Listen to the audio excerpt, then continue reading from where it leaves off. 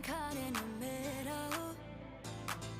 I don't know where I stand, 'cause you're mixing the signals, and it's out of my hands. We fight, then you put my head on your chest. I cry, the next thing we're getting undressed. Last night's the last time you're getting my bed. Where do we go? Is it over? I need you close, only closure. I gotta know if you won't be right here by my side. Where do we go?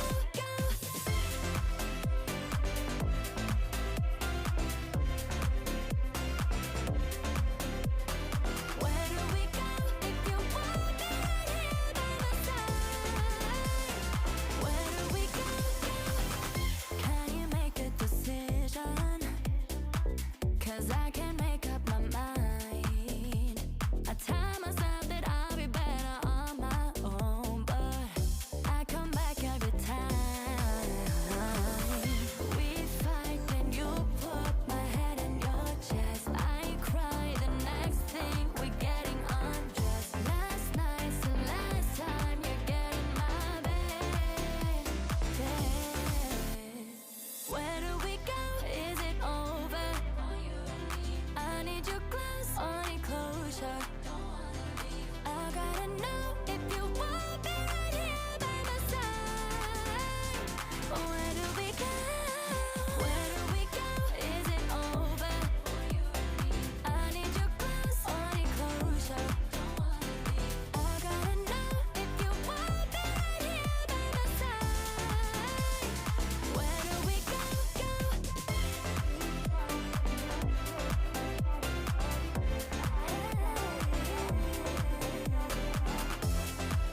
If you won't be right here by my side, where do we go?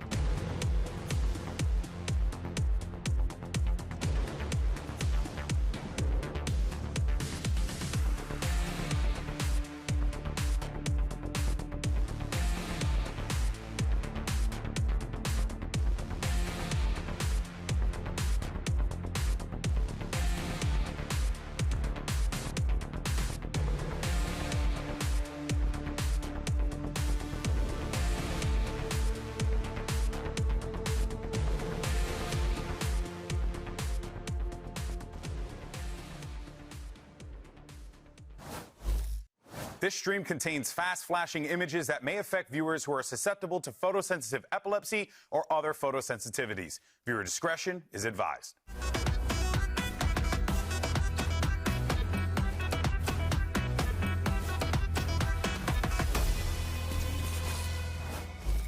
Today, our top 4 take the stage, and a win here means you're 1 match away from Masters Santiago. Hello, everyone, and welcome to Week 3 of VCT Americas Kickoff, coming at you live from the beautiful, sunny, amazing Riot Games Arena in Los Angeles, California. I'm, of course, the current man yelling at you. I'm back this week. I'm Golden Boy. Hello, everyone. I missed you dearly, of course, and we are joined today by some amazing humans. We have Athena once again here. We have Dan Dryad, the legend herself, and I don't know if you guys know this guy. He's a 3-time America's champion, one of the best players in the game. It's Jonah P in the house, ladies and gentlemen. Yo, no biggie. Pleasure to have you, everybody.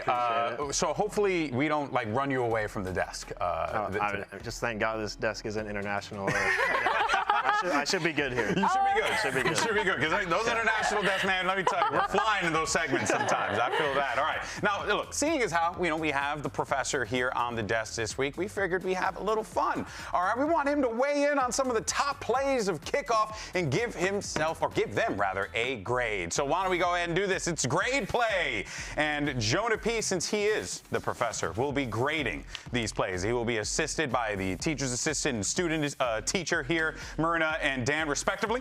And now, I guess I'm a guidance counselor, if I had to say. Or yikes. I don't want to go to this school. Yeah, no, you wouldn't want to attend this one. I wasn't certified. Now, let's go ahead and check out that first play. We got Timotino for this first one. 1v3 clutch here. Oh, I remember this. This was so cool. This was so fun. He's so insane. That's crazy. Oh, my. Dude, the confidence in that is so fun, actually. Yeah, that actually is bananas to just dive right into the fray like that. Great play, great shots. Jonah, what'd you rate it? Honestly, I know it's the first clip, and some people might say it's a judge. It looked easy, but it's his rookie year, and to do that on the big stage, I gotta give it an A. An A? Okay. All right, show it to the screen. Show it to the screen. Hold that bad boy up. There it is. I had to find it. Okay, so an A for Timotino. All right. I agree with that. Makes sense. Agreed. You agree? Agreed. Okay. You just need to be He's so confident. fun. Timotino's just so confident. Yeah. All right, all of us teacher assistants agree. Let's move forward. We got this next clip. Here's Scuba. And, this is a 1v3 clutch against C9. Managed to get the pop on Oxy there, looking for the next 2. Oh, yeah, I do remember seeing this one. Yeah, this was kind of gross. This was winning the map, by the way, and the whole match, actually. It was kind of crazy. Yeah, that was so filthy. I mean, and just, again, the confidence to have the wherewithal, the reads, everything. Zelsis didn't stand a chance. Yeah. Scuba gets the win. Let's see how the professor grades. That was kind of crazy. When I watched this live with my girlfriend, I told her I knew he was going to win it. So just by how he was moving, the flow state, I could tell he was in. So I got to give it A+. Ooh, A+.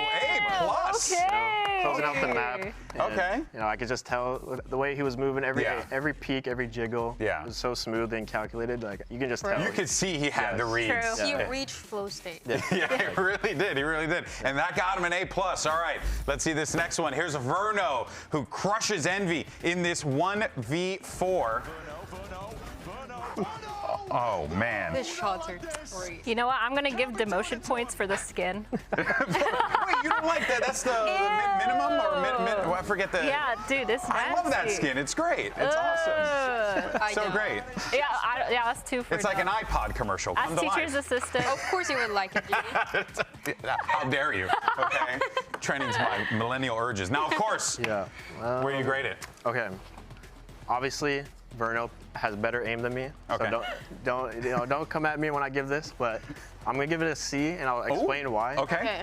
Show your work. Envy, you know what Envy does. They just run at you. You know, they love just giving you the round, and Verno just held his ground. He didn't even move his crosshair, so.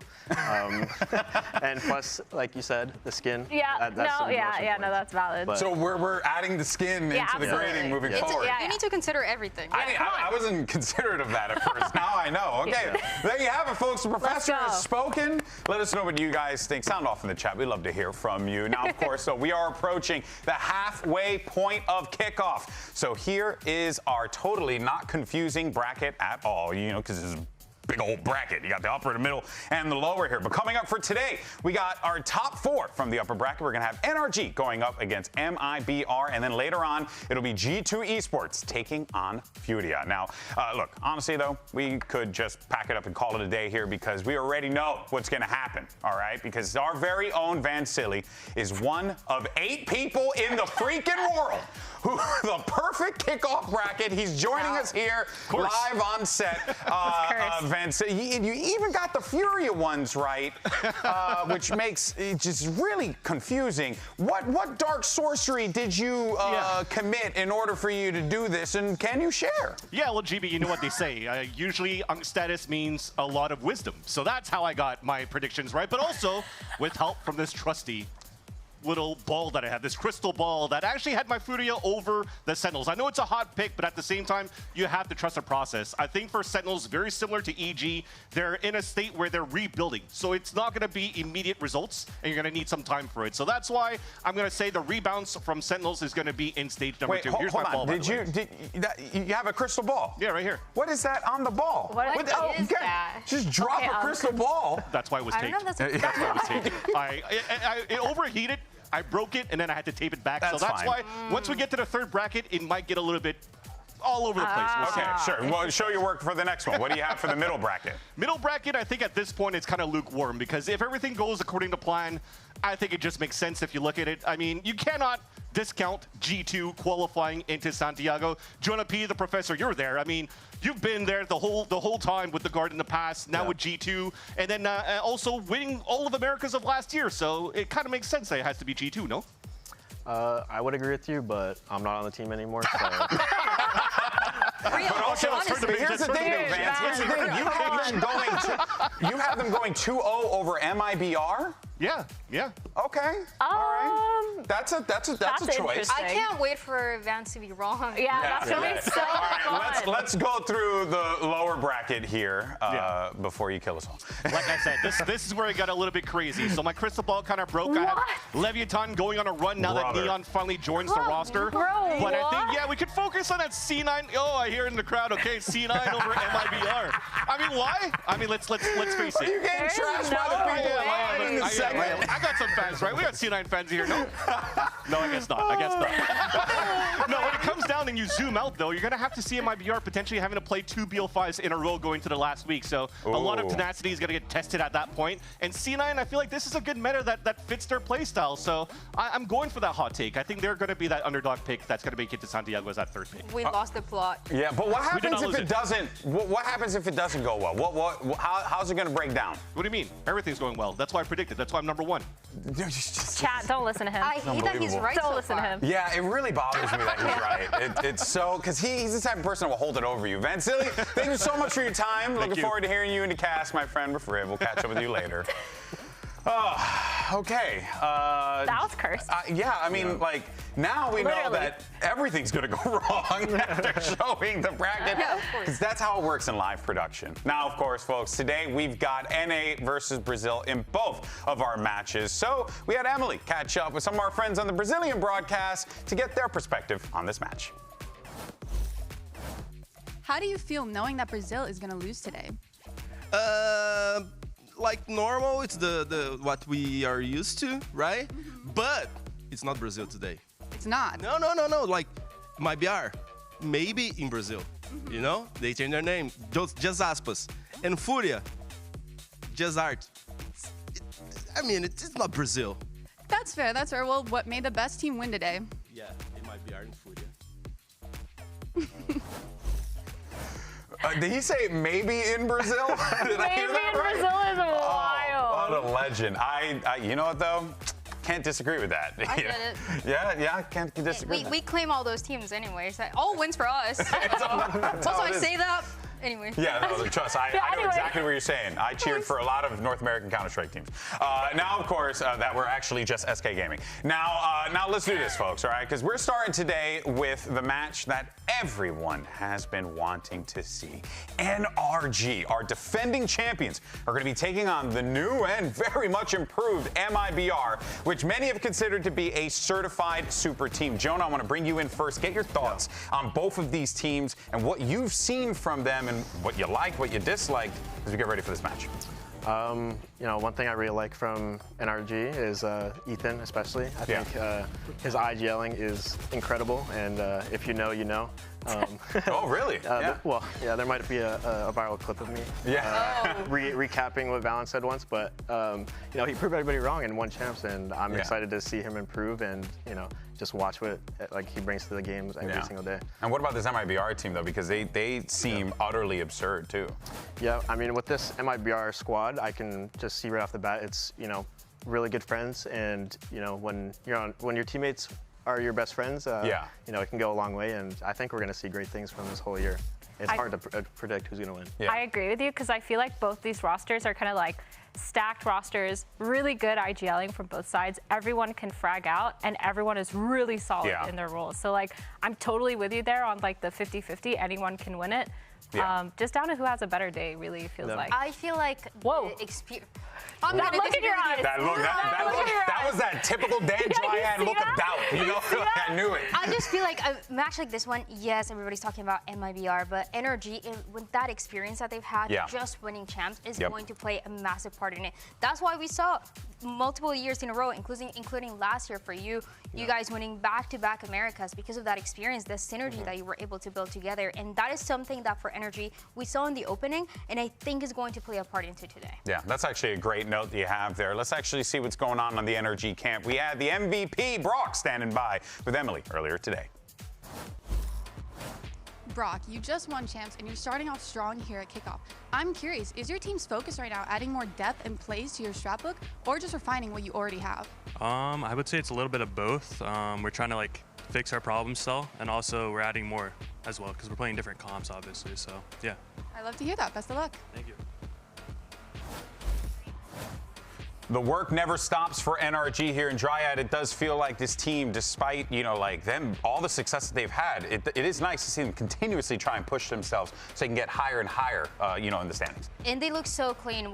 We take a look at the map of Pearl, for example, and how clean they look. It was because of that. They already had clear how those protocols were going to look like on the attack side, how they were going to utilize those ultimates. And on top of that, you have that new addition of Kiko that just works out so well for the team, where you don't have to change too much. You're just implementing him in these double duelist compositions, sometimes in the Killjoy as well. Just doing little things here and there that work for a team that felt like, you know, it couldn't get any better. Yeah, exactly. And for Kiko, he's also, like you said, slotting in really nicely. He started off on that Killjoy on Pearl, and he was doing really good with his lurk timings. Honestly, his gameplay was really solid.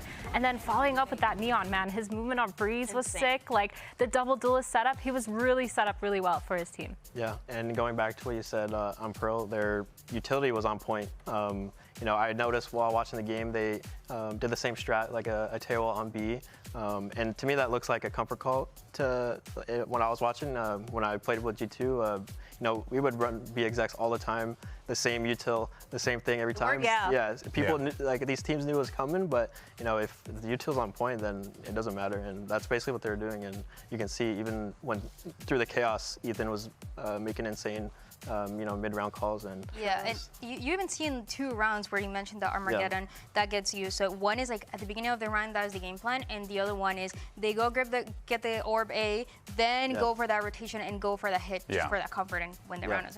No, there's so much that this team does so well, but what's also impressive too are the individuals, right? Obviously, you have to talk about those, and can't talk about this matchup, okay? It'd actually be a crime against humanity if we didn't mention Aspas versus Mata, okay? I'm just gonna keep $150 whatever. True. All right, we're just gonna do the Mata versus Aspas segment, okay? Because Myrna, it's just, Mata burst into the scene, a lot of hype for this guy, and he lived up to it in spades. But then on the other side, you have what many consider to be the final boss of Valorant in Aspas. This is surely going to be a clash. I feel like both these kind of players have a lot of superpowers of their own. Aspas, a lot of the time opping, holding it down for his team. He doesn't have to always play on the weak or strong side. He's constantly switching it up, taking a lot of the aggression and peaks. And then Mata, I mean, last year, he was insane. Remember we were doing that thing and we were seeing who had the most aces, and it was him, and he only just played this year. It was his rookie year, last year. Yeah, he was already at 9 aces or something like that. It was crazy. Now he has to, it's just unbelievable. I just feel like,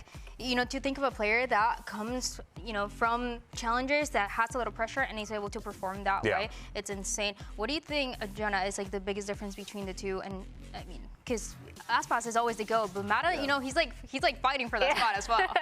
Honestly, the difference with the two, it's hard to tell. I mean, Aspas obviously has, you know, he has that GOAT status for a long time, and we're seeing signs of that in Mata. You can tell he's coming for that throne. He's chasing it, and he's probably the only player that can compete with him in raw mechanic skill, in my opinion. And, you know, honestly, for me, the thing that does stick out the most is just the confidence. It's Mata's outright confidence, and he matches Aspas in that confidence, right? Speaking of Aspas, though, it's actually hear from the man himself. Had an opportunity to catch up with Emily earlier on today.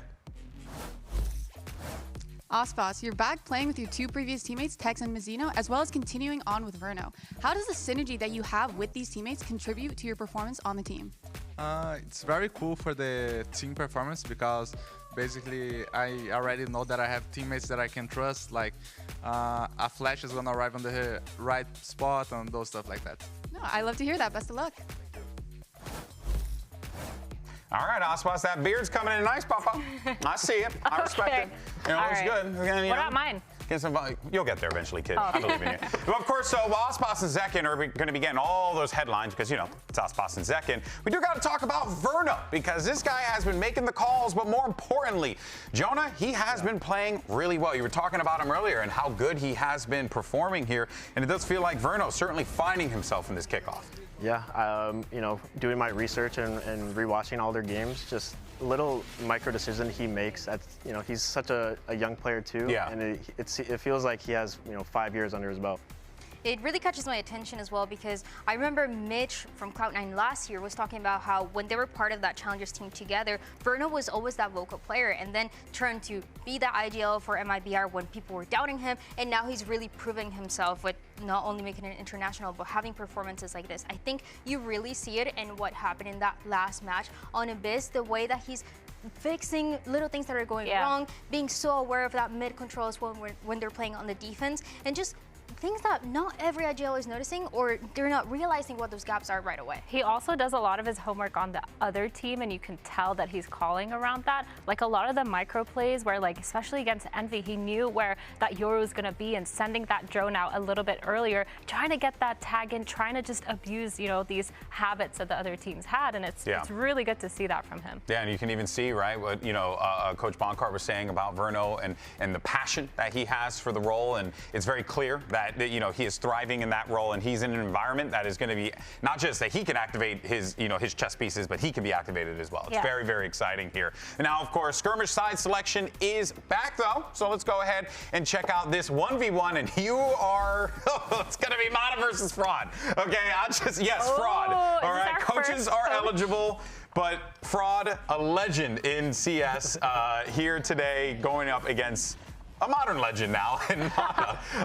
If you think about it, two Valorant champions. True, actually. Two world champions, that is very true. If Mata loses this, he might be the real Fraud. we just hype him up and then we actually got him. We reconsider. That's hilarious. Not gonna front, I was not expecting that one. That was a good one. Oh, okay, Mata. Right. I think we're good.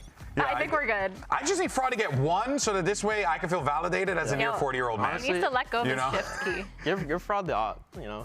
Put a scope in his head. Yeah, give him a scope. He's a Hall of Famer for a reason. Let's go, baby. He's back. That's what I'm talking about. That one was back. for you, Jimmy. That one's for us elders, okay? That was for us as old For the folks. unks. The unks, yeah. And it might be the only one. It could be the only one. Probably is the only one. But I got to say, though, these have been fun to watch, and of course, coaches can participate in these. Okay, Fraud. Oh, that was kind of clean. Oh, he shot his body. Did you Remember, go to Our Age Like Milk for Dryad. That's the only one. This guy. That's crazy. Is that what she sounds like? Yeah, exactly. Oh, okay, I'm curious. Yeah, word for word. Wait, when am I get a kill just now? That was fast. Like, right, smack dab in the middle of my joke. I hate to see it, kids. There you have it. Yeah, Mata, that makes sense. Mata, of course, will get it. Fraud, good try there. I wish we would have like slammed the desk. Like, Yeah. It was so You gotta show some emotion. You gotta show some emotion here. All right, well, there you have it. Mata defeats Fraud to 5-2, so that, of course, will give NRG that advantage. But today, folks, our top 4 becomes a top 2. Week 3 of VCT Americas is kicking off right now.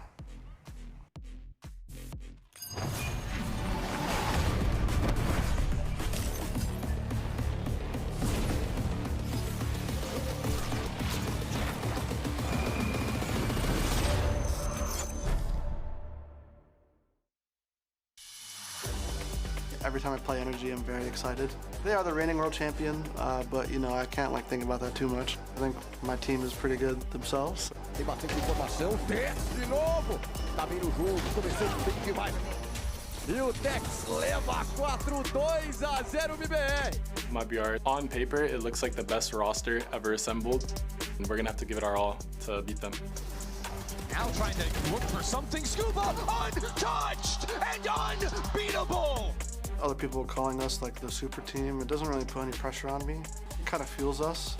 We actually put in the work to beat Insane. I would say a close game. We're both very talented. They were our hardest match in all of last year, so it's gonna be a really good game.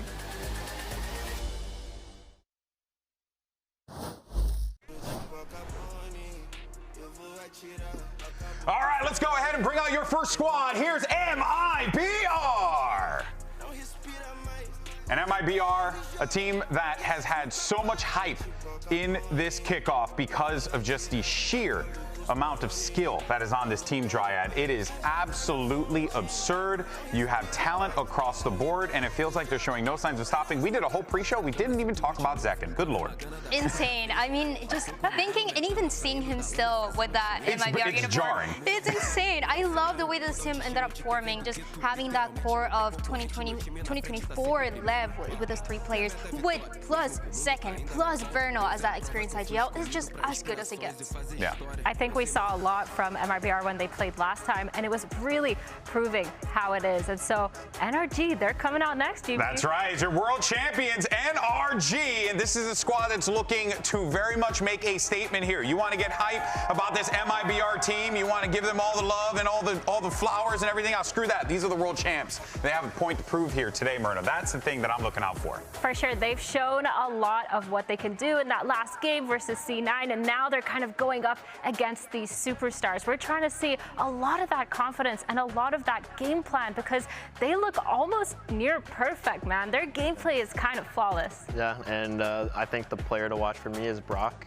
coming off his MVP performance, and he's built like a brick wall in person, and he feels like a brick wall in game. So I feel like MIBR's biggest struggle is to get through him and make sure he has a bad game, which I don't think is possible. I love that he gets doubted and he proves everybody wrong every single time. I mean, that last match, 3 clutches as well that he was getting on Pearl, it's just been so good for him. Yeah, let's take a look at the series layout here. We got Abyss, Split, and if necessary, we're taking a trip to the sunny beaches of Breeze to decide this. What do we think, Myrna, of this series layout? I think this makes sense. The only thing I'm questioning is NRG Split. I don't think we've seen either of these teams play Split so far, but Abyss definitely makes sense. We saw both these teams play it. NRG had a really good showing against Envy. Looked like they were solid. Or sorry, MIBR. Oh my God, where am I? MIBR had a really good showing against Envy. They looked really solid. They knew their game plan. They kind of had it all set, especially versus Envy. I'm wondering if they can even play to that because now you have a NRG who you don't really see that much VODs on for their Abyss. For this map of Abyss is going to be interesting because it changes so much to what we saw before, where you're going to see an MIBR on the attack side. They place a lot more slower, and Verno having a lot more slower calls than you see from Ethan on NRG. Where Ethan, he's going for a lot of those 5-man hits. He knows how aggressive to get, but there's obviously that challenges that we saw last week on the other side for MIBR, where they're still continuing to play this Cypher that slows down that aggressive push. True. And on top of that, you have a Verno that is ready to react for whatever side. Yeah, and building off what you said, I think both attack style IGLing is very similar on both teams. Both very simple, but both teams have incredible util. So it doesn't matter how simple or whatever insane strat they run, they can run anything, and their utils. It's like you don't have to get too complex with the playbook when you have pieces that are just so effective like this here. And here's the Aegis on the other side for NRG. Here we got the Waylay, we got the Tejo out here as well. What do you think of this? Dude, Ethan's like a Tejo main now. I feel like he pulls it out every map. I really like this, honestly. I mean, it reminds me of what we saw for them for the opening match, with that Waylay finding those openings, and with that Tejo as well to create that space like we were talking about. All right, folks, we're all set for this one. Map 1 is underway, so let's go ahead and send it over to your casters for this banger of a matchup. Here is Riv and the ever-clairvoyant Vansili.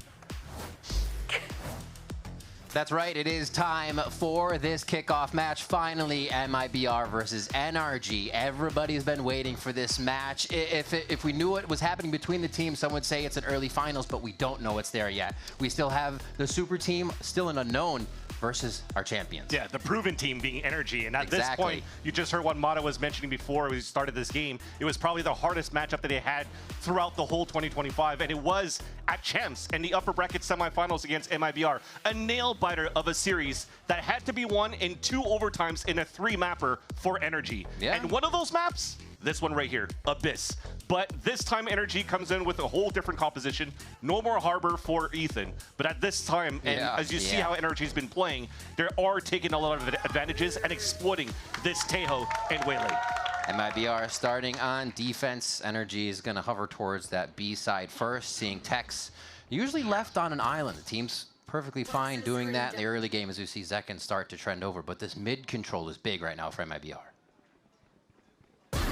That's a shot from Scuba, ready for it.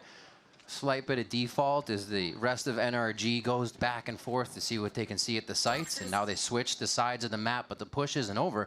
Verno still looking for space, looking to get this trade for his teammate as NRG sets up towards the A side, and it looks like he might just get backstabbed as well. Ooh. 2 for Scuba already, and we haven't even really started the round, Vans. Just really opens up the map. Look at Mata at the same time. While Scuba's just doing God's work at middle, they're just going back and forth grabbing the orbs. So right now, all the objectives are being taken by NRG to have a very strong start in this pistol. And you talked about Tex having to play on the island quite often. He's going to use these cyber cages as one-way smokes and try to slow things down for a bit and go for the hero play. It creates a little bit of a backside for himself, but he peeks right away, and a third for Scuba. Are we ending Breeze from the other day here with his clutch? My God, he continues, and the whole team is basically packing Sheriffs and Ghosts, so as they line up to get these final kills, Vans, it should be enough damage coming through. Call's already out there for Ethan to have Scuba continue to go for a hunt. I mean, that's 3 shots for a Sheriff. All of them hitting. Vansili? I mean, that's 3 bullets in a row that still connects. Already pissed around looking for the ace for Scuba. With basically 100% aim on all of them. He's just going to wait it out. Let's see, Brock's going to be the sentry for him to search. Scuba with the shot. The backup Mata! And it's the ace for Scuba to start it off. Want to come out strong for the side of NRG. MIBR starting off the pistol round where they do want it to play that contact play, trying to surprise some players, but look at the positioning coming out from this player right here. Scuba, who has been unstoppable here in the VCL, going into this stage 2 of Americas, and also helping NRG hoist in that Champs trophy in 2025. And already, they're already going to call it easy. Yeah. Definitely no question about the Scuba skill. Oh, that's okay. Well, did I curse that? Was that like an insta curse? That's not okay. Still, no question about the Scuba skill. We're gonna test it again here in a possible 1v5 situation. He's got the shots. Slight ping, giving the rest of the team time to run free across the map here. They just don't know it yet as the smokes go out onto A. We see MIBR trying to get something going here on the second round. While Mata falls, this should still be an easy plan for Energy, and despite the ore missing, it doesn't matter. They're still on the anti-eco for Energy, but you're still seeing how they're hitting the sights for the side of Energy. Bringing out this tail for Ethan. They're trying to make sure that nobody can really anchor within the sights as he actually threw those salvos back towards Trolla under that bridge in case you still had Tex playing in that spot. So now everything's just in pristine position to play a second round for the side of Energy.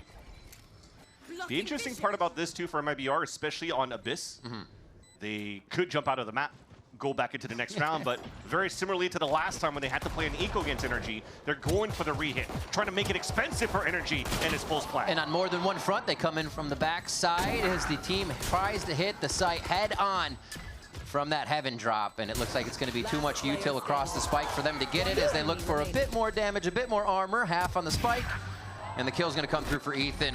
Getting that Teo ultimate online just a little bit more. Still quite a ways away, but that's two for NRG as they push into the bonus round. Damage is there, though. The only thing you could get out of a positive in that pulse plan is at least Ethan staying very confident and stoic in that 2 versus 1. Knows that he has the time in his favor, and at the same time, just even waits for the smoke to disappear so he can just tap the last opponent down, which was Zekin trying to get that defuse. You see it right there? ADS, easy kill. So he saves the round now for Energy, and yeah, Bonkar's not throwing those big fist bumps. Yeah, there you go. The sigh of relief towards the end. Took quite a bit to get it out of the boys on that one. But I think that's one of the things we also see from MIBR is their ability to know the state of the game, when to play their life, and how to get back into the site together. Having all that util. I mean, they didn't have much util there at all, but using each other accordingly to make that damage come through.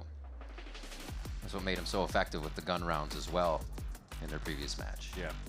And Kiko, as you see this compositional switch for Energy going back here to the Omen, when he was technically supposed to be just slotted in to replace Som, and you know, Som has been playing nothing but controller going into 2025, and for them to win chance for Energy in that last year.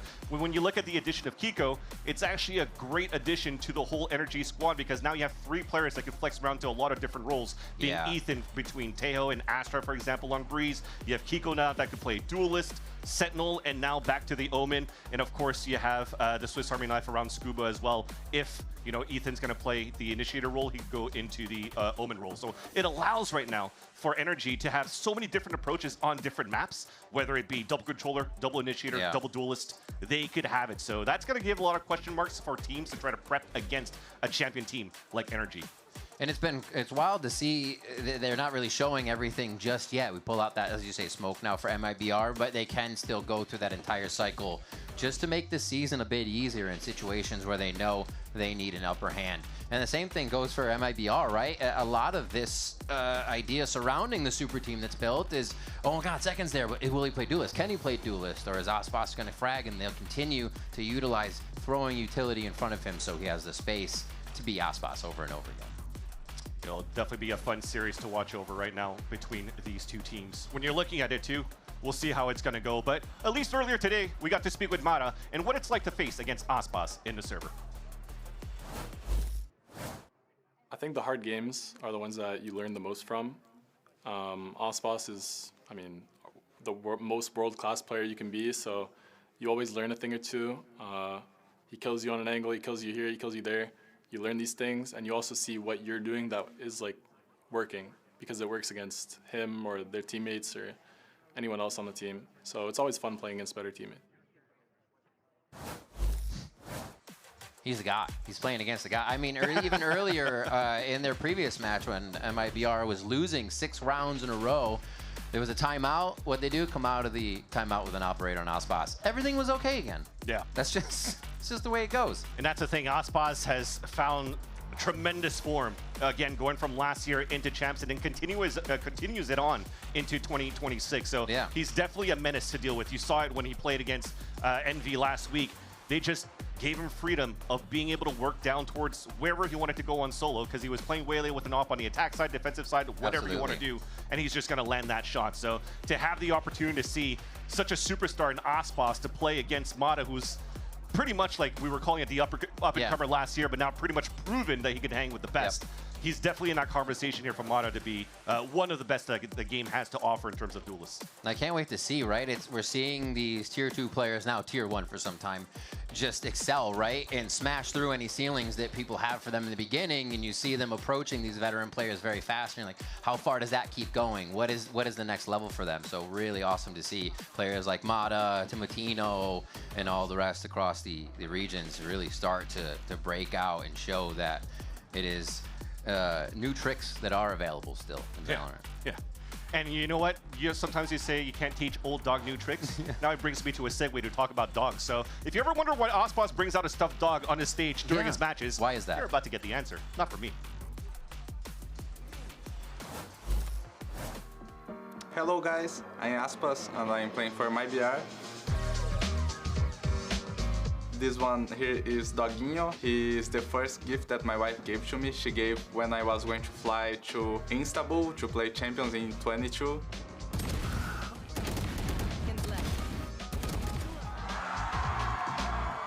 And since then, he's been going to all matches with me. He won a Champions trophy in Turkey with me. When I won the trophy, I put him inside the trophy. During the moment that the team was going to raise the trophy, he was there inside the trophy. It was he and Dogão, his Doguinho, but Dogão, that was the big one, he was inside the trophy as well. But Doguinho was on top. He won some Americas as well in 23. Let's give it up one more time for Wow! And 24. Doguinho says thanks for watching.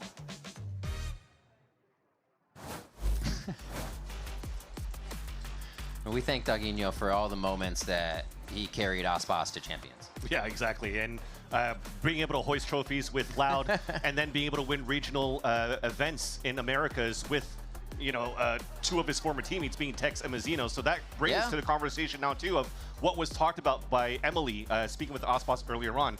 Now you have this super team during the offseason that was attempted to get built by the organization of MIBR, with Fraud as the main coach, but also bringing in Happy as the assistant coach, 2 now CS legends from 1.6 to CSGO to now this. It's crazy to see how much effort has been put into this roster for MIBR for this year, and now to see that you have a level of comfort for Ospas to play with older teammates and Mazzino and Tex to see him reunited again, and why maybe some people that were doubting Tex in the past, well, they got 3rd place at Champs in 2024 with that roster, with Tex in there. So if Tex is able to find that form, which he did in that matchup last week, then MIBR is definitely like a strong powerhouse that we have here in Americas. There's so many good voices on that team. Speaking of that, the other side, Energy, again, we keep hyping up the super team, and I feel like for the moment, that's the team that everybody's thinking about right now. How far can they go? But we do still have the champions in NRG, who've made one change and are still showing us exactly what they did at Champions. Their first game, we're able to get through that pretty much as a breeze, and now we see them still innovating and bringing out new things, starting 2 here. We'll have to see how it goes. I love that. And it brings a fun point as well for Energy, as you mentioned. Yeah. It's not a roster that blew up following a Champs win. Right. It's not Loud of 2022. It's not EG of 2023. And now you're looking at Energy. Well, the reason why they went for a roster change was because Sam wanted to retire. He wanted to chill, doing a marathon right now with Shanks, watching all the games in all the regions right now. So they needed to find somebody. And now it seems that from Red Bull home grounds into now, Kiko fits in quite well, and even, like I said, elevates Energy in terms of being able to add new to the playbook because of how versatile Kiko is. Yeah, seeing him as the Judge Merchant slide around on Neon. Little home defense strategy from him in every site we saw on Breeze as the team was getting themselves into position to retake it from Cloud9. And overall, like you said, the flex on that team is going to make them such a dangerous prospect throughout the year, even more than they already are as the champions. So you can't forget it. And now it's the brains of Verno and Ethan are also awesome to look at because of how young you have in one IGL with all of these veterans around him. And then Ethan, a 2-time champion, pretty much has the answer for everything and doesn't get the fog of war around him in any situation. It was still fairly new going into IGL even last year, right? Yeah, so it's still kind of new for these two, but it's really fun to see how, these two guys are going to get overworked this series, because you're now looking at Abyss, where this is the first time we're going to play against Energy on this comp. Split has never been seen before by either of their teams, and then go into Breeze, where we haven't seen MIBR yet since last year, so it'll be a fun one to witness when we have a chance. When we have the chance, we appreciate your patience right now. We are going to take a quick tech timeout. We will be right back after this.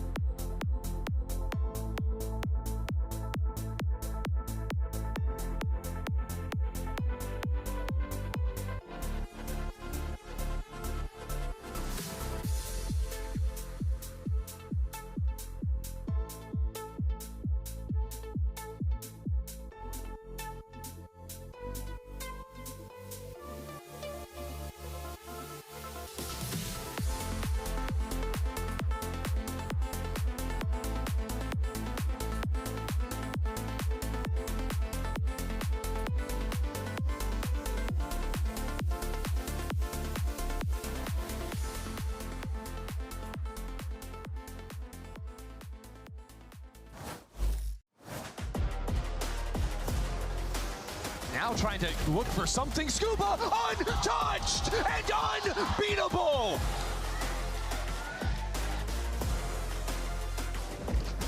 Agora contra 4 jogadores, vai ser pressionado. Pode vir, pode vir. Bora Verno!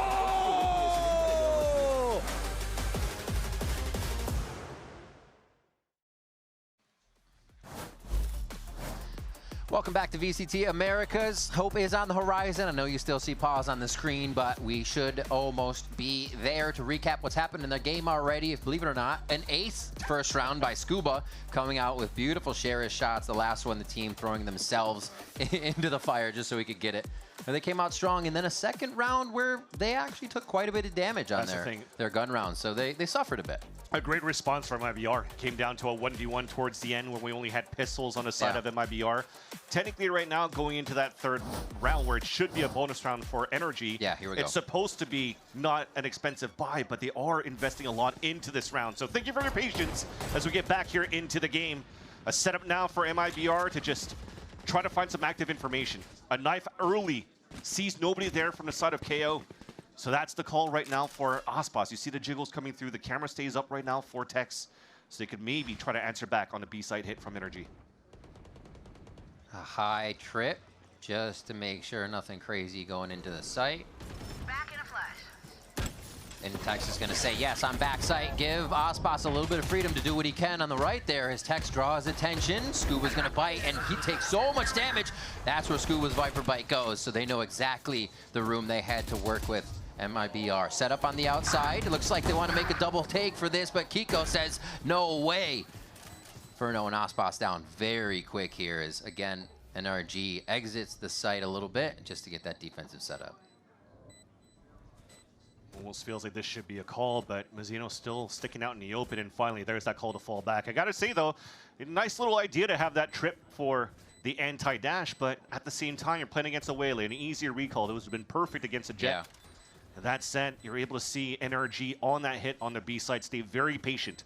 So many players trying to anchor towards this B side, try to bubble through smokes and try to prevent players from jumping through the abyss, but they just waited for the cages to disappear around Scuba. Still using util around that troll where that blue X is at right now, and Scuba cannot anchor up on that site.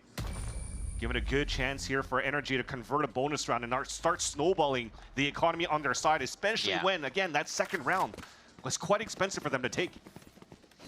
A great focus from Energy, just being able to pinpoint an instant opening in the site there. You see towards the back. So he does go in, pulls back out, and oh, the Teo util goes back there. He gets pushed into the Molly once again after getting shot with the Guardians. So yeah, not a place you're gonna hide. Can't play the game. Happy with that protocol set down by the squad to get through the bonus round. But I have to keep an eye on that conditioning too, because if now you're gonna have to force Tex to relocate towards New Box or something. Yeah. That's going to be watched when you're going to start scaling on the side of Energy. That said, you see the composition from Javier. Last round, it was a knife out towards that A-main side from Mazzino to spot info. This time, it's the active camera from Tex, which is why you're looking at this new meta. You're seeing a lot of teams still very comfortable playing this double initiator, but also adding that third character to get that information and be able to get out. So that's Tex with the camera. Or on Energy side, it should just be the Whaley dashing in, finding info, recalling. And that gives a chance right now for both teams to react a little bit more around that map. It also causes for a lot of defaulting, though, around the map, which is you're seeing Energy cutting noise and forcing MIBR's next round to get info. It looks to be a drone by Verno on the front side of A, but decides otherwise and finally pulls it out, and he's going to get right onto the money. Scary spot to be is the solo Sova. He just had that smoke to get away from that they've given him, but oh no, Whaley to top box, not to heaven. Safe for the time being as MIBR sets up for the retake, and Energy again, pretty much a flawless entry into the site to get themselves set up. Save 2 weapons into it the last round was Aspas and Mazzino. Now wouldn't be surprised if they go for it again. They did it with pistols in that second round. Now they want to continue to try to make it expensive. That knife now realizes that Energy playing off the site. Lineups, no salvos though really available, so they're just going to try to play the spray, actually, if you look at the remaining utility available for the side of Energy on the attack. Just trying to get somebody up close. Oh, Mata over the smoke already whittles down the numbers of MIBR here. He's just finding a few more, looking for those alt points, but Mazzino answers back. Now to the 3v3, Spike's going down, so they're gonna have to get it to half soon here as Energy lights up the kill feed. That's gonna be all they need to take down MIBR. get themselves out alive. 4-0 now. That's twice now, that energy. I mean, it's cutting it close, but at the same time, they're doing a great job playing off the sites and off each other to make sure that the smokes that are being thrown by MRBR to attempt to defuse really have a chance. Bubble dissipates, easy kill towards the end, but I like the positioning. It almost feels calculated on the walls that they're setting up right now on their attack side, where Kiko could play it as a one-way smoke on the top of the box. No trust, bro. No trust. Good job. Good comms. Good job. All right, into round 5. Is this going straight over the top? It's quick. Very quick. Push towards mid. They're going to see if they can get a ping off of this right away, maybe, and work it. Oh my gosh. And they ult immediately, taking all of vent and that upper heaven area for themselves. NRG just putting their foot down once again in the site, making MIBR question how to get back in. What a nice little look. It's going to make it so hard for MIBR to remove it back into the site, especially with that pit on the top of heaven. We'll talk about it in a second right now, though, because MIBR are trying to find some value around Aspas' up. So many little setups that they have, different looks each round. It's like when MIBR does get guns, they're not seeing the same thing. They can't even find something that they saw the previous round. Looks like a save here for Aspas and the operator, since it is a key factor for them to get back in the game. It was the biggest win con for MIBR against Envy. Yep. The potential will continue to do so throughout the season for this Brazilian organization. But again, when we were just talking about this double initiator on the side of any teams right now that could slow the tempo and play a lot of default, you see how Energy could also up that tempo by using the Teo salvos to immediately break the doors and fast as they move forward to take some immediate control towards A Heaven side. And you're not allowing any team to play a retake if a pit comes out that deep. No way. It's such an awkward position, too. How many times you played around that anyways? To retake down a long hallway, you'll probably be 30 health at by the damage from the pit anyways. We got a timeout being called here by the team, so MIBR, Fraud can get in the ear of the players and figure out where they can put a stop to these energy hits. Well, it definitely looks like a couple of rounds ago, or at least a few rounds that we've seen so far. It's been outside of that piston round where that double walk down on middle from MIBR. The rest of it has been kind of trying to be more reactive on things and giving too much space for Energy to work with. And that was probably also a nice plan that they drafted up against Envy in their last game. When you're playing the knife, it's not finding anybody. Verno usually goes for the owl drone right after, so they are trying to find immediate information by cycling util around that 1 minute 20-second mark so that they could actually go for the stack into the fight. Right now, maybe you're asking here for, I mean, you're seeing on the side of Fraud here by MIBR. He's not saying too much, and during these timeouts, it's also been Verno being fairly vocal in these timeouts against Envy, and they were able to convert a few of those as well. So again, you talked about the inexperience of Verno on the IGL, but he's very confident as he reads the game perfectly. And one of the things they praise him for that I feel like always stays, it's not something that can waver, is that he knows the game around the ultimates, around what they can play, what the other team has. That's not a statistic that changes, right? The ults will come up and go down. So he's not afraid of who's fragging, afraid of who's on the other team. He plays around the state of the game, and that's one of, I think, the biggest things for him as a young IGL to keep him focused on what the win con can be. Let's see if they have it here from the defensive side after their timeout. Verno already says if they try this again, Vence is locked down. Takes a bit of damage there as they toast him up with a little bit of the Lego lost jump from Brock. But it's not going to be too much of a follow-up. They just want this heaven space so they can begin to pressure MIBR. Still a very nice call. He plays forward here to just punish that fast push again from Energy, trying to leverage our ults to take over heaven again. And as they play soft side right after, almost feels like two of those ults are now wasted for the side of Energy, allowing now MIBR to have more util for the retake. It's rare that NRG has pushed to the backside of this site. Usually you get kind of a drop over the A default, but they are planting and getting back to hold it from a defensive position on their own side here. It's been working. The trips aren't even in use now, but Mazzino isn't going to matter. He just swings out on Brock and takes him as the team is now figuring out how to find where NRG is. Mata being a nuisance from heaven, another kill there, but Zekin's able to answer it back easy. Defuse coming in through the smoke, however, for MIBR as they leave Energy guessing to the situation. It was just quick. Very nice where We talked about the lack of util. Well, that makes it even harder when Mazino's going to start popping off that KO ult. The null command really not allowing NRG to really slow down that fast push from the flood of MIBR back into the A site. And that now finally have a full smoke covered up. Talking about conversions on timeouts for the side of MIBR, they've been quite good going into those calls, but also very difficult for them to string rounds together, though, after these timeouts. So yeah, we'll have to see if NRG has an answer back right away. An op shot, but it misses. You can see Aspas getting hungry now. Wants to make a mark at the beginning of these rounds instead of wait for something to happen. 0 point gets destroyed here, and they're not going to have more info than a few. They know the hit's going to come through, though. You see how much he wants to peek, but everybody, again, playing their life here. Just Mazzino in sight to try and grab some info. And he's doing a great job at somewhat delaying the situation here. Aspas goes down as soon as the smoke does, and NRG is locked on these angles with no fear when the smokes go down.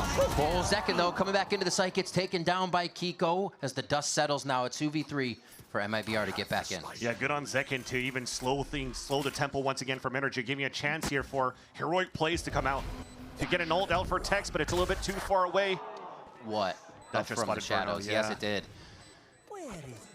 One enemy remaining. Oh, hats off to Kiko. Gets another one in the site, and they know exactly where Sova's coming from. Verno here holding the ult, obviously. We'll just have the time to play with if he doesn't save, and it looks like he is going to backpedal. Just too much. You have the orb cycle coming through from Scuba and from Kiko. There's nowhere you're walking up that ramp, especially now where they spotted from the shadows where Verno was rotating from. There's no way they could go for the surprise play. You have to respect Mazzino's, though. Mazzino's attempt to stay alive towards that new box has been very good in his starter game last week, and at the same time just putting up high numbers as his KO. And now he's just trying to stay alive to give a chance for his teammates to rotate on time, for Aspas to find a timing and swing out, but they both got punished in the end. Too many numbers on the side of Energy as they overtake that B site. It's where they get into sight, they stand there, wait for the smokes, kind of like they do over at A. They don't enter the back just yet until they absolutely clear it. I mean, that's good protocol, but man, they are sticking to it right now. We'll see what happens as we get into the next round 8 here as they focus towards the A side. MIBR stops the bleeding for 1 round, but gets reset. Toxins going up. Going to be the slow 5-man hit. Tried to go for a push play down towards middle. You heard that dash, the pop flash as well, and that's the call already for Energy to say, okay, well, it's A or B. Let's just 5-man hit a weak site. Waylay sight in. Better than a drone at this point, and Kiko's up top to still finish it, thinking they have backed off all the way. No, it is not true. They're still getting these inserts instantly into the site, and they're able to just rinse and repeat this. There's really nothing that can stop the side of NRG. Maybe a trip or two, but it's just going to get shocked out. Breaking ankles. Okay. Whatever, Kiko. Now just play offside. I mean, you got salvos. This is pretty much a done deal once again. Shock dart, snake bite. That's could be good with the shots, so it could be nerdy with the shocks as well. Look at that pose plant. Shock pose plant, Tejo salvo pose plant. A little bit more from everyone when they want it. And there's 3 outside the smoke, just firing phantoms through mostly, so you can't even get a good return trade on the situation. It almost feels right now that for MIBR, I think after that timeout, the idea is right. They still have to try to push forward and try to just lock down a lane. Since that timeout we've seen, or just previously we saw Aspas trying to opt down towards B. The pop flash trying to push down towards middle, but it's just unfortunately gamble pushes that doesn't work out for their side. But if you're looking at the way that NRG is currently hitting this A site, sometimes they go towards heaven, or if not, it's the Waylay dash or the Kiko TP on the top of the A site. So you kind of always keep MIBR guessing. They have to do a very good job right now for MIBR to just button things up on these aggressive pushes, and they're trying again. There's that pop flash mid we saw or heard last time. Already ready from 2 sides of this. They've pushed up to cover mid to react to that what they just heard from last round over towards that A side. Just round to round educating themselves on how to beat MIBR in the following round. And all they had to do was to stay back and break that recon dart on middle, and as soon as that's broken, there's no value get off the pop flash recon dart. So Energy 1 step ahead of understanding how MIBR could maximize his composition to surprise their opponents if they don't have enough money for that op, and they're doing a great job just really nullifying any type of aggressive attempts from MIBR to get early info. And seeing this switch for Kiko, too, over to the Omen for this from the Neon gameplay. We knew he could, but, man, 10 and 2 over there. Being the second follow-up in these plays as the secondary controller or mid-controller. They're both kind of doing the same amount of controlling, but it's just so on point right now when they go to make that play inside the site again. It's absolutely disgusting. Inside the cage of Tex kills him.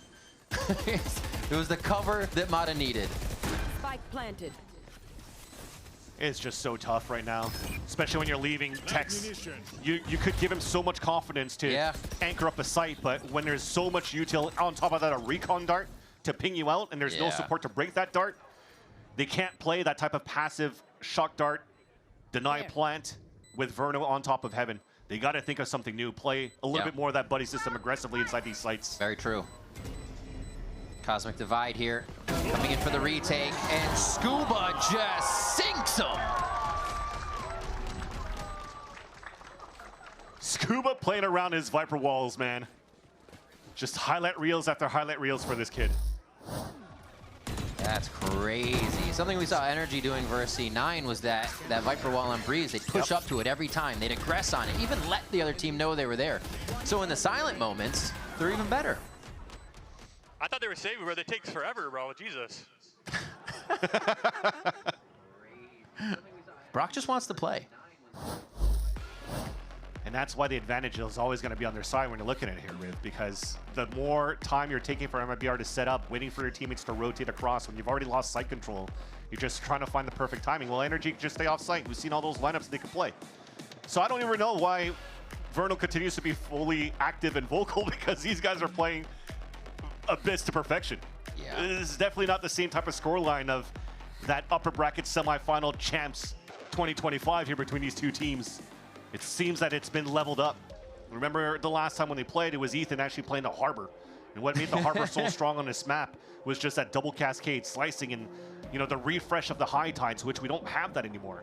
We've seen some teams still try to attempt it by almost mimicking that comp. In Loud, for example, and unfortunately it wasn't, you know, the best of successes that we saw from Pencata on that agent because of the kit that's been so, I guess, neutered at this point. And we look at this game coming into this week as a litmus test for MIBR. What's their positioning? How ready is this super team? And we know there's a ceiling for them somewhere. It's when are they going to punch through it? When are they going to show us how fast they can reach it? Because right now, NRG is keeping them off any kind of climb in this game. 8-1 now, and they're going to just go ahead and set up a default to see if MIBR really likes to take these rounds long. And you just saw a fourth piece of the of how they could get active information. Kiko going for a jump peek TP back in KCC's like a push coming out on the eco for MIBR after this timeout. They're looking to just play more safely and stack up for MIBR on this B side, so forcing Energy to use that util on their attack side to have hopefully a little bit less on the actual hit. And that drone will now confirm that this should be a B finish, so MIBR so far reading this correctly. Still taking a little bit of that space to confirm with Vision. Is Verno on the right side, so he's calmed everyone in sight. It's just an eco, so they're looking to get some to allow MIBR to kind of squeeze NRG into a position of anxiety here, and they're wondering which way is the right one to look. That's cleaned up a little bit by Ethan to start him off, triggering Ospas to go, but Mata already had the situation locked down. It took him a moment, but Energy still power through. Almost a lineup. It was a clean shot onto Kiko when they went for that double swing on that side. The amount of shots that are popping through, trying to bait them out so that Ospas can get value off those blade storms. Nice little transfer in the end for Mata. They continue their run. I mean, that timeout, even if it looks disappointing for Fraud, there's still, again, in these eco rounds, good damage being done for the side of MIBR, but this is where it gets important. The money's back, which allows Ospas to invest into another op. They've done these plays before, and it's red already. Last time Ospas tried that, he was able to walk out of it. So he probably felt real comfortable trying again. And usually they use a KO knife to make sure that they could nullify some utility to not allow Ospas to be cleared out from a drone or anything like that, but it's just Mata walking up to get the pick. So that just comes down to the preparation for something like Bonkar when it comes down to these games, and why Energy had such a surge of results that put them into the finals of the Americas of Stage 2 that made them win champs. This guy works around the clock and figures out here how their opponents play and just punishes them every time. It really is a core point. You have a team that wants to buy an op so much. You have a team this smart, you can read that economy like a book. Coming out of that low buy round, of course they wanted one. You're right. The homework was done for that, for sure. Back into the B site once again. That back left connection, always a big one for the team to take, so they know they have site coverage. And this is where MIBR could somewhat excel. It's what we saw them coming back in their previous match on, is when they could get to the site and flood in.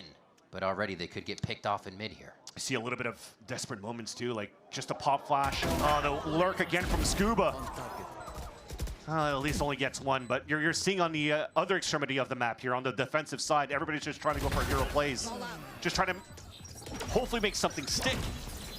Again, Mazzino trying to peek off a little bit of the util, but NRG has made all of these 1v1 situations across the map, and they continue to do that as MIBR needs to search and see where they're inserted, where they're hiding. Because with the speed NRG's taking sites, you know they don't need everybody in there, and they probably didn't use everyone. Who's lurking is the question. It's funny because we had the conversation before going to this game. Is there really a team that could start off here as a build-up and become a super team? Yeah. And almost when you're looking at the side of Energy for last year, you have two rookies coming in Mata and Scuba, and Brock as well, actually. And you're not expecting the biggest of results, especially with the attempts of Energy in the past in the super teams that they tried to build. I hope they played that little soundbite. I say he's going to updraft on the box, and I just kill him. He There knew you go, it. just knew. He knew it. Watching that tape. But again, they look excellent now since the addition of all of these players around the Energy roster. Rebuild around Ethan. And now they're definitely looking just like a strong super team, at least in the Americas for now. Nothing they're doing requires too much, right? It is an ABC. The drone goes in, dart goes in, and the coverage is there. There's nothing you need to guess about. You don't have to. We heard Ethan say trust earlier, but I say it gives you all the trust you need to look where you need to on these site takes. So they are trying to close down these gaps here for MIBR that Energy is trying to default at the beginning. So the salvos that breaks the door, very similar to what Verno did before. Aspas is going to try to take that spot. Energy is still keeping things very slow. Up and down walls, creating question marks. But now, with the orb being picked up, you know it's towards the A side. Aspas is already going to rotate there, but we're going to try to use util to try to clear him out so we can pit into A. There's still 50 seconds left on the clock, but now with nobody inserted across the map, it definitely looks like it's going to be the explosion into this A site. And this has to be one of the holds. Zekin and Aspas have been playing together a lot. They've been synergizing around these two roles. If they can make it work, this is the time. Zekin gets 2 on this as Aspas goes down, and MIBR is still looking to hold the site, but there is the salvo from Ethan that locks it down a little bit more for the side of NRG. It's still 3v3 here, but Brock is going to quickly change that as Verno goes for the peak. Zeno has to creep in, has a ways to go before he finds anything here, so he might even have to duck out. No, gets Brock on one, is going to go ahead for a little bit of a refresh as he flashes back in. Now he knows he has Tex at the hip. A tap on the spike. No, they're going to continue to push forward to try to do this silently. Ethan finds Mazzino. Tex with just a running gun, but Scuba's able to lock it down once again in that final situation. And it almost looked like it was going to finally work for MIBR, adding another body in there, making sure that you're breaking out that util, and they almost had a pretty strong hold for the side of MIBR, coming close to the wire again in the final moments of the round. Gosh, the Hunter's Fury to push somebody into the salvos, the reaction time that Energy has off of their abilities is wild. 11-1 here for NRG. MIBR has a big hill to climb when we come back.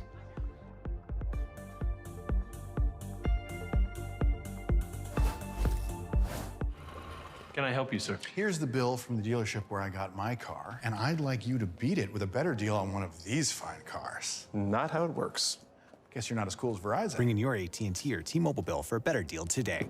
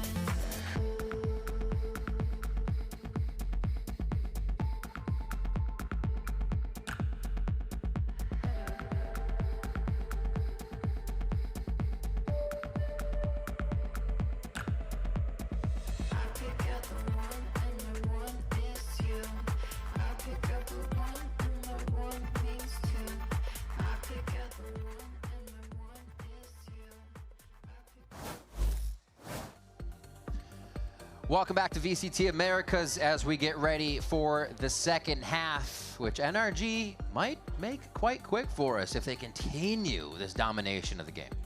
Yeah, looking very strong on just working that attack side at whatever tempo that they wanted to for the side of Energy. Now it's finally, hopefully, it might be all right with a more basic composition that we've seen in the past before, trying to get value out of this one as well. Once we get into the server, though, an interesting look at what we have for MIBR is, in the past, though, we're trying to rate boss Aspas by having Mazzino trying to drop, you know, like a ghost or something for Aspas so he could get an extra clout burst. But this time around, they're going for the flash ghost and also him just going with the sheriff. So you need Mazzino and, well, I was going to say, and Aspas to work together here, but he's just throwing a flash, trying to create a fake towards this A side first so MIBR can start activating on mid control and trying to cut these rotates across from Energy. They want quite a bit of map control here. See who's hiding where, who wants to play on what for the pistol round, and Tex gets the better of Mata to start off. I don't think he actually identified how many were in mid either, so it's still a question mark for NRG, but they're keeping focus on it. The thing that's difficult now is how you're going to cross this line of scrimmage with this extra wall being put up by Scuba. He used to play the Vice a lot in the past, using the wall to prevent players from rushing through, doing very similar looks now with the Viper Wall defense on B. Also, there to help is Ethan just around the corner with 2 salvos. 2 salvos out, no dart info. And yeah, dart too. Quite stalled here. Brock down to 4. Exactly. It'll be a stop and go right now for MIBR. With 36 seconds left and all 5 of them on this side, they have to try to re-hit. Comes down to the fundamentals. Who has the best crossfire and who is able to swing off each other the best. Second has 2 stars left. He's at the back of the heaven area. See if we get any here. He's going to actually split the site in 2 so they can work the front and get to the backside to plant on the left. And NRG is huddling just as much here. It's about to be a party at the backside. Inferno comes up huge with the Sheriff. Aspas answers as well, and it leaves Kiko to try and do what he may from the side. And he's found out. MIBR grab a very much needed pistol round. And the beauty again of the fundamentals and having veterans like Fraud, like Happy going into the buddy system. And as he creep up for both Verno and Aspas, they went high-low with the Sherries too to make sure that they could try to go for trades. And it's Verno just capitalizing on 2 that have pretty good spacing for the side of Scuba and Ethan. Oh, flawless. You heard this guy's flawless. I heard it now. I heard it now. Holding with the Marshall on this one. So being real quick with those shots if Aspas needs to. Backed up by Mazzino. And they're actually just calling this push right now. The forward smoke from NRG. And they're going to try to come out into the blender of MIBR. Yeah, a lot harder to try to pop out of a smoke when you have flashes to work with, so you're trying to leverage salvos to break crosshair placements. But MIBR were doing a great job just playing out towards that spawn. They were just ready for that push. Too good. Nice control. I'm glad you guys are having fun. Oh, that was another flawless. Yeah, I thought that was going to be the second hot. I thought Tex was going for it too, so we had to. All right, 11-3. This is a huge round for MIBR. The eggs are in this basket right now, as they only see Brock on one side. We still keep the consistency of this mid push around, and they see Mata again.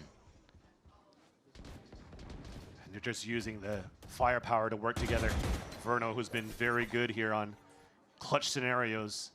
They're just trying to have him and Aspas scale up towards this mid. They're keeping Energy quite cautious of trying to fight back at this spot, so they're turtling up. So this is a lot of space right now that MIBR can start taking towards the mid round.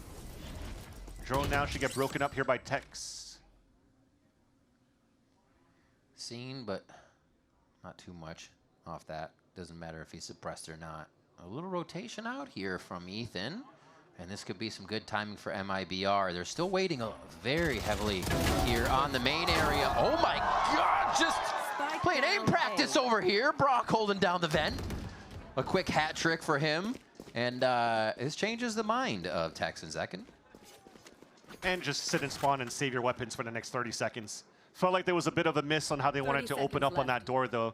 because when you have to drop that star down for that side of Zekin, you're already making a call. Okay, there is definitely going to be a push coming out from the connector here from middle onto the A site. But now you're forcing Ospas to break the door and also trying to clear. Well, maybe somebody should have stayed back. That's a second player just on crosshair placement. So they could try to look at, hopefully, somebody on the other side of the door to trade out. Yeah. But 2 of them got caught off guard. The third one was stuck with util in hand and trying to go for the hero play, and it becomes an easy kill for Brock. Yeah, this is going to put energy on that point. A few guns would be a little bit of money to buy there still for MIBR, and the question is now with the last round, or match point, looming overhead, do you get tempered and play where you don't want to lose, or do we see our first fast round from MIBR? Because it seems like the slow rounds are punished here by NRG. Just sit back and relax, coach. Team's got it for now. Maybe be a challenge for Bonkar. Well, you saved 2 weapons, now you're forcing out for the rest of this game. At least the buy is still good for MIBR. Trying to activate a little bit more quickly. Yeah. Having that smoke on the top, trying to go for that early pressure on mid, and Mata avoids the knife, but couldn't get the ADS on to Ospas. That's going to now slow down the tempo a bit. It seems like bodies are a thing now. They just have to use Vans. Like, hey, we're here, power in numbers, peek us, we'll trade you. It seems it's like never given by energy. No. They are very good at keeping themselves back and in that position to play with each other. And again, backing off, just looking to slow them, and they gather in sight to take a different position because they're not sure what's behind them. Zeno nicely getting that kill on Namada. A lot of action on Vent throughout this game. It's been a priority for these teams throughout the rounds. Another one. That should pull everybody back towards B. Hopefully, they got to be moving. Already got that kill onto Z. You saw, you know, the first contact that went out towards Ivy, and at the same time you're punishing a double push on B main. That's an open site. Brock and Kiko probably will have to save here at this point. I love they're still going to play it like they have to take it because it's unknown, and that's actually respectable. Because why make a mistake at this point and just get shot in the back from their spawn? Default smokes out. Going to go ahead and retake, or take this side, I should say, as Zekin cleared off the players who were on it. Yeah, and that's also why I like the call from Berna going to this round to play that round, even though you're at map point for energy, to still play quite slow. You're trying to close it out very aggressively for energy. They've done these before in that last week. When at map point, they just explode and try to find that round. Of course, on the defensive side, you can't be as quick, but you saw how we were just slightly overconfident on winning these duels, and every single person got punished as they were trying to push forward and close that gap. So MIBR potentially getting their first flawless. I hope they do. Need that money. Get Ospas back on an op, another core factor for them. And this push here for Verna. You have a dart. You have a dart, sir. Doesn't need it. No, he's got minima. Oh, that shouldn't help. It does. No, it's not the minima. It never will be, Vance. It never will it's the be. minima. Nice job by Verno there, clearing 2 and at that tight situation event. And a few rounds for themselves now here to start stacking the economy and make some decisions and see if they can't really figure out how to crack this energy defense. It'll be tough. Another guess coming through from IBR, and the first op that comes out on the defense too for energy. So if they are trying to go for that fast hit on middle for that control in the first place, then it's going to be instantly punished by Mata. Why not? He's shown you 2 fights in mid. Why wouldn't you go back for it for another one? Almost tempting it at that point. He's been solo every time. There's a quick shot. Yeah, Kiko was just trying to find the timing. Smoke comes up, count to 3 seconds, try to get the spray. Yeah, yep. Beautiful Hunter's Fury, though. Hit him in the knee. TP out. Kiko safe for now. Very nice site take. Ospas gonna hide on that right side. Brock able to find one through the smoke, starting before it even begins here on the retake. Oh my gosh, fans, it is just not stopping. From the vents here, Verno, maybe another one, or Brock rather, maybe another one? Yep. Oh, the shock dart onto Tex. They're gonna start trading util back and forth here. And we still just have a waiting Mata to help get back into sight. They finally have enough here to do it. Great hold so far by MABR. They need to string this round together as well. And they're gonna do that. No problem on it. Well, shot by Mata though. Do they want to drop the up? How bad do they want to drop is the question. They don't have money to work with. I think right now for Mata, he should try to go for a pick, make it expensive if he can, but just getting punished in the end. And as we talked about MIBR loving to use Ospas on the attack side previously, they decide not to pick it up for this round. So Ospas is going to go Vandal side against NRG on the attack. That said, you have to commend Tex right here in these plays. Pushing forward and getting those 2 kills doesn't really allow. I think that second salvo is probably still available for Ethan, which is another great point to the composition that they're running here for the side of NRG. They can really flood with a lot of util back at the site. And Tex was able to open that up.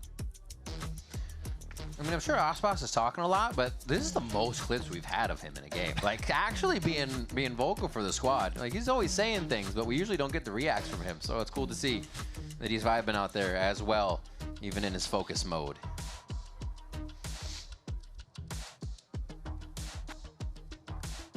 Bonkar chatting it up again. And most of the NRG guys listening here to figure out what they can do to stop MIBR's pushes here. They've actually played the rounds a little bit late, as we've been seeing. The one where Zekin was able to take out the push from B, and then the previous one we just saw a little bit quicker with the early darts and util use from both teams right out of the gate. So a nice variation of that, but MIBR do like the low round, slow rounds. We'll move soon into territories where you're going to be able to start cycling ults on the side of NRG for the next, in 2 rounds rather. Maybe Lana being the first one to be able to bring that across for the side of NRG. Yeah. But then for MIBR, you have the null command available for Mizzino. The question now comes into play. You know that NRG should be going on to an eco within the next round. Do you still want to try to pop very quickly after this timeout just to make sure that you continue to snowball a couple rounds here on your attack side? I think the answer for me now is probably not at this point. Even though it looked very one-sided for NRG on their attack side to start, this is still now looking at a 4-1 on that second half for the side of MIBR. It almost looks like a very impossible task to come through here for MIBR to bring this into overtime, but it's definitely doable with how they've been opening up here NRG on their attack side. Well, it'll take them a second to pop right out of the timeout because we are now into a tech pause. So they have a lot of time to think about it before they get into their strategy. But I agree. Have to see what they have in store for us. Fraud and the rest of the team now quiet. One of the things from MIBR side, who was watching the Zekin interview, was that in their previous game, it was cool from the player's point of view to hear how their mistakes felt. And he said we made mistakes towards the late portion of the round and not the beginning portion, which means our fundamentals are very good and the late round is very easy to fix. And that was really cool to hear. Like, you may have a lot of them there, but at the end of the round, those are ones we can shore up for the next time. And it seems like here, they did have decent fundamentals, but getting towards the site, they kept getting attacked. On the flip side, they have a different mentality, and we're seeing their attack, which is just their own in its own right. But that was very cool kind of portion from him to see how the team feels. And we've seen Zekin and G2's Jogamo do amazing things on our stage, but today they're facing a new challenge.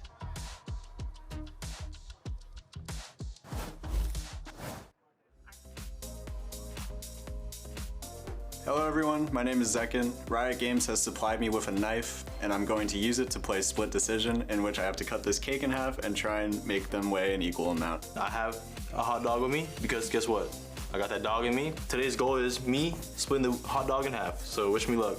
So, off the bat, I'm thinking about slicing it right down the middle, in between these flowers. I feel like it would be nice and even. We'll roll the winnie around, make sure it's the correct measurements.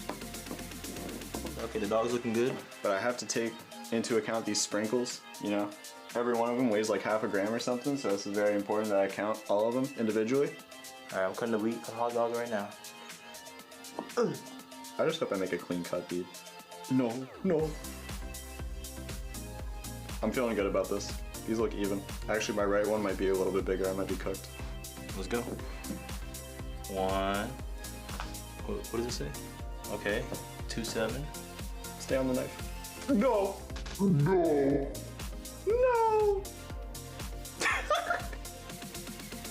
What does it say? I didn't get it, man. Oh my god, this glizzy's bigger than this one. It's a beautiful piece right there. It also has the table all over it. What am I supposed to do? I'm gonna compare it. Yo, I just... Alright. all right, the tip is bigger on this dog. My final weights were 267.6 grams for this slice on the left, and then 260.5 grams for this slice on the right. Final readings that I have for these dogs, I have, I think, 2.9 and 2.7, so the tip was a little bigger on this dog. I think I did a wonderful job, and I think these are wonderful cakes. This dog wins, unfortunately, and I did not win the split decision, so sorry about that. But I think I did a pretty good job. And I'm very thankful to Riot Games for letting me cut cakes in half and weigh them. Thank you guys for watching.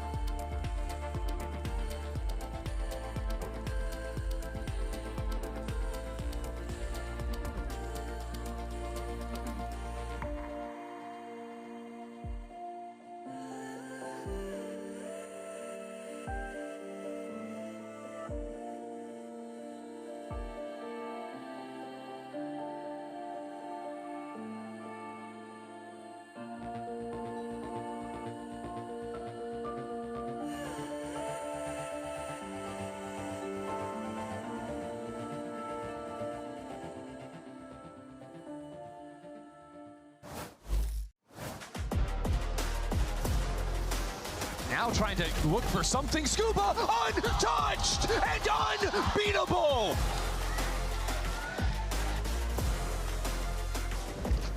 Agora contra 4 jogadores vai ser pressionado. Pode vir, pode vir. Bora Verno!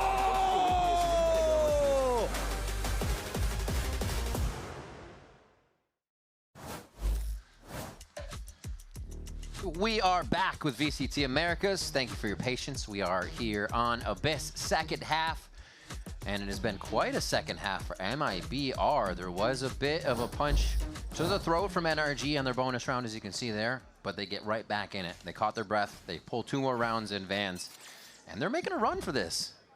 That's why the timeout's super important as well for NRG's side. It's for MIBR to make any mistake and they lose that map, so NRG have to button things up a little bit on that side. Verno already going for some information early with that knife too. Realizing now that NRG's playing off site. Aspas get into a plant. Who can follow? Everybody's in. They're realizing that they can kind of bully around NRG here on the lower by round, and that's exactly what they should be doing, taking that confidence right to the front door. Aspas is going to stay up there. He's like, yeah, I'm going to play the risky position for a moment. NRG are definitely looking to flood back as well. The drone's looking for info. Shock dart. There's some damage. That's good in the end. Yeah. The round's going to come in for MIBR, but I feel that there's still a small misstep on MIBR's anti-eco here. To still give that plant for Mazzino and not to give it for anybody else. Tex is now 2 away from his ult. If he actually got that plant down, they could go for orb control in the next. Aspas is also 2 away on his own. That would have given him a chance here to, again, snowball some ultimates. And give him a chance to hopefully string a couple of these rounds, but it's a little bit of a mishap. That's a new song, apparently. Tex making it up there. Over towards the left, so it looks like they might just rip this null command at the end of whatever strategy round 19 has for us. Early smoke mid from NRG to start him off there and just slow down any push. Oh, that's huge. Ooh. Yeah, Mana could stay on this line. The salvo actually pushed Verno away from the drone, so Mana could still continue here. Especially with the knife being shot out, this has to be a little bit of a signal, at least for the side of MIBR, that they should not continue to commit. If you're playing out in the open like that and immediately breaking util, it's so you much have commitment to know it. Yeah. that there's going to be an op or at least Mata in somebody in aggressive position. It's a great call. You got to be heady on the state of the game. It's one of the things we see both of these teams being very aware of what possible situations could be at hand. And here, Brock looking for another 1, 2, 3 maybe if they come through. This is also preparation coming in from NRG. This camera that's being thrown by Tex, when you're throwing these smokes on the top of that mid side, he uses a camera to ping the door and he breaks it as a wallbang and lurks up. and as it gets broken up, they could try to go for the late hit, the 4-1 at that spot. So that's why Energy, they already have 2 players on top of that side. Kiko Paranoia is also stored up there. He's trying to get away from this null command. 30 seconds left. Just orbing out into sight. Brock looks straight down in. No one's really trading. They're all standing to the left side of the smoke as they see their duelists go in. And this could be it now for NRG. Instantly shutting down MIBR in the entry, but Verno, alive for a moment, can't get over to Mizzino to get him alive. And now Tex, the last one alive as the kills come through. TP to the other side. Tex is trying to find the kills. He heard the TP, so he's trying to swing it back and forth, and he keeps it alive for now. There's no time on the clock as it's been delayed, and NRG get a 13-6 Abyss. A strong start for the side of Energy and a dominating map in the end. I'm actually glad we had a little bit of a tech pause that allows for us to stretch that game a little bit because it was very dominant for the side of Energy in the first place. One thing I think I have to commend Energy on is, you know, we've been harping on that team having a very, very slow start to the beginning of the year of 2025. But now since the kickoff in here in 2026, man, they are looking to string a lot of these rounds on their side at the beginning. Crazy stuff here. Scuba with the ace to start, really lighting the fire for Energy to show us what they have in these situations and what they can be bringing to the table. We are going to have Split coming up next, something we get to see from these teams. It's going to be new. We're getting to learn together. It's going to be awesome. Don't go anywhere. We got more VCT Americas after the break.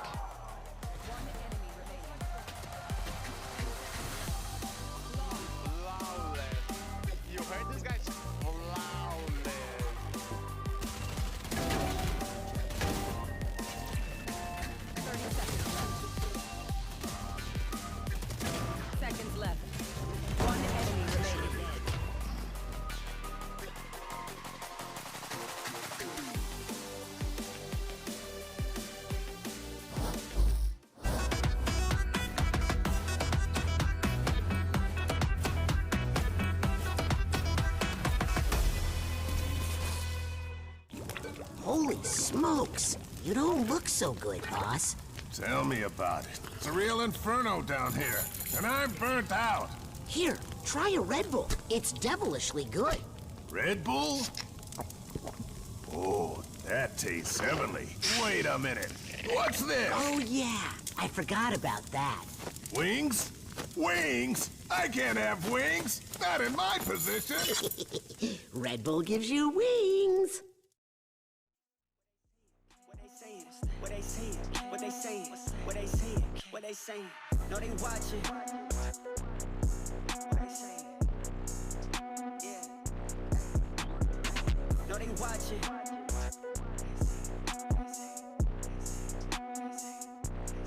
What they saying?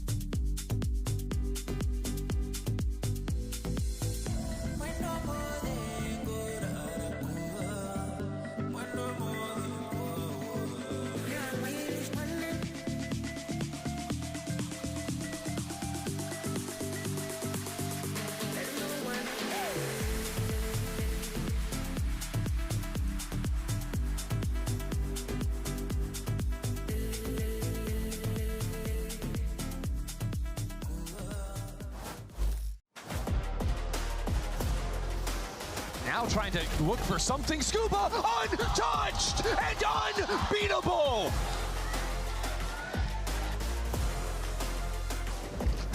Agora contra 4 jogadores, vai ser pressionado. Pode vir, pode vir.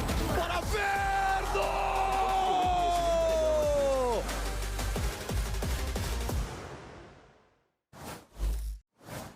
I'm standing here with Bonkar, and you guys looked flawless, especially in that first half, and you ended up stealing away MIBR's map pick. Did you expect to play that well going against a supposed super team? And if so, like, what was kind of the preparation going into this match? We had very good prep on them on Abyss, to be honest, but mainly we're just focusing on ourselves, trying to get into our groove and play our game and playing in our tempo. Yeah, I mean, you certainly did that. Good luck in the next map. It ain't a VCT broadcast unless a coach says they played their match. That's right, folks. But that's exactly what happened, though. NRG comes up with the win 13-6. MIBR try as they might, did everything they could to fight back into this one, but the world champs were just too good, dominating MIBR on their own map pick. And look, they're starting off with yet another bonus win as well. I mean, Dryad, like this team, they just can't be stopped in those critical moments. They played 3 maps so far, and 4 bonus they've been able to get away with. 2, it was the second half, and also the second half of that second map against Cloud9. But it really shows, and the reason why it's just not, you know, it has an explanation. It is that buy that they're having with the light armor that they've been doing since champs. They continue to do it, and teams, it seems like they don't really realize how easy it can be to punish that. Yeah, I feel like just getting an outlaw on the other side might be enough to punish, but yeah, it's really helping them snowball a lot of their economy into these rounds, as well as getting all those alt orbs. They're really proactive with that, so NRG just looking really good for that section. Yep, and it helps a lot that their execs are flawless. True. We talked about it a bit before the match even started, and you know, we go into the bonus round, and Tex, he had no chance. Yeah, he had no chance on site. It's truly impressive stuff, without a doubt, from NRG. I mean, Jonah, what else was sticking out for you in that game? Because it did feel like when NRG on that first half, that 11-1, so dominating, you could tell that confidence was through the roof for those guys. Yeah, for NRG, I mean, it looked very easy for them. And while I was watching the game, something I noticed is on MIBR's side, it felt like they weren't trusting each other. Very like hesitant, retaking, and then out of nowhere, somebody's in sight when they shouldn't be, or vice versa. It felt like they weren't on the same page, but I have a feeling they're gonna, you know, talk about that and fix it for the next game. Yeah, certainly things that you're gonna need to want to clean up as you get ready for the second map here. But one player though who ain't in a position to clean anything up because he's absolutely dominating. It was Scuba. Started things off with an ace, Myrna. You know, there's no big deal. Yeah. Right? It kicks off the show, but then from there just continues to put on a great show. Dude, we were even talking in the green room. Jonah, you're like, is this a 5-bullet ace? Only 5-bullet shots. We thought it was gonna be like that, but it wasn't. But it doesn't matter because Scuba, he's really. Wait, they put Scuba Doo on here. Let's go. I thought you saw the lower thing. He's been phenomenal. I mean, putting his wall up, playing around with his util, being able to kind of make sure that he has that Viper pit on site when they're doing their executes. I feel like everything he's done has been really good. He actually had these stats versus C9 versus MIBR, and you can just tell that he's super consistent as well. It has been really impressive to see Scuba play that opening match against Cloud9 and also the match that we are seeing right now against MIBR against Cloud9. Those last 3 rounds when things were getting a bit more complicated on Breeze, it was because of him, whether it was, you know, that Viper spit, whether it was a bit of those kills, those clutches. He's doing this constantly, and also lets this NRG team start and to get some momentum from that early round to that 11-1 that we saw. He's their clutch player constantly, which is crazy. Kind of here's the thing though, now we go into split, and something you guys had noted before is we haven't really seen this, right? So kind of an unknown commodity coming into this one. What are we reading here, Dryad? How are we feeling about both teams coming into split? Can we see a closeout for NRG? I definitely see it being a 2-0 for NRG. I'm super confident in this team. We talked about it. I feel like the experience really shows in the way that they played with each other. We saw it in the opening. We just saw it again. Even when things get a bit more complicated on site, the way that they're playing with each other, I just want to see what Kiko is going to be playing. I don't mind a double duelist. Kiko now has been playing 3 different agents as well so far. He's played the Neon, the Killjoy. We just saw him on the Omen. I feel like split is anything they want. Yeah, I wouldn't be surprised for a double duelist. What would you prefer in that instance? Honestly, how this meta is probably double duelist for split. And especially, I think it matches NRG's playstyle. What's the benefits of double duelist for people who may not know? The benefits for double duelist is basically just, you know, your straight up execs are, you know, stronger than, just the bursty pops. you know, if teams don't react in the right way, if they try to like hold it up front, it can get extremely dicey. So. Yeah. Essentially, you're just getting punched in the face multiple times by the double duelist, right? Especially for an energy that we've seen, they like to go for those fast hits sometimes, and that double duelist really helps. Yeah, well, let's figure out what's going on in the MIBR camp right now. They have a lot that they need to figure out as they get ready for Map 2. Let's go ahead and check in with Emily once again. I'm standing by here with Coach Fraud, and you guys did just lose your map pick against the world champs. But, you know, you looked really solid up until this point, and we even saw you guys kind of heating up in the end there. So I'm just wondering, what are some quick fixes you're looking to make going into map 2? We had a really slow start. You know, they're a world-class team, and we can't give them too much space. We can't give them too much momentum. So we're just really focusing on our game plan and just making sure we start the game off on the right foot. Yeah, I look forward to seeing that. Best of luck. All right, well, there you heard right from Coach Fraud, right? They had that slow start. I think, of course, that is a safe thing to say. And look, I want to address the elephant in the room here outright. You know, you had a couple tech pauses, kind of slowed things down a little bit, Myrna. I'm assuming, you know, you've been on the stage, you've experienced that start-stop, right? That's always a difficult thing to have to work with. I mean, it always sucks when you're kind of losing that momentum, or especially if you kind of have a game plan from the last round. You start to sit there and you're thinking about it, and you kind of tend to lose it just a little bit. I think, too, when you're facing against NRG, who they don't That's the thing, you have to regain, right? Yeah, no matter what. They don't seem to be kind of like faltered by that momentum stop. They don't really care, and their vibes definitely like push up to that. So it's definitely annoying, but I think it kind of is the name of the game here. I mean, you're on the stage. You got to lock in when you need to. And it also feels like Energy had an upper hand because MIBR played this map before. So it was clear that Energy knew how MIBR were going to play. Which is whether what it was Bonkar said. Aspas pushing, or it was the mid gaps that we talked about in the pre-show. There were just those little things that really helped out Energy get some momentum going. So now that we're going to map of split, there's a chance for MIBR to get a bit more comfortable and know that, you know, they can run their own strats that we haven't seen yet. Yeah. Is that your read as well, Jonah? My read for them, I think this is going to go 3 maps. I'm very confident in that. Yeah? Okay. Yeah, and I think towards the end of the game, you saw Aspas and Tex making jokes, laughing when they're getting, you know, stomped. So I think that's going to play a big part in the next game. Oh, I like what Jonah's cooking over here, folks. All right, everyone, we're going to send it to a quick break. But on the other side, Riv and Vansili are going to see you for another epic game of Valorant right on Split. We'll see you guys in a little bit.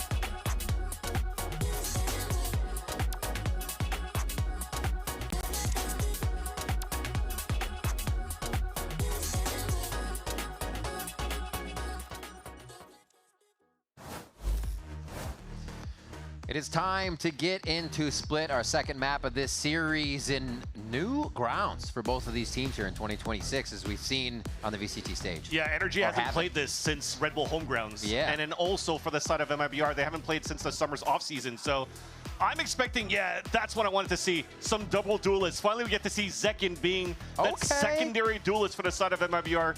Long have we waited, and now we finally get it on that side. But also, if we want to look at it, Energy, we haven't seen him at all, and they still want to take advantage of that Whaley and Natejo. So I feel like they're trying to build their own meta right now by keeping these two guys in tandem as well. Just kind of like that tail meta in the past with the Breach and the Yoru. But now you don't need that Breach to help out anymore, because Mana is going to be very self-sufficient on that Whaley to be able to just do the Saturate on top of the salvos to be able to gain that space. So very fun looks, as it's not going to be as new for the composition for the side of MIBR, but you know, MIBR plays to their own strengths, trying to keep the compositions, recycle them, but have different looks every time. It is neat to see, though. We don't see too many raises these days on Split. We still have a few. Obviously, it's comfort pick. Yeah, you'll see a lot of the waylays and things that can get in and out safely. But just makes me remember last year we were talking about how Aspas, that one map that he finally won on Vine was like his first Raze game that he won in a year. Now he plays Raze again on Split, but you know what? It's a different story. Aspas is the activated Aspas from last year, so this will be a banger second map. See where they go to start. Smoke to just kind of deny entry into the side over at A. More of a hard hold on mid, but I think it's MIBR's focus to get themselves in sight here. So much focus on middle. They don't care about that B side because, again, this composition is very good between the Wayland and Tejo to just flip back and disrupt here on your hit. So they're just looking to fight MIBR toe-to-toe, knowing that the double dive right now, it's easy to take the ramp side, but also for MIBR side, they're playing full contact, 5-man hit. Oof. Got a family photo if you try to peek ramp right now. All of MIBR are ready and locked in. We do see that Sheriff still, as you were talking about. They're taking a hold on Heaven. We'll play out the site until they either feel comfortable to go over towards B through frags or waterfall into sight. But right now, this is the point where Energy says, we're still in a position to make them come to us. So how can they do that? Oh, 1 for 1 there to start it off. And this is going to activate everybody from spawn. Scuba's peeking out at just the right time to get another kill. And this is going to force MIBR into the site. What a nice flash. We'll talk about that in a second, though, because MIBR is getting the plant and they're turtled up in the side. They can't really play off-site anymore, so they have to trust each other, as they already lost one, though. Concuss goes in. Mata already takes a hit and goes back. Oh, my gosh. A stiff wind will blow these two over, and that's what Ethan brings. The Sky knocks them down, and it's a quick defuse here with Energy on the retake. Yeah, and it almost also looks like for Tejo, for the side of Energy, they're putting a lot into the special delivery, the stun and the damage that comes on top of that, both of them being super low. And mind you, as we're going for this compositional switch, it's actually Brock playing this Tejo as well. But I want to underline that flash. So nice out from Ethan. What are you doing? You're jumping with the frenzy twin? What the fuck? Question was who was going to bring the vibes now that Storm stepped out. Yeah. And Mata answered it correctly. Pretty much everybody across the board here have their moments and lift each other up. But the flash coming in from spawn side over into the A side elbow, so you flood on that spot. Something very rare that we don't usually see, but something that's not as rare that we're seeing today is a tech pause. What's that? A pause of Technica. Oh, yeah. We'll get that sorted out. It wouldn't be Energy versus MIBR if we didn't have quick tech pause after a cool round. But it will be this time, so we stay consistent. We like the continuity here. Yeah, if anything, to digest more on that pistol round when MIBR did a great job contacting on the top of that ramp, right? They used a Viper wall, they went for the contact, you talked about the family photo. As soon as they saw, you know, the first shots coming through, that's kind of like the flash. I'm blinded, I'm gonna have to fall back. Yeah. So NRG really just gave that fake space for MIBR. Why you take over Heaven, you're trying to hold that spot, and any type of util that they're trying to use to make sure that they clear it towards the spawn side or whatnot, it found zero value. So NRG's spacing is actually very good too, to ignore the util being thrown on the attack side so they can just punish it right after. Yeah, the idea, I think, that round from the beginning for Energy was safe, right? 4 in mid. If you even saw anything, there's a simple trade there. You know, they were definitely moving as a pack just to ensure quite a bit of damage that round. Is the fold perfect, Hex? That's the question. Do the corners meet? Because if they don't, why are you trying? Why? You can't lose focus. Wait. Each side too. That was actually a fun little segment between Zekin and Jogimo. Oh yeah, who can cut the best? That's a tough one. I mean, the cake had sprinkles you had to take in consideration. And then some of it's coming off on the knife. I think the hot dog was much easier, but then Jogmo's one tip was too big. What are you gonna do? At least now it allows for us to talk a little bit more about what we're trying to touch upon on that first map when we talked about, you know, being new IGLs going into, or newer IGLs, newish, having a little bit of experience for both Ethan and for Verno. But now going into this second map where both of these teams coming out with their first looks in 2026. So sometimes you're going to have to overthink here for the side of Ethan and Verno. And will that actually nullify the value that he brings in terms of firepower? But so far for Ethan, nah, he's looking very comfortable right now on that stage. They are indeed. They are indeed. But they're going to need to do a lot of work right now to make sure that they're staying on top of one another to try to at least close out the series if they can for the side of Energy. If not, MABR trying to push this onto Breeze.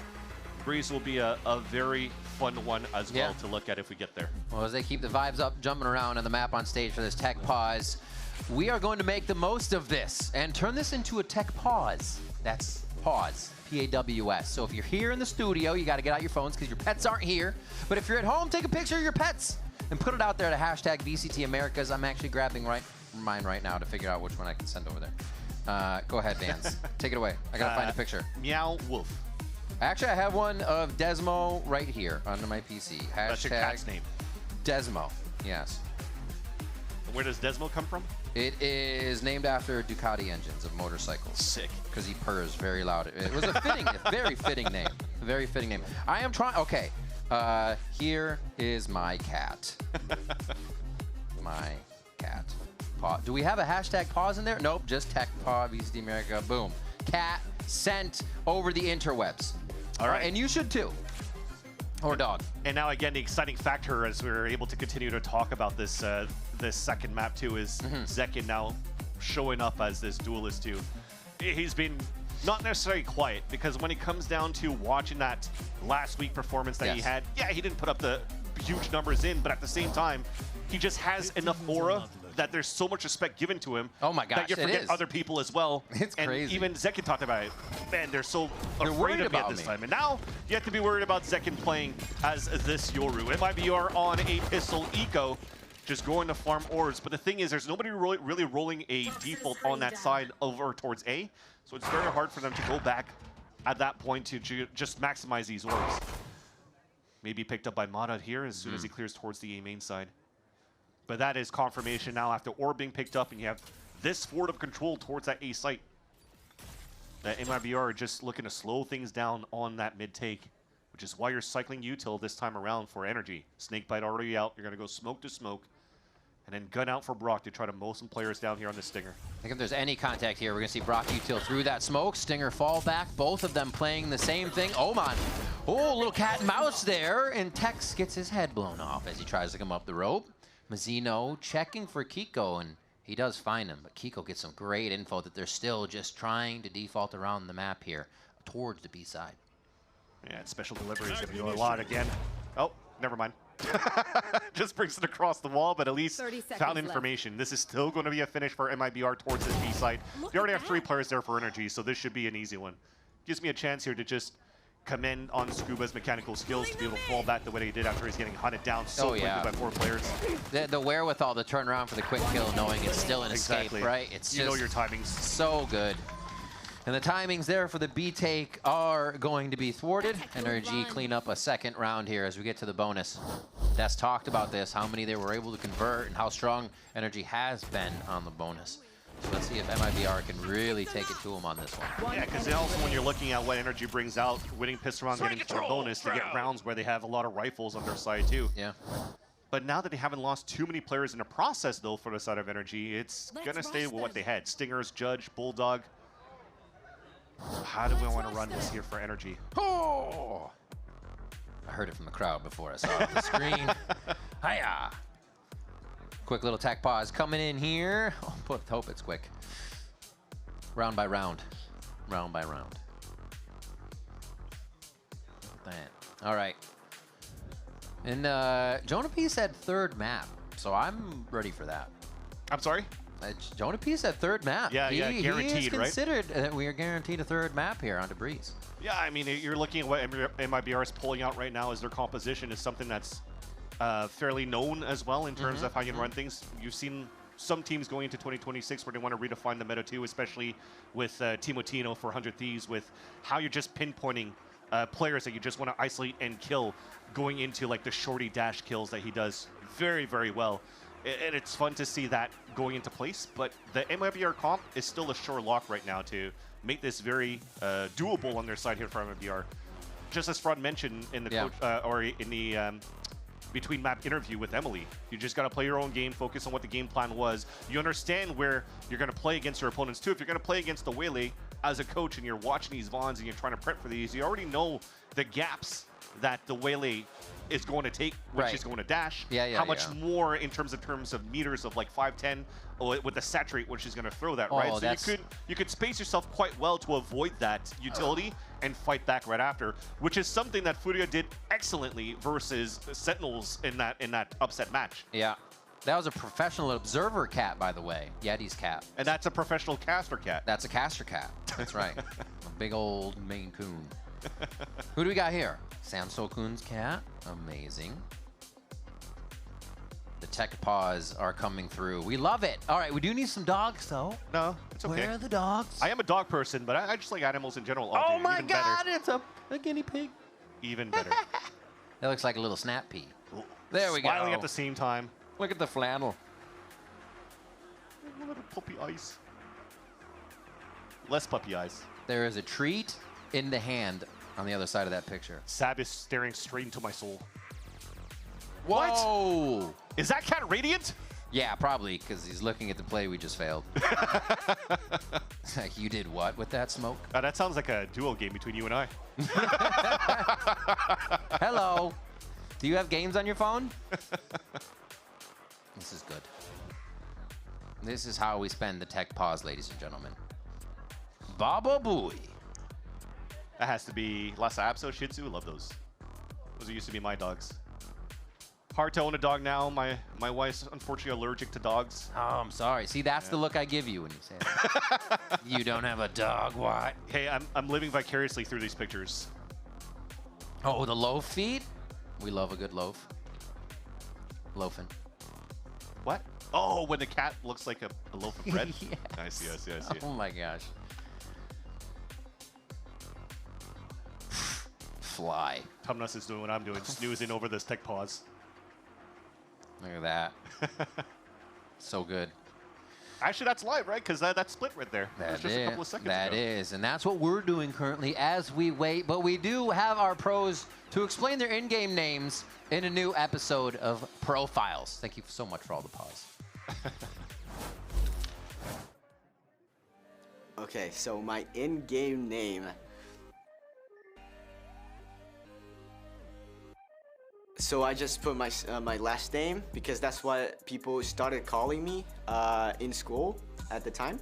So like VALORANT came out and I had just changed schools, and there was already an Eduardo in the class. So they started calling me by my last name, and that was the first time it ever happened. So I thought it was cool that I put my last name as my IGN because again I didn't really think it through a lot. So that's it.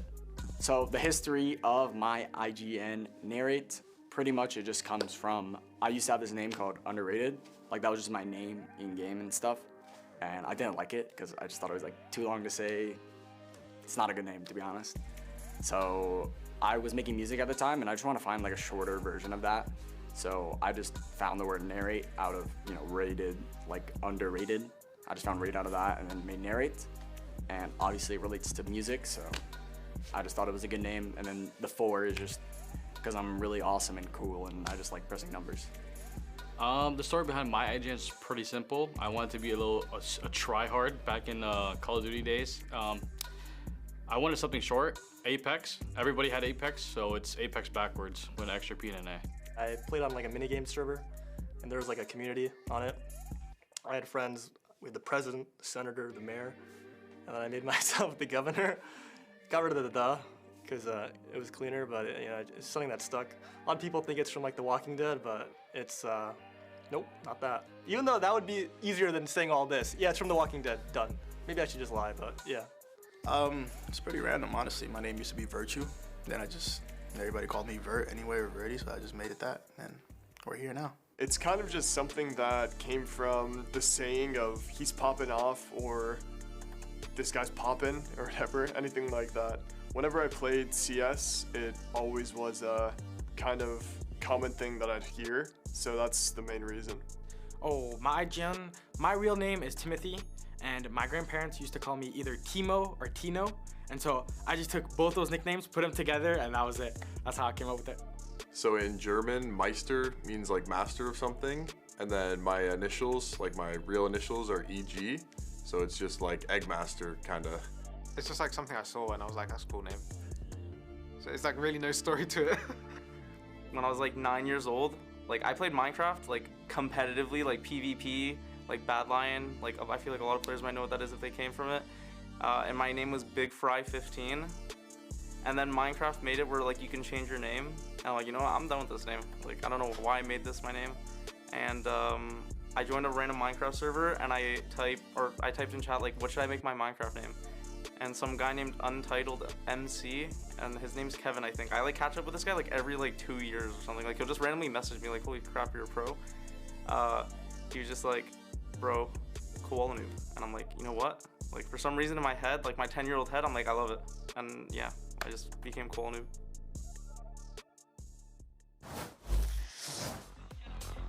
So where does Vansili come from? So I used to play this mod in Quake 3 called Urban Terror. So it's kind of like looks kind of like Counter-Strike, and I had two teammates of mine called Vendetta and Vinsanity. So I wanted to have like a cool VAL end name. And then I watched a movie called Enemy at the Gates, which was all about snipers back in like 2002, 2003. Sorry, I'm old. I know, I'm a dinosaur. But I was a sniper for my team. So I said, oh, instead of being Vasily, I'll just add an N in there, and I became Vansili. So you're an op crutch. Not anymore, because I can't opt or ban in this game. Fair enough. That's really cool. It's always fun to see where people get their names from, because it's something that it's ingrained in them, right? Yeah. Especially when it's like Mada, but it's actually Adam. It's your name, you know? A lot of them coming out of the TAC FBS scene would just turn your name around. I mean, that's my name. My longest CS name was Pixel, though. I don't know. That was it. Okay. Yeah. Okay. I don't know why I used that. I just did. Have you had it's multiple? Like, cool, that one that's really good. Yeah. Have you had multiple evolutions of your aliases until one actually stuck? I guess you did, because you finished with Rivington. No, they'd always just change to something super random for the current time. Yeah. And then, after Pixel, nothing really stuck until Riv or Rivington. Yeah, and I was like, nobody's going to have that one. I started with Shinji because of Evangelion. Okay. And then I went over so then to... nobody liked you. Yeah, basically.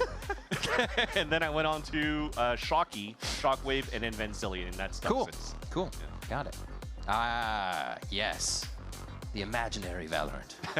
He is so deep inside, he doesn't even have that screen anymore.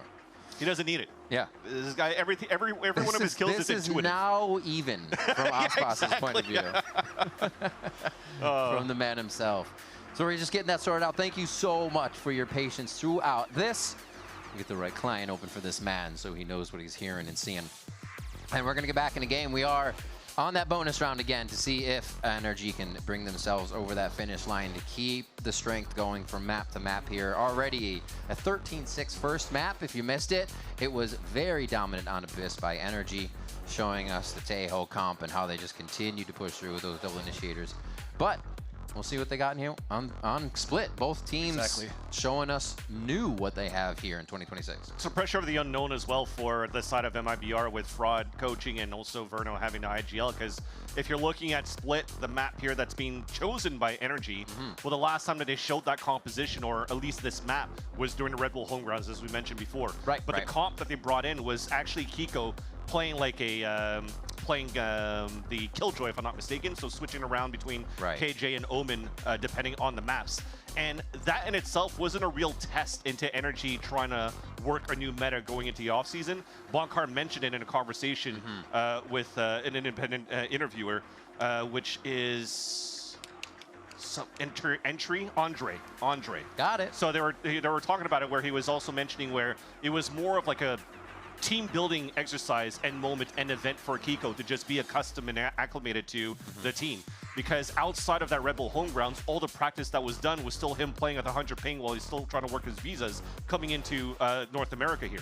So it gives them a chance to get to know each other quite early and then just create a little bit of a brotherhood, friendship. You're already seeing it from the pictures. It's like a trio right now between Mata, Scuba, and also Kiko, just being the bad boys now on the Energy socials. And now just finally going into getting acclimated and now building your team, building your strats, building your meta, and now going with a whole different composition that throws MIBR potentially for a loop right now to have to rethink. Yeah, and if the coaches are true to their word, like GB says, it's always said they're playing their game the way they practice. It's what keeps them comfortable, and that could very well be what helps MIBR push into this bonus round so they can get themselves on the board.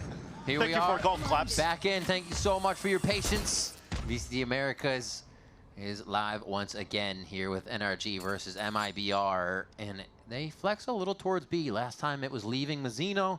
Now they're going to leave Zekin, which means a little bit more of how this strat's going to play out. And remember, this is a bonus round for Energy, so already when you have Ethan pushing out and breaking that boom bot, you're now forcing MIBR to make the next play. And they're playing a slow default right now on their side, expecting an energy push, which is why you kind of have players just on the extremities watching for these pushes. But as it continues to stay super quiet, which has been the name of the game for energy, at least for the first few rounds, MIBR will have to go for the blind hit into a site and hoping that their util is good here to really overtake their opponents. And it looks to be a split potentially for Vents control at the start. Yeah, a little bit of movement now for Tex up the ramp. And that's going to give them a little more access to that vent control that you're talking about if they want to take it. But there's also a paranoia ready here to take Heaven on B side. Yeah, so and also with the time remaining. So you have 30 seconds left. They already dogged 15 seconds ago. Then they went for the drone and they still see Zekin here. You don't have a TP anymore for that Yoru, so you're probably just going to think that they're going to split into this B site. So they have the perfect read now with the numbers for energy on the high-low crossfires. 3 in sight. Ethan still has a flash in the back so they can get back into the fight. Dodging the first one, and Ospas has already got us off to the races. Somehow Energy are finding 2 to answer 3 now. And they're keeping it quiet still. There's almost no action, and Energy is just hiding in the shadows, waiting for the peaks from MIBR. And it's going to be an NRG round just like that. Yeah. Ethan is amazing right now in his form from Champs until now. What really helped here, Energy move them forward to hoist that trophy at Champs is also, remember, the breach from Ethan on Sunset. Yeah. And his firepower, the way that he moves around, the way that he jiggles across, finding his perfect opportunities to isolate these fights is just pure advantages of fragging IGL that you have now for Energy's arsenal. He still had that flash in hand too. I was like, I don't even need it. We're just gonna go ahead and clean this up. 7-0, not a problem. Seeker's ready.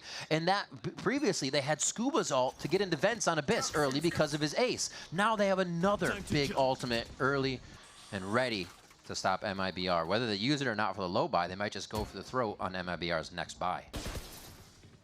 There is a rifle though for Zekin. Small shield with a Phantom, and he's looking for the opener here. Getting one hit would be perfect for them to move into the next round. He could still buy in the next. He'll have Dimensional Drift. Does get the dink onto Ethan. Unfortunately, that will not result into an orb and not into any map space at all here for MIBR as well. So he's using Mata now just to get a bit more space and clear that back because he's so low.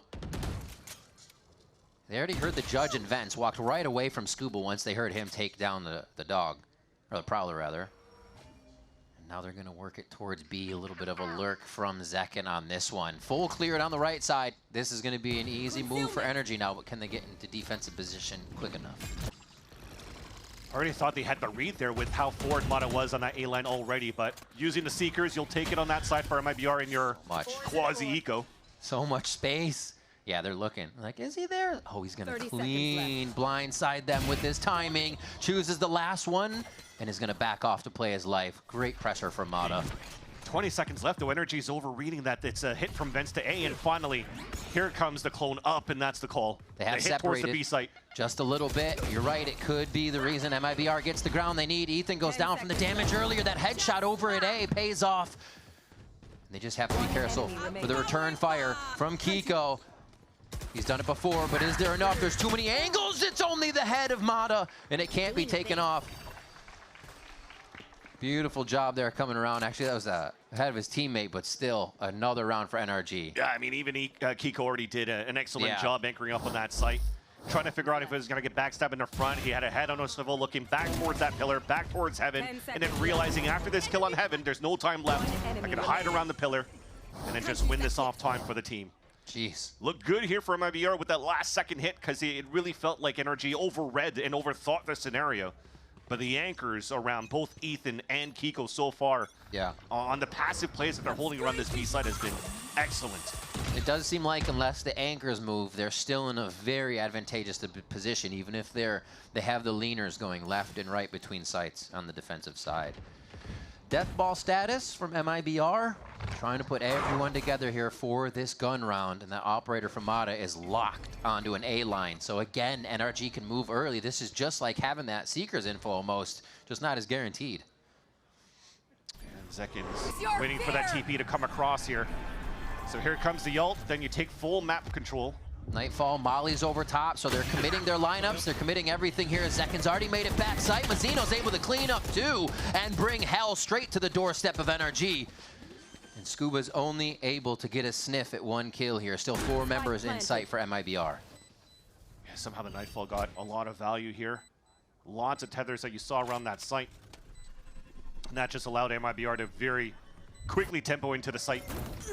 Just catch some players off guard. Op shot misses, and that will be Mata forcing to save that. So the first time that you're showing the op, that'll keep MIBR ready going into the next round, knowing that they have to watch out after Mata now, having to utilize very early util to try to spot where the opera will be. Exactly. That's why you're playing this composition. We just talked about the differences here.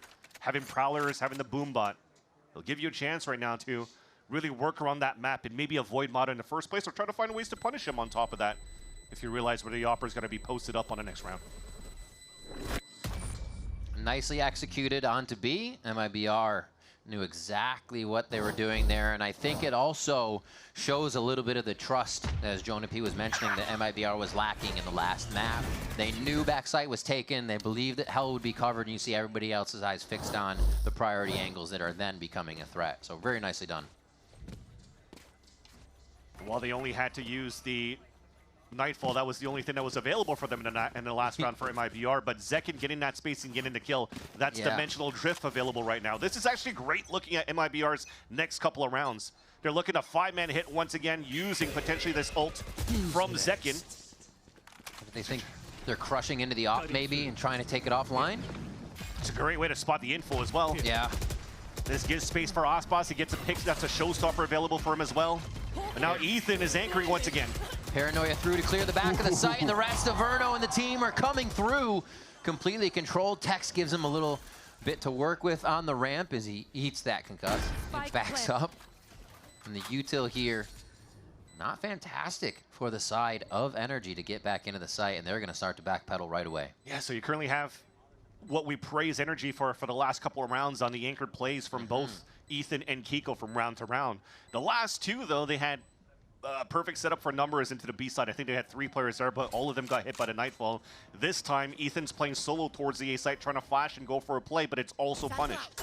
So now it'll have to be Energy trying to figure out if they want to slow down that tempo, maybe give up a little bit more space. We talk about how good the Waylay and the Teo is on the Flood retakes. And that might be a different look now coming in for Energy in the next few rounds. The showstopper through kill or death. Osbos now has ultimate. And they continue to push just a little bit on the extremities. Oh, to see if they can find that. Yeah, found it. They did. Yep. Mizzino goes down, and Mata gets another one. The speed they're also working at really negates the op wanting to stand still, too. So I like the up pace by MIBR. Yeah, so now you get to keep it. Mizzino has his ult going to the next round, and we see some plays, at least on Corrode, when they're trying to TP all the way back through defender spawn and trying to crunch through and go for that pincer maneuver. Could be something that's very doable this time around, especially when you have Osbos and Zekin grouped together with Mizzino at this point. Op is moving on that side. The Boombot is trying to clear it out first, though. I like that it's the buddy system and Kiko breaking that down, hoping to see somebody else swing behind that Boombot where Mata could get the kill with the op. But he hasn't shown that hand yet, so MIBR, it's still question marks of where that op could be. Double star as well here from Kiko. Feeling like they may need to stop something right away as focus goes to mid. Really, the focus should be on A. Guiding Light doesn't actually tag anything. They were still hiding behind the wall, but the Prowler will give up a bit of the strategy. Dog's going to confirm a lot, though. There we go. Absolutely confirmed. They're going to quickly drone the side of B just so Energy can make the final correct move here if they have to rotate. And this is also that time that MIBR starts to activate. It almost looks like they wanted to try to go for Heaven in the first place, so they could try to leverage a showstopper from Heaven into A. But now finally with the TP flash, Hans, lots of util to try to get in. Fake TP? It's going back and forth. They're trying to waste out that util on the side of the defense first for Energy, and there's that hit. Nothing to stop him this time around. Haunt in. Oh, little bump on the bump on the blast pack. They collide with each other there, and it slows down the hit. Scuba and team are ready to receive. MIBR have to work a little bit harder to get this one to go through now. They're still just breaching the site after a few times of entry. First miss leaves Scuba alive. He gets to create more problems in the back of the site. He's still alive. Scuba still alive. Finally gets taken down. And they got 12 seconds. 12 seconds. That's the final kill they needed. What a scatterbrain round coming in there once the ult couldn't get through from the showstopper. Yeah, you could see there from Scuba, he was just trying to find when that person inside that A site was going to get behind him. So he's just very similar to what was happening before for Kiko, looking back and forth in that 180 degree. And finally, there's been enough pullback to allow here Scuba to fall down. Op shot was beautiful, but in the end, they were in prime position to trade off each other. So it didn't really matter that they lost that spike. It's just as we mentioned before, I love that look from MIBR. You tried to go quick, you're trying to fake out that it's a plow into the site. You wasted out 2 waves of util on the defense for the side of energy, and then you actually go for the hit. So very nicely done. Regular pause. Oh, thank God. Team pause. This is the timeout coming in. And we'll get, most likely from Energy, to figure out what the hits from MIBR are doing that are so effective. And I think that speed is one of them. They're doing a good job of also making B main think there's something there all the time, and somebody has to stay in B, taking one away from that A site as it gets hit constantly. Yeah. The timeout's important as well for this side of Energy, because now at this point, the tides have turned. The ults are actually more available on Energy's side, as you can see at the bottom of the screen now. Kiko with a big ult for retakes. Mata that could stall a lot with his slow field, and also Scuba with the ult. What I like as well from the looks of Energy is we've seen against Cloud9, they don't really necessarily always use ult for big pops for site hits. They also use big ults for just map control, as the slow field from Mata is one of those key points that really slowed down that 4-1 setup that C9 tried to take over the Aorb all the time on Pearl. That's why you could see here they're not really trying to go for any type of trap plays. They're still trying to focus on their own look at the beginning on how they're defaulting, and there it is. Map control in that part. Just like you called it, trying to get back into a position for themselves, and it's completely negated. Off a clone. Off that clone, off himself, he gets back into the gate crash. So while that position is lost, you got the convergence path, so it feels really good there. Towards mid, Mata says, we'll still give ourselves the first blood through spamming smoke. Nice timing there. And just waiting as long as he can before he puts his snake bite down, so that also cancels out the paranoia. He's almost able to get out. Has his secondary exit, though, in a saturate and just backpedal. Just a very nice chess match from both of these teams in terms of depleting utility. Comes down now, again, to those fundamentals, which is why you're seeing MIBR group a lot more. 3 players now contact play on the top of that B heaven side, where it's being watched at the bottom from Brock with his Bulldog. No noise made just yet, so they're wondering if this is a ruse, if something's happening. A main control isn't just there off the rip for them. As the sky starts to rotate, it's going to be the hit coming in from MIBR. The smokes make it difficult, but Scuba still knows where the targets are going to be dropping. And it's just Mazzino now in sight, as Kiko is still back there. Energy strengthened the correct site and are there to make the play. It looked like such a nice look at the beginning. When you have that Prowler and you're shooting that Prowler, well, technically, if that flash comes out of the smoke, it's going to fully blind Brock. But they didn't expect Scuba still at the bottom of hell, playing under the Omen smoke right here. So he doesn't get affected by any flash. 2 easy kills for him, which allows even Kiko playing outside in the open towards that back of the site to get his 1. In those situations, it seems like MIBR is falling into the lap of Energy. Yeah. And how they're ready. Literally, yeah. Gifted kills onto Scuba at that spot in that previous round, but again, it looked good at the very beginning in terms of the macro, though, wasting out that ult and salvo play. There was no util left for Brock in the mid-round. Yet Energy is still able to anchor up with the buddy system inside B with the stacks. Nice little aggression here from Zekin. Dogged, saturate, quite a few things used over there towards A by NRG just to re-clear the space, and this may help as they go to B, as long as they're not spammed out here, as long as they don't get whittled down before they meet the site. No, they'll just get Armageddon. No, that's the truth, honestly. Brock's had some crazy positionings for that really affect his opponents. Not this time. To start it off, Brock sees red himself to start this one. And it looks like they are going to easily be able to encroach into the site. I'm trying to not give a chance here for MIBR to set up in the post plant. Quickly back in, Scuba and Mata, both with 1 win. MIBR don't know which way to look right now, and it's just Tex left alive. He better have a damn good shot swinging out of this Cosmic Divide, and Scuba's gonna be there to clean it up. In the blink of an eye, Energy take back B. That is just amazing. I think at that point it's just sheer wit on the side here of Mata of how he wants to play around that wall that was set up by Kiko. Because you're hit by the Nightfall, you're low on HP. What are you going to do with that? You're leveraging your teammate's wall to isolate fights. Look how it goes, left and right, just playing the angles. Has a buddy system on top of that with Scuba watching on top of Heaven so that he could do his thing. It's just very nice from Energy to flood the way that they did. MIBR had no chance to really set up in that post plant. Lots of pings. You're seeing here trying to activate quite quickly and potentially go for that line at the TP in the back of the site again. Something that found value for Zekin to open up that hit on that B site. I don't know if Kiko is actually in range to hear that in the position of the beginning shadow step. So he does have two, one for a delay, one for a smoke. He is going to start that suck up, and they get by it. Quickly gate crashed by, and Brock was not expecting the entry into the site, so it's the little things MIBR is starting to win over now that turns NRG for a loop. Spike planted. It's a huge opener. Armageddon also once again taken out of the picture within the round. So, just that jump in. So aggressive. Mata going in by himself. They're so confident in these fights. The swing there would have to have been incredible from his teammate to even help. Zekin's able to punish now, and that's going to be enough for them. Mazzino with that stinger has been going crazy over the past few series, so it's going to be deadly in his hands as he upgrades. But MIBR do get through the round, not too scrappy on kills, but they do lose a few. Yeah, still 2 out of 2 out of Zekin to get value on his TP into the side, and you got to thank the support utility out from Burno. When you're clearing with a dog in a close left and also checking towards that pillar, you know it's clear. You could TP out in the open, get that pick. The salvos actually didn't even cancel out the TP. It was just to counter that flood out from that B site main take from MIBR. Yeah. And then Zekin just finds even 3 kills on top of that. Maybe MIBR now. Well, actually, let's hold that thought. There's a little bit more aggression coming out here in terms of util. Zekin finding a lot of info in his dimensional drift. Here. Trying to stop Brock right away. They've stalled out MIBR a little bit, but they know they can run through it! Oh, Kiko focusing a bit on those smokes, gets taken down as he gets chased down by the dimensional drift here. Mata quickly acting to take down the lurk. Can they focus towards mid?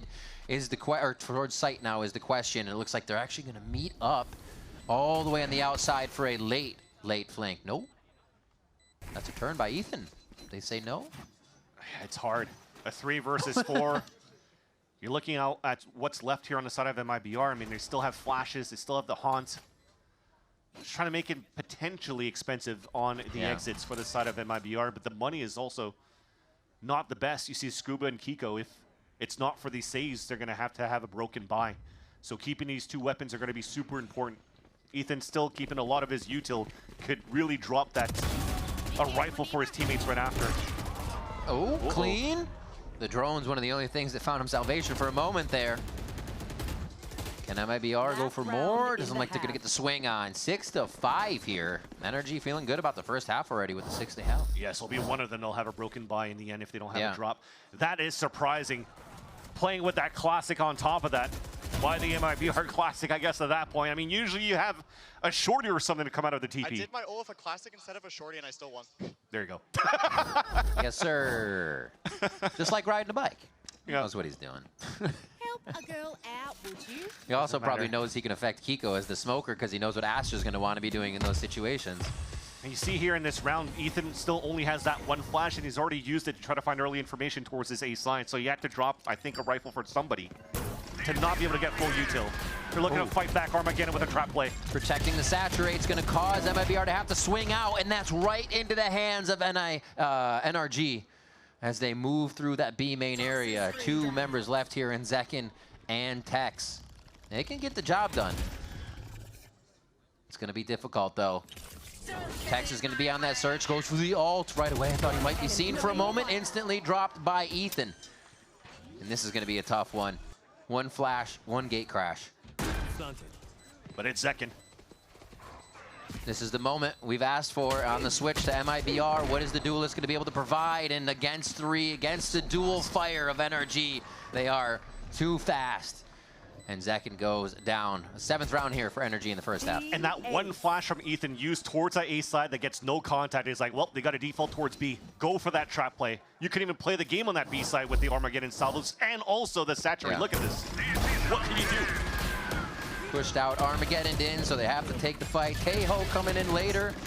The layering is absolutely incredible here from NRG, and we'll see if they can continue as we come back from break.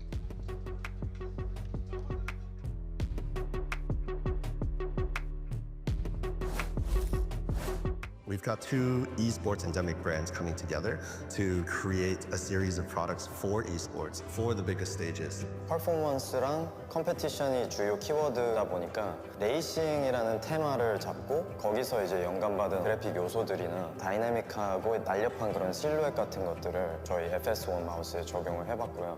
我们希望可以协助 Pulsar 成为电竞圈的顶尖品牌，而 Voxy 是其中一个助力。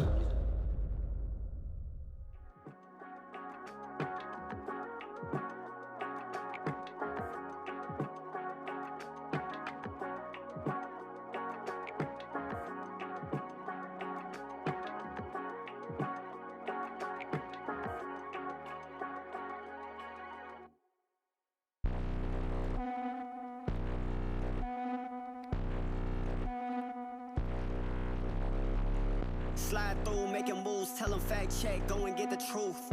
Who you know like us, go and get it jumping, gotta be the shoes. I was down bad, tripping, still kept the vision, had to see it through. Got them all tuned in like we in the hills, whole lot of views. Know they watching, what they saying, what they saying, what they saying, what they saying, what they saying, what they saying, what they saying. Know they watching, what they saying, what they saying, what they saying, what they saying, what they saying, what they saying. Know they watching. Whole lot of views for real, just like a real for real. Gotta re-up the deal, we got the mass appeal. Whole lot of facts on facts on facts on facts on facts for real. We're back here at VCT Americas. Energy now on the attack side to see the pain that they can bring here. Up by 2, 7-5. And they already have 1 map under their belt at 13-6. So we'll see how fast they come out gunning on this first round. It's interesting when you're looking at the scoreboard as well. You're almost thinking sometimes the Yoru as your secondary duelist is going to be the sacrificial lamb right now, but it has really been Aspas at that point to allow MIBR to fast tempo and allowing Zekin to open up here on this side. But on defense, as you mentioned, not the best of looks. But this is a brand new year. We haven't seen these comps before from both of these teams. Their approach might be different this time around as well for MIBR on defense, where they could try to fight back. Looks like they're fine with the retake here to start, too, from the defensive side. Just giving that space in, but they control A. And Ethan is actually quite hurt to start things off here. It's quite unfortunate. It's always him that gets heavily damaged when he's the one healing his teammates. Guardian to the face or something else. The man's the medic. He's still running around getting shot, unfortunately.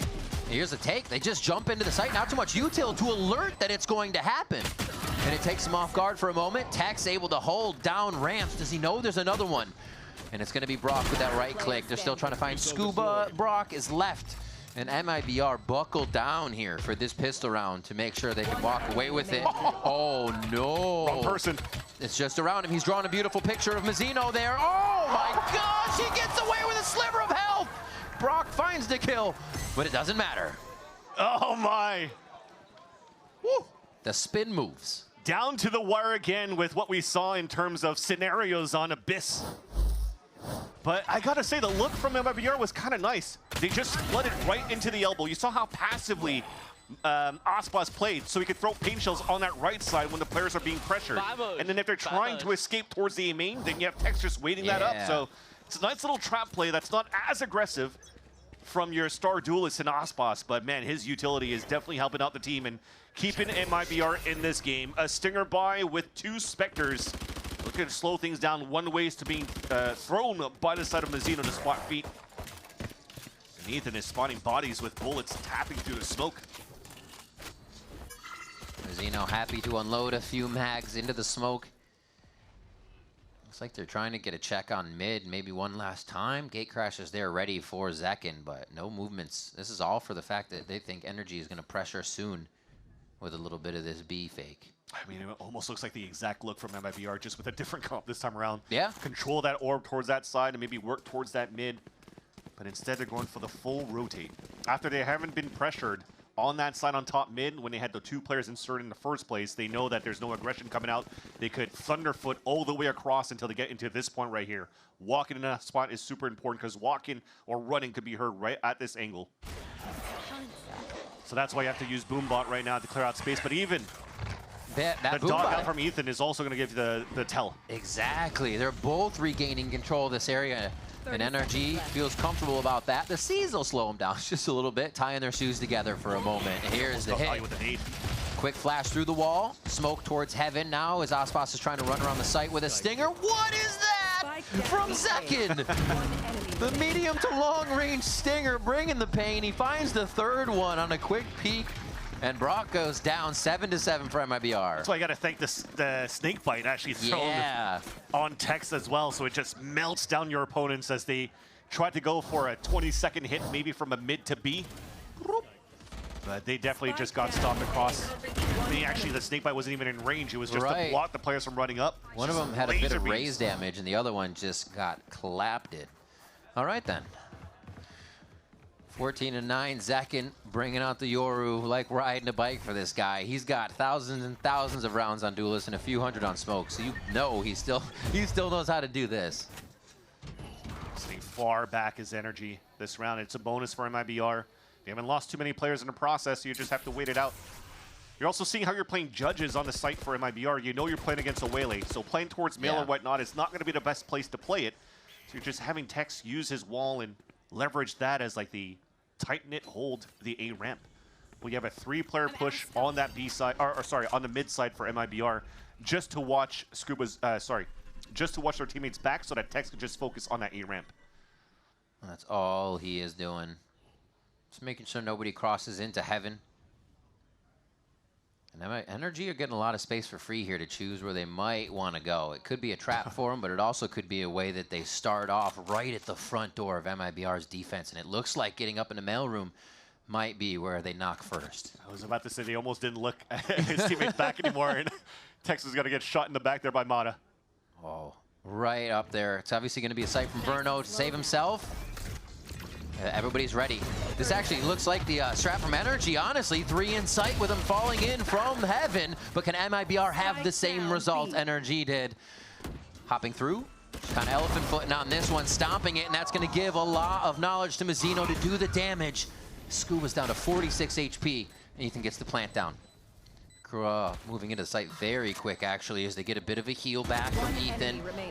Quickly found on one side, and he plays the look at me, so you can't double take the teammate. Verno and Tex coming up with a nice win there. Interesting smoke being thrown by Mazzino as well, instead of just, well, I mean, usually that smoke being thrown on the top of Mail is supposed to be the attack side, but yeah, you're throwing that on the heaven, so everybody's running through with a question mark when they come on the other side of the smoke, and you see 2 players setting up at that spot. Top of heaven and also towards the top of stairs. He escaped the pie! He escaped the pie! And that's talking about the all-star Aspas escaping the pie. Yep. Hey, we all love some pie. This time we avoid it, and it's for a good reason. At least they're vibing and having fun right now. And also, you're definitely vibing now that you're taking the lead over Energy. It's been so one-sided for the Champs team since that first map. 13-6 final score. Now MIBR are looking to trade maps back on Energy's map pick. And through a Zekin carry at this point, through the way that they're doing the double duelist. Obviously selfless for one of them to go in and kind of create a distraction, but the question's somewhat being answered there, that this team can work in that fashion. It's 8-7 though. They still have a lot of work to do, and that means Energy is right on your heels for this match. Tough with the Prowler missing as well. You already have Scuba and Mata inserted on top of that ramp, and they're looking to go for the punish, trying to find their timing. Mata slowly working up, actually just dodges out. Sees that there's nobody there from the dog. Here's him running backwards. Here's the reloads, and he can't find the timing, but he's giving himself up. They try to take the site. Discipline is cleaned up, and Verno goes down after a kill. Aspas' turn to shine because his teammates in a dimensional drift, finding information for him. Oh, yeah, he saw you.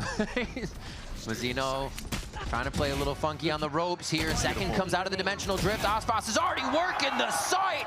A double on elbow by himself, and Mazzino's gonna go for that defuse and hand it over after half to get the showstopper online quick. And a heads-up play by Zekin to say, just paranoia. I'm gonna get out of the TP right now to not get punished. And then he just goes for the spray across the board. Just the calls coming out and just the heads-up play from Zekin is really helping MIBR not only take the lead, but maintain the lead, also allowing the defense to take 4 in a row. We talked about it being very difficult for MIBR in the past on the defense, and it's looking quite good right now with how free the Zekin is moving around this map. And you see Verno there at the end of the round getting vocal very quick, knowing they have the momentum and they have to keep it, right? Some ultimates are coming up. They have to work against Ethan's Seekers. And that's actually going to be a timeout, so they'll have a little bit more time to talk. Yeah, and just before we saw that, it was, again, a very vocal Verno. Yep. Trying to figure out here what they could do on the attack side. I had to praise the util that was being taken on the side of Energy to allow Mata to get that space on the top of Heaven first, though. When he's inserted in that vent, there was a Trailblazer that came across, and the dog pushes opponents back. But as soon as that dissipates, you're out of that range, there's salvos on top of that to push him even further back, and then Mata will take over that space. And he almost capitalized on a kill and capitalizing on players falling back. Exactly. And that would have given a huge advantage for Energy in the start. But then not necessarily whiffing a couple of shots, but maintaining that space so that the rest could tend to up on that A entrance and play the buddy system for that trade and take that site was nice. It's just now in the post plant, they're kind of out of position right now, and MIBR is able to take this. This is now 3 retakes out of 3 plants that is won by MIBR. So that is probably that main conversation for Energy's side. Yeah, that situation where they save themselves, you can see MIBR is thinking like everything Energy is doing is for a reason, but an aggressive reason. That dog didn't come into clear so they can come in later. It's because someone else is right there behind it. Very smart to know that NRG is working off of everything, and that's going to be a flashback for both of them, as they do identify that it's going to be Tex up in Heaven. Very quick here by NRG to kind of position themselves again around the orb. Haven't grabbed it, and it looks like they disappeared just from the vision of Mazzino. At this point, I feel like Ethan should play Teo so that he could get healed by Brock if Brock plays this guy, because he's the one always in contact and being low HP on the actual site hits in the end. Hey, a good leader gives himself up, right? True. Lets everybody else flourish. And not too much of that happening for Energy this round. Nice job by MIBR. They still read that it's going to be B main. The noise cut didn't confuse anyone, and they quickly take down this low buy from Energy. It's MIBR that's flourishing so far. Very nice anti-eco against Energy. That was probably a paranoia going into the TP from Mazzino to get these frags. There you go, 2 of them fully blinded. Yeah, you see it. Just a right-click classic dash on the side of Mata in the first place, just to try to get Zekin out of that line to allow Energy to fast tempo if they can. But it's just so hard for them to bottleneck through that B site when Mazzino continues to throw these one-ways and being a nuisance right now to the B site. He is. We saw him getting 4Ks on Abyss in their previous series. Mazzino, definitely one that can hold his ground, has a very good understanding of the state of the game and what needs to be done. Dang. Mata's so quick with it. 17-9 right now, pushing up, looking for kills himself, right? Nobody's really that close to him. I like this, though. They have to give up mid and now pressuring towards that A main side. At least for the defense, but then for Energy, they go for the Seekers. They see where the util is at, they see where their opponents are at, and they're trying to go for the push. Ospots gets pushed a little too quick there. First shots are going to have to just be a distraction for Insight, and they are still crosshairs broken enough for Ethan and Kiko to come in and finish the job. Yeah, that was just a hero play attempted by Zekin. I mean, respect to him, was feeling it, but so far it's not really over yet. They're trying to chase down Mata. If they're able to take them down, that would have given them a little bit of a window to work with. But now Spike's been planted. Everybody's playing off-site. Should be the round for Energy. I like that. Much more kind of round of distraction from Energy. Touch and go, find a fight. Make sure you're fighting on another front at the same time. It seems like they were giving MIBR a lot to look at for that one. And it's going to be a B-ending round win here for Energy with 4 alive. And again, I wanted to talk about the respect to Zekin, what they tried to do, because there was big ults right now utilized by Energy to take over this B site, combining both the Seekers and the Armageddon, which, by the way, still combined to 3 pips on the side of Ethan and Brock at the end of that round. So great value taken out of those 2 initiators for the side of Energy. But he's trying to walk outside of that smoke, Yeah. trying to get an outlaw pick into the top of heaven, and he has to flick up there to try to get that kill. Didn't happen. Now it's an off, though. Not on Zekin, it's on Aspas. Watching it from a passive angle on top of the A site, sorry.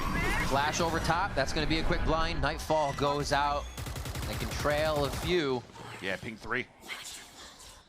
It looks like they're not going to be able to get too much out of it other than that knowledge, which is still in itself very big.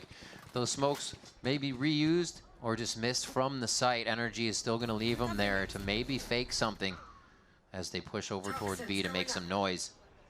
A is still the hit, and they've gotten MIBR to move around quite a bit, but Aspas will second guess and keep them in a 2-1-2. Just like how Ethan was running back and healing at the same time, but it's regen shields and damage they've taken by a Nightfall, so it's not really needed at that point.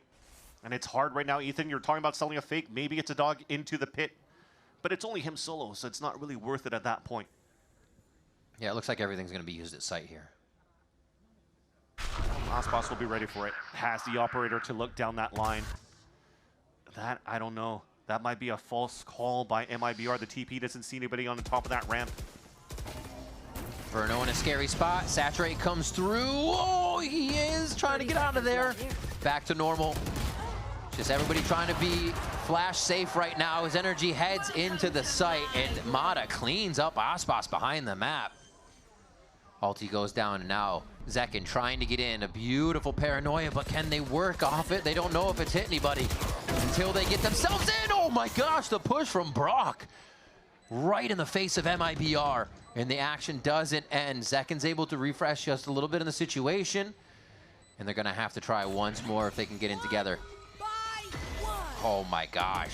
They are throwing everything in the kitchen sink at MIBR right now. Tex is able to drop the wall, drop the ult rather. It's not planted for them. It's not. They got to get this down. Oh, I thought maybe just on the outside of that. But it's not going to be. Moving in, an easy kill from the ramp as they both swing together. Mata and Kiko are going to be able to finish it off and bring the game within one. Had to be Zekin on the outside and force the fight. If not, it's an easy kill and for Tex to fall down. And Tex, he actually got slowed down by that slow field from Mata and still gets that kill because they omit it from watching that spot. There, I think, is a miscomm because that wall was actually a defender wall that Mata hit through. I saw that ping coming out from Aspas, and the wall never came down. He was looking for that pick. Such a baiter. He's such a baiter. He's such a baiter. Nice, guys. Nice. And that's Zekin when, again, he was at the top while his teammate was trying to defuse. So the vibes are back now for Energy. They say, look, we still have the game in our hand. And the operator now on Zekin. It switches hands. Aspas had that top site last time, showstopper for him, so he will be whipping out the ultimate when possible. And Energy says, okay, can we activate the ult early? Keep Spike down in the little give and go at the front of B. But Aspas holds that ult discipline. Yeah, it was off shot to showstopper if that default from Energy on that B side was going to continue. And then with that boom bot, they could now start taking that forward position from Zekin and then rotate Aspas potentially somewhere else. Time to jump. Oh, they're going to keep pushing. I mean, a lot of players right now are in forward lines. If they lose their position on the A side, the retake's going to be a lot more difficult, so they kind of have to be more disciplined of where they want to start stacking up their buddy system here. And that any sound. Right there. Having that Prowler, nice little spray though by Mazzino. Always Ethan. An unfortunate situation in this game for him, but through the smoke, Mazzino finds one, and they're still going to try to get in here. Oh wow, trading places, but Mata still finds the kill onto Mazzino, and he's still going haywire here in heaven. That's going to be a creep in from mid, should be covered. Mata gets a third, a fourth and a fifth are still on the map, and he goes ahead and refracts right back to heaven to make sure he's part of what can happen up there. That's a give up moment. Zekin's still holding towards B main, so Aspas trying to keep the economy low if he can, but riches are aplenty for the side of Energy in this round. Aspas gets one. Zekin could get another pip towards an ult here if somebody goes searching, but they're so far away. It's just about Aspas leaving this. Energy just wants to guarantee the round, an opportunity for them to tie things up on a 10-10, and even then just winning that round might potentially make it a difficult buy for MIBR in the next. Vern only has 100 credits going into the next round. So again, very important for them to keep Showstopper and Op. Wouldn't be surprised if you want to get the Phantom to Verno in the next round and try to go for a Showstopper play, because that was attempted by the positioning from both Zekin and Ospas at the beginning of this round. I mean, this win, 3 alive, it's almost like Energy will have the money they need here to see out the game as long as it doesn't go back and forth too much, even with buys. Depth, jeez. Just so aware of the situations, knowing that they've constantly been playing up there, too. That was the most perfect round of Val I've ever seen from one guy. That's what I'm saying. This guy was going haywire up there. Yeah, he's activated too. And a lot of the things Mata's been doing are a few, I should just say a range away from the team where they're not able to assist. Yeah. So he is just really trying to put a foot in the door right away, get in the face of NRG, or I'm sorry, MIBR, whether that comes away with a kill or whether he's just grabbing the info as a waylay ship. And all he got were kills. And all he got, oh darn. You just talked about trading places. He went over Mazzino. Mazzino understands that he wants to play the defensive line, kind of like playing against a Yoru ult. Yep. Somebody's going to get behind. Other players are going to flood. I'll just try to get my 1 or 2. Nobody went through behind that dash from Mata. So Mata just turns around and kills him. Yeah, it's just a space he's opening. And yeah, Util's providing that for him. You're going to need it from the team. I mean, Ethan actually couldn't give it to him that time because Ethan went down immediately. But still, Mata says, all right, a little more in my hands. I like the pressure. He goes crazy. You saw that buy that we currently have with Verno. The low credits moving into this round will go for a stinger buy. And Ospas will keep rather the Phantom on his end, which is fine. Verno's goal right now is to control the information for the team, being that main person. It's not for Clone and Boombot. Those prowlers on that A side are super important to find that info for the team. And they've been, okay. All right, I'm gonna stop talking because that was a nice shot, and action's probably gonna continue now. Just because it's smoking doesn't mean he's slow at shooting. All right. He's still got that duelist in him. Mata now again trying to go on a solo journey to see what he can find. Won't even really have Util from the team over here. He's going to play off of the noise being made at B. Mata inserted himself again, though. Oh, Verno with the timing. He found it. It's the stinger that kills him. Calling the strats, knowing the map. Verno has been watching Mata closely throughout this series, especially on Split. We're at 10-10 here for both teams' first appearance on this map, and they are really testing each other. Once again, Tex to hold down Heaven and delay even more. A more delay. Yeah. They are layering nicely. And that's Kiko Smoke, being very similar to what they were doing on the previous side. Just try to scale up and try to get control of that B Heaven. Yeah, it's a nice shot, but at the same time 30 is seconds left. up against the world. A 1 versus 5. Spike being down with 30 seconds left. Hunt for these kills. They're still comfortable to buy in the next round here for Energy. 18 seconds left. He's shooting to try to bait out some aggressive peaks on the side of MIBR. They're too clean with it, though. They just check the minimap to see if it's an actual vision caught by their teammate. No crossfire had, no contact play needed. It's just a bounce house in the smoke. Kiko cannot get the plant down, and MIBR are within 2. Yeah, to finish the map, 1 ahead of Energy. Form round to win right in the angle. But it's still the value that they're taking. I think it's also the conversation that came through towards the MIBR camp. Good call on the jump across. Good call on the jump across, Ian. So I expected a push from somebody to jump into Ramen, and that's Tex here having a sixth sense in terms of what he hears at the beginning of these rounds. Misses crazy. the orb, unfortunately, though. That's a lot what they talk about on the team is that while Verno talks, a lot of the voices can still participate, and plays like that are pivotal. This is important, though, right now. He missed that orb to look down towards middle, so you already have to start wasting smokes on the side of Mazzino. That's going to be 1 less smoke to utilize to throw one-ways on B or to try to prevent this push. So an advantage for Energy to not only take space, but to split into the B site, and they're going straight for that. Holding. Good push from both sides. They've got actually Dog up top and Drone from B main. Ospas finally rips that showstopper we've been watching here, and almost the recoil control coming in for Tex. But they answer back 1 for another here. A 4 alive now for MIBR is don't give up numbers. The double peek, very nicely swung. Beautiful. You love that kind of protocol. And Mazzino's just going to say, I got this one.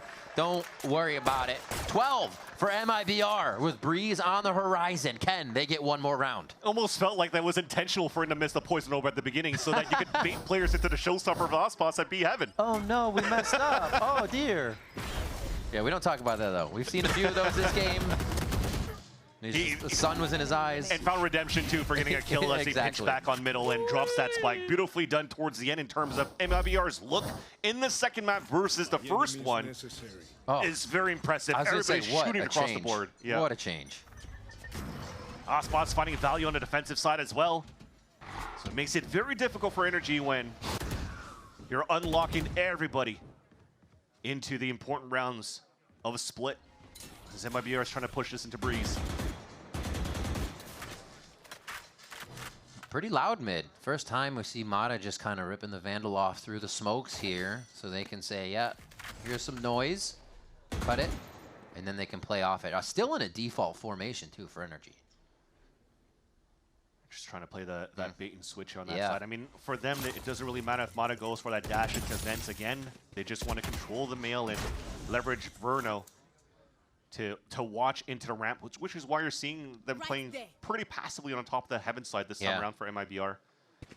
Now sub 1 minute, Zekin throws out the gate crash thinking if he's going to get an op shot, he wants out of A so they can go for the retake, but it's all towards B. A lot of the focus now going towards mid, Boombot 2. I mean, they may be getting the info, the fact that nobody's there, and they're about to see him here in sight. Nice. Mazzino trying to save himself, gets to the right, but Scuba's cleaning up sight. The rest of the death ball, known as NRG, flies through in what could be a flawless 23rd round. Yeah, it will. The last two have to save. Yeah, they're going to save.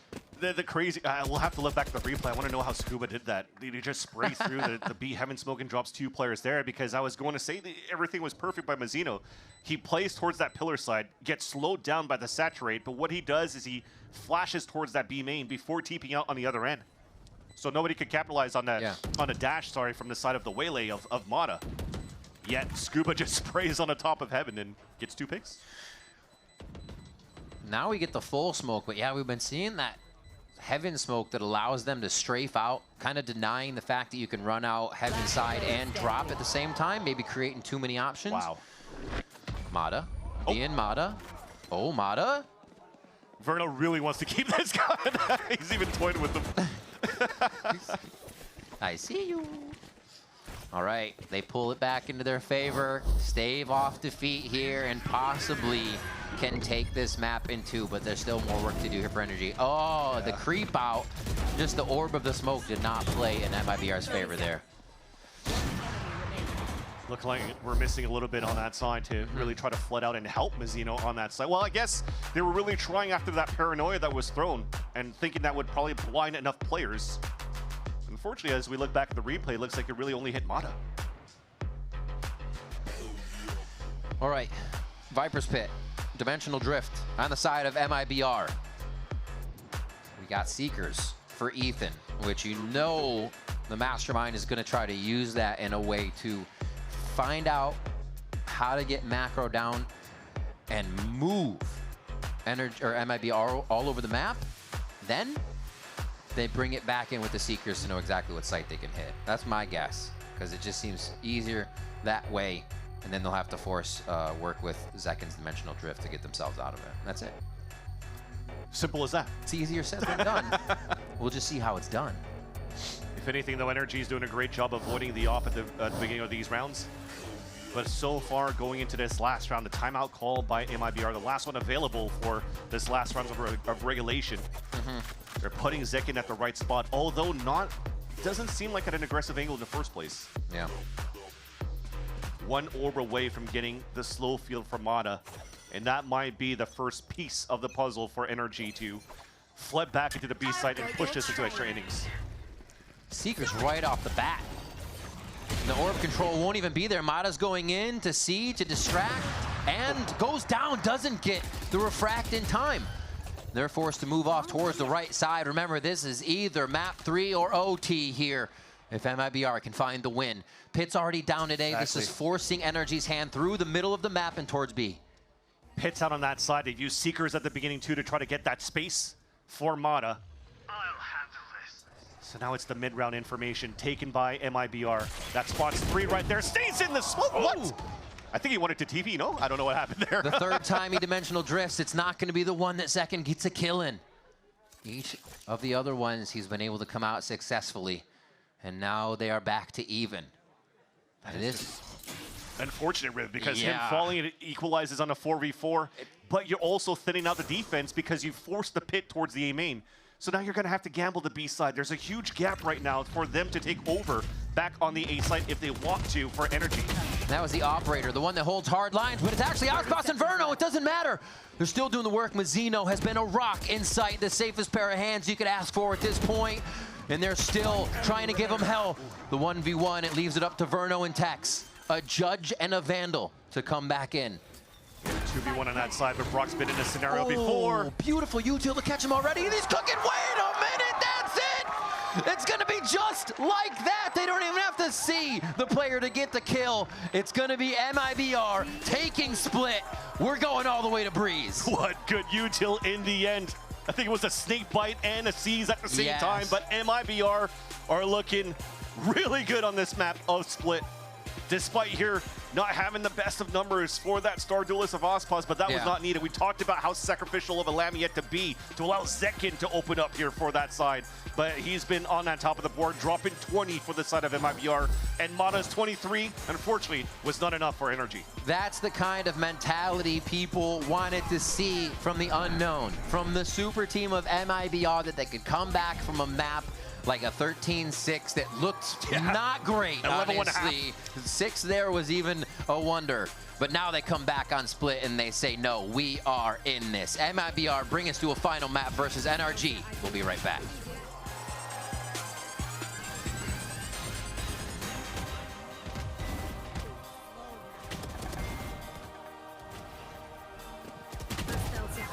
Planted.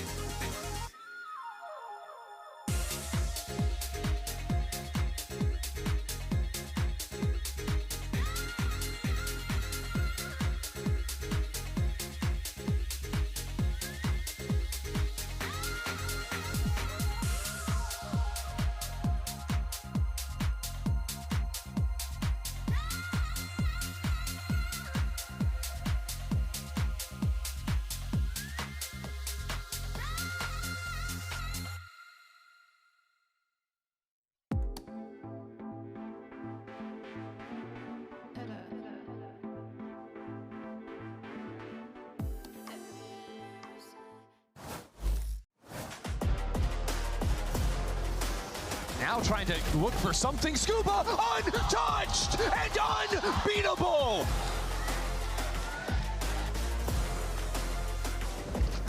Agora contra 4 jogadores, vai ser pressionado. Pode vir, pode vir. Para Verno!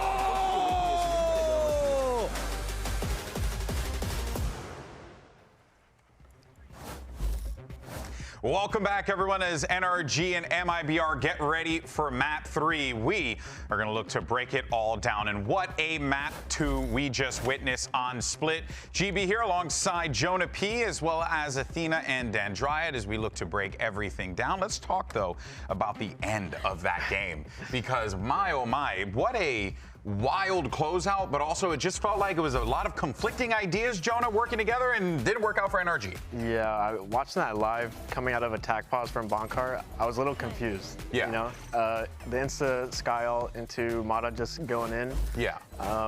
You know, I was a little confused. I felt like he kind of just got sent to his death there, and then, you know, it looked kind of embarrassing for him. But then, you know, Zekken bailed him out, your ulti, and getting out to 3 people. So now all the focus on Zekken now. So it's just like a very confusing round, and then, you know, they close it out with perfect util at least on Brock. Yeah. So. We take those, right? We take the perfect util to close it out. But hey, looking at the way that it all crumbled down, though, of course, for NRG, they're going to need to reflect and look forward to that Map 3. Let's actually talk about what we just saw, though, in Dryad. I mean, this was definitely a different tone from MIBR than what we saw in that first map. On Abyss, a little bit of a slower start. Team not quite sure what they wanted to do. We heard the coach mention that as well. This time around, not the case. It looked very different for NRG. We've seen the other maps so far for them where they have full control of how they want to play it. This time around, they looked very uncomfortable. They were trying to get space. They couldn't get that space. It was constantly being denied towards mid as well. And then you have a Mazzino that continues to remind me of that early Mazzino version that we saw in Crew, in Lev,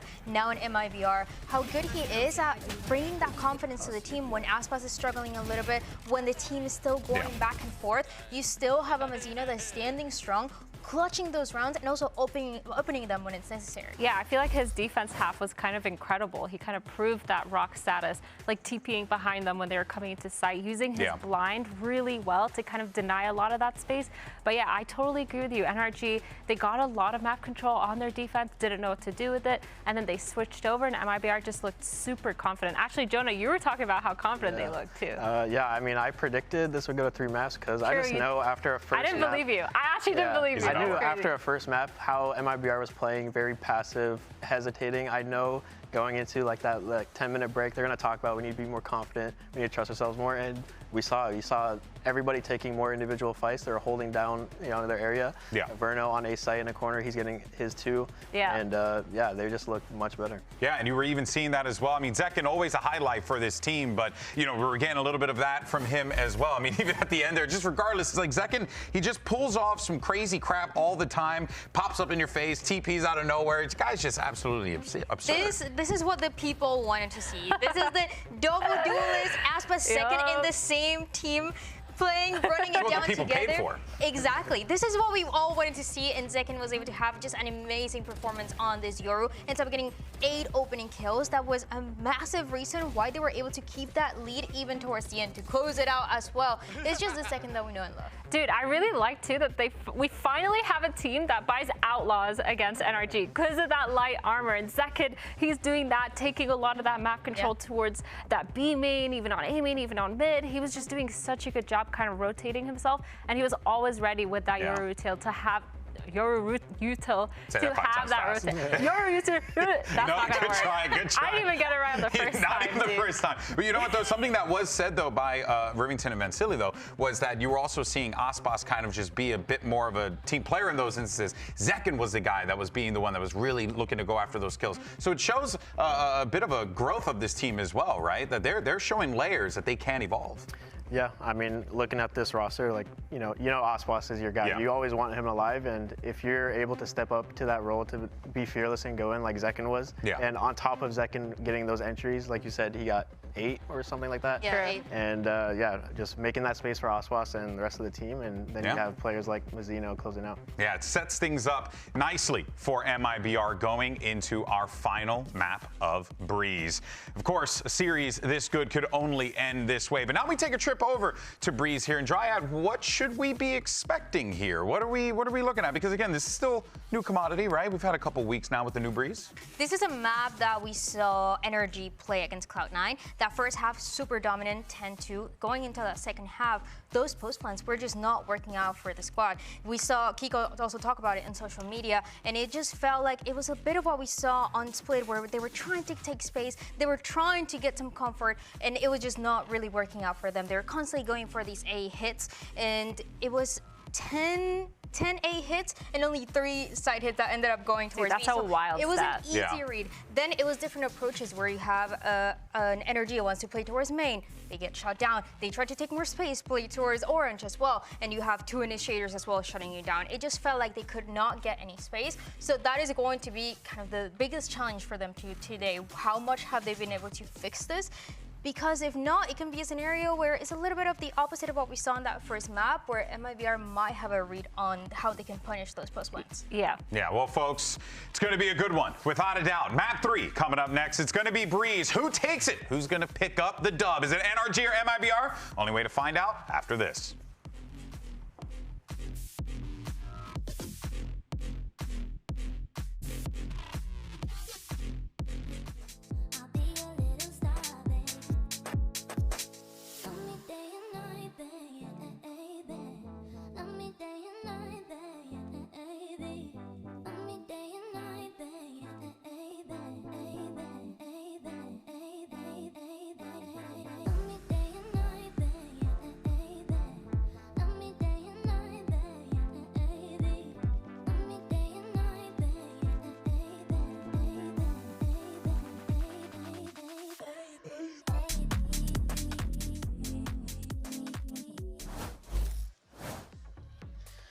We are back, and Breeze is on the docket between MIBR and NRG. We have reached map 3, and the compositions are on your screen right now, Vans, for what we are going to see.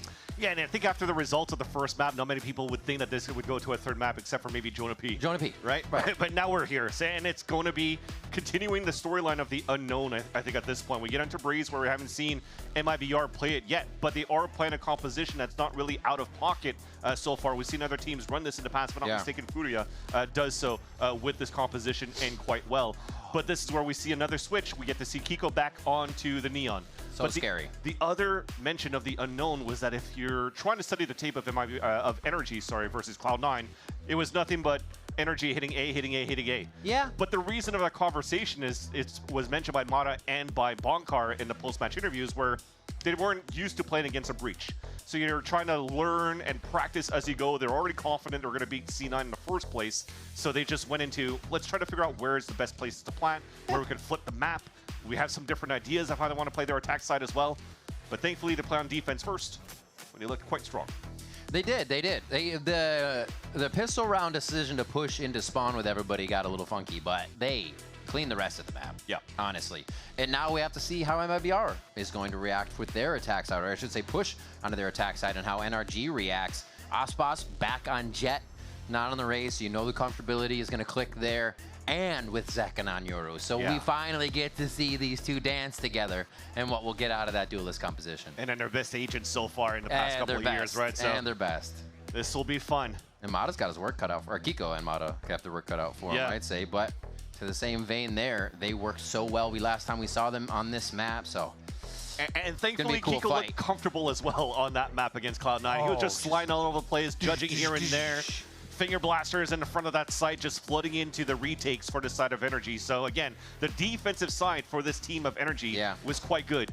The other thing you have to pay attention when you're watching this game for Energy on the defense is how they do their setups initially, especially around Scuba in terms of the walls. I think I've counted like 5 or 6 different walls that he throws onto the defensive side, which really throws the attacker side for a loop of where the main positioning could be, or also when is the right moment to force that utility. And this is one of the walls already, as you see, from Energy, trying to keep them, MIBR, from really crossing that line and getting real information as they're going through the toxic screen for an actual hit. So MIBR, realizing that wall, they want to play a little bit more slowly at the start. And where does Energy play? Either in front of that wall or right next to it to make the plays. A third one to come out mid, as well as Ethan was there to protect and cover.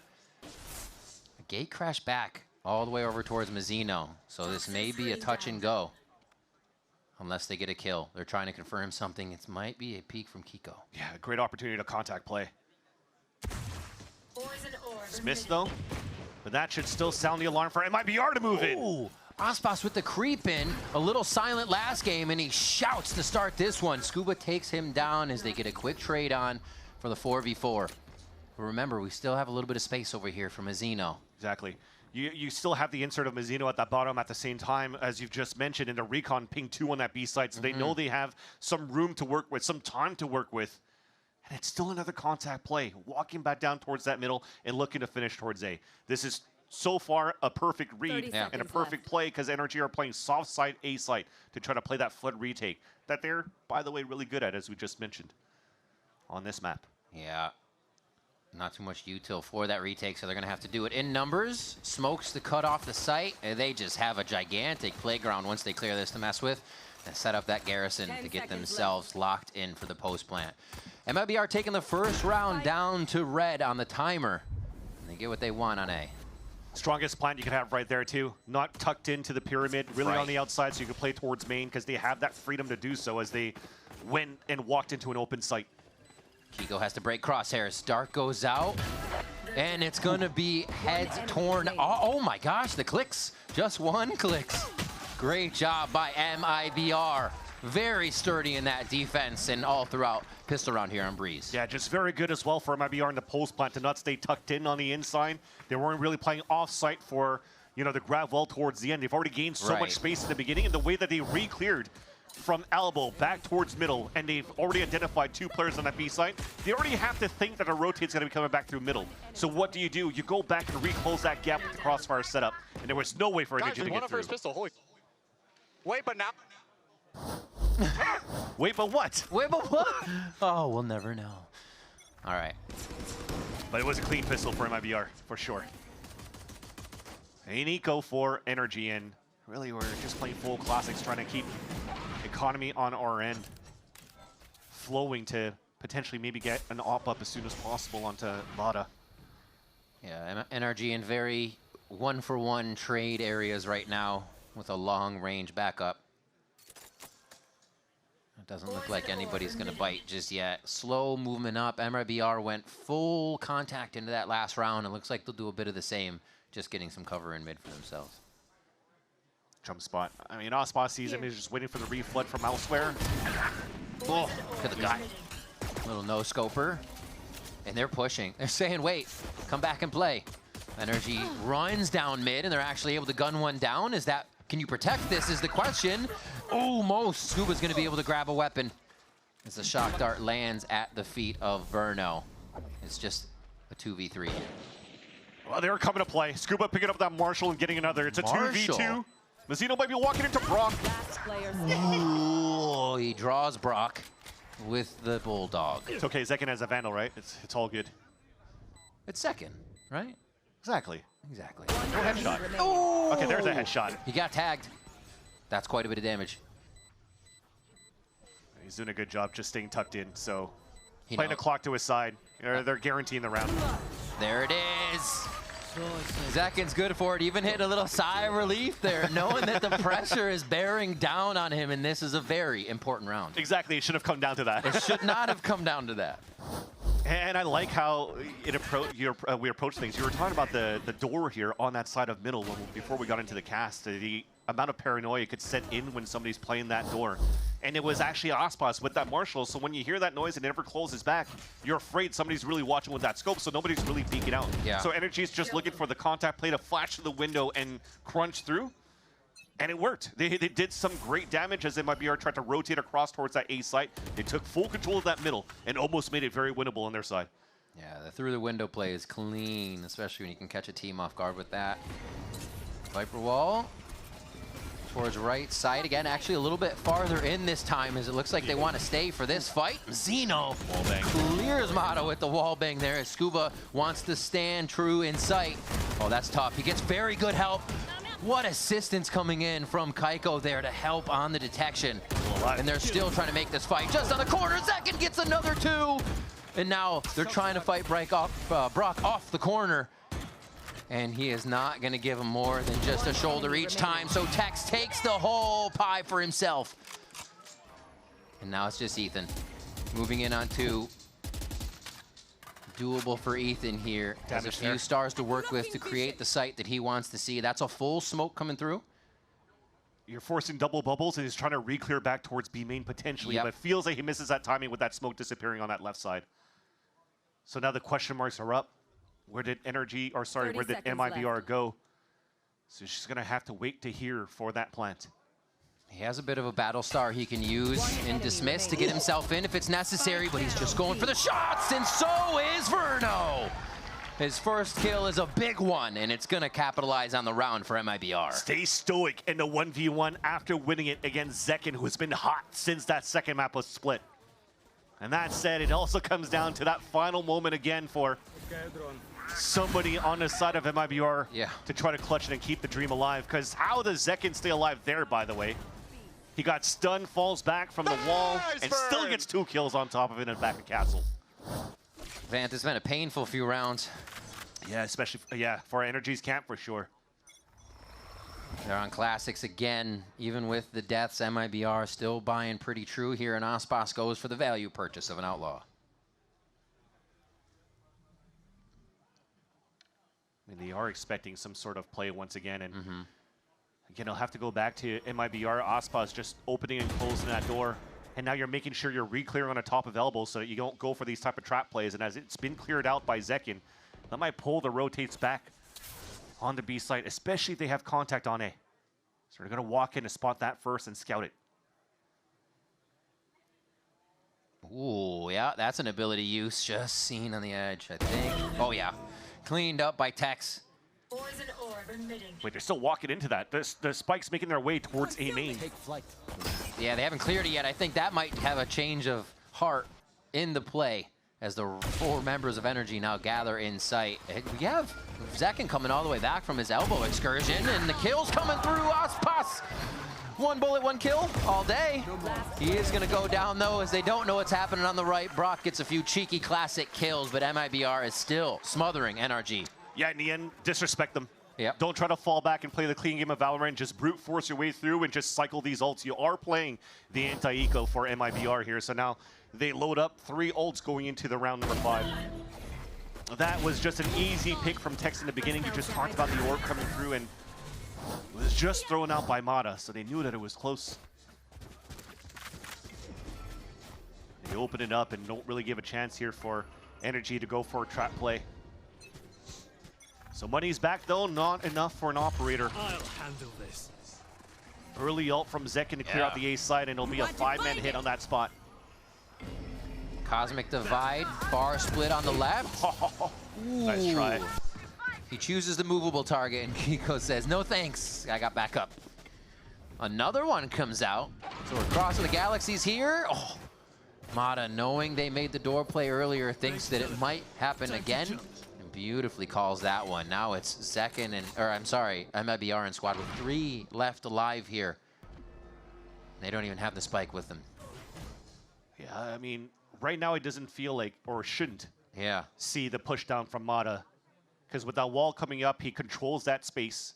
The gap is currently towards elbow, where they could walk up towards mid, which is why here you're seeing Kiko looking all the way back towards that spawn still. There's a huge gap around this spot for the attackers to take. We have the smoke on the elbow too, just to support. Now finally a TP as well from Mata to support Ethan on site. Coming in, playing around their smokes. That's going to give a little bit more room to Verno to try and squeeze something out of this wall, create the pressure where he can get through. He checks the space to the right. A drone hits him on. Ooh, that was so perfectly. What precision coming in from Ethan. And the spike is down. 13 seconds. Doesn't look like it's going to be possible this time. And NRG just play the hide and seek game to get this round in their favor. Beautifully done. Just tried to play a high risk, high reward play on the side of MIBR on that hit. Yeah. That wall across, we'll talk about it in the next round, but they were trying to have the dimensional drift TP outside of an astral wall and swing out for a kill. And unfortunately, the sprays missed. Couldn't get that kill onto that side right there. I think that was Scuba we just saw, and he's able to take him down.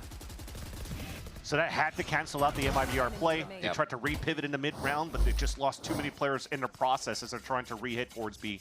So that wall that they had across They just try to get the TP This is gonna right be at that angle for Zekin to come out of. A little bit of what Brock was saying earlier. They're so late in these rounds, and MIBR starts to flex that late round again. I mean, the comment was about defense, but it still applies here to attack. Into the site. A quick hit. They know one is close, and Aspas says, by the way, I'm at doors. Easily cleans up one as they get the Hunter's Fury from Verno to tag a few. A little bit of team damage, but it doesn't matter. They're getting exactly what they need, but it's not planted yet, and Energy's made quite a move across the map. So many slices across the board, creating question marks too, but Yeah. as soon as the walls come down, finally, MIBR knows that they have space to work with, and that the money's still pretty decent for Energy to try to work with something here to attempt the retake. Yep. Really comes down now to Mata to slowly creep up here, but as soon as he makes it towards main, that will probably activate now all three of them trying to flood back. It'll be all individual fights on the side of Energy. Let's see if they bring up the X walls again.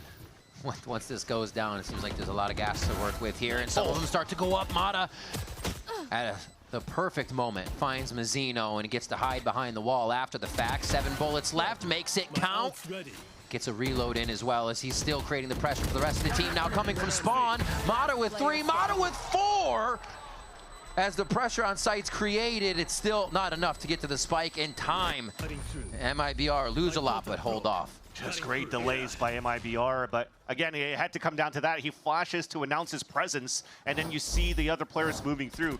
And as they're delaying with that X wall that you were talking about here with, it's just not enough vision for the other two players of Energy to really help out Mata. So yeah, he's getting 4 kills because everybody's moving into group together. Oh my god. You guys look solid though, I'm not gonna lie. And that's it, right? The fires, the shots are still there for the side of Energy. Yeah. It's just right now, when we talked about pulse plant scenarios that didn't really work out for Energy, that was actually when they were playing their attack side into pulse plant versus Cloud9. This time it's the retake that's a little bit harder to take against MIBR. And we're seeing a huge mentality shift in the Kiko go shotgun. And now the Kiko op. Mata goes down to Zekin here, and elbow as Kiko still has a line on mid, but he's not going to find much. The play is here. It's up to Scuba once again. We've seen some very stellar sight holds, and he already delays 4 people, but will he be ready for this gate crash that's going to happen behind him? Nice hide. Oh. Duck and cover. I think they should still feel that there's somebody there, though. This is a common spot. Up and over. Aspas is already atop the ladder. Should be able to play that one well towards sight, and it looks like they'll be happy with the situation here. They have to worry about Brock, though. He's still trying to make plays in the back of the site. The team allows him to do that, knows it's safe, knows it's comfortable for him, and he gets it on to Aspas. Knows exactly where Tex is for a moment. Yeah. So that's going to fizzle out as he doesn't enter the smoke right away. Beautiful. Verno's been doing that across the series for them, catching these lurker flanks to come back across. What? Somehow he's still in sight. He still hasn't been identified, just living next to the Viper wall, and eventually takes it out. Brock doing work right now. They're going to know exactly where one is. They just have to identify where Zekin is here after the darts come through.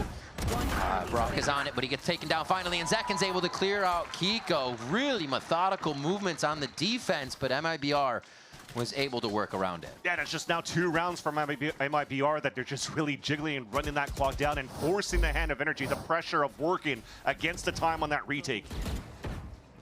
Great punish to take over the elbow side first, but it looked almost doable at some point when this pit came down with this spray right here from Brock. But look at how Zekin continues to bob and weave, tuck in, come out, just bait that push forward from Brock. So they could double swing in the end and do full pressure and take down their opponents. That forces now the first time out for the side of Energy, where finally it feels like Bonkar had enough. Yeah, I mean, look at this. The Bash brothers up there, Aspas and Zekin, 6-6, 7-3. Mata is 6-5, and Kiko is 1-6. And I said that was a big mentality change. It was Kiko sliding in and just obliterating people, pulling the rug out from under him. It looked silly how comfortable he felt in the way he was doing it. So to have the operator there and kind of flex a different way to think it would shut down MIBR, they were more than happy to make the fast play work towards B and stay away from him. Jonah P was mentioning here at the beginning of this game where almost a way to play almost an easy mode is to play that double duelist, right? You could really try to smother sites, to take sites, to really disrupt here the defense on the attack side, and it seems to work pretty decently for MIBR. They're almost pulling it to the finish line for the side of Energy, though, in these post-plant scenarios where it gets so close. Yeah. It comes down to that 1v1. I think that was 2 1v1s that he lost at the very beginning at the pistol round in that third round, and then just previously now a 2v2 that came down to the wire that was won here by MIBR. So it's just a matter of cleaning up some small things here to work those funnies for the retake of Energy that they could keep this game close. Not able to follow right away on the drone.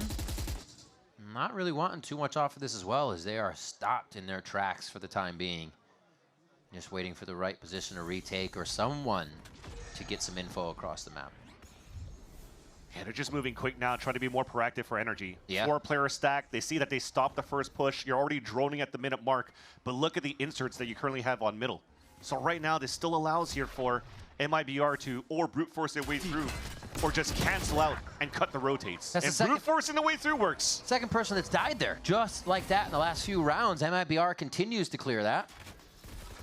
Now Brock wondering how many have made it in. Zekin sits between the pillars, between the pyramids, trying to get some effect down, but it's Zekin on both sides of the site getting work done. I mean, that's the issue of losing mid-control for the side of Energy. You saw that Mata felt that pressure on the split later on, and he just got backstabbed there by Zekin, who's looking for that ace now, but it's stolen by Mazzino.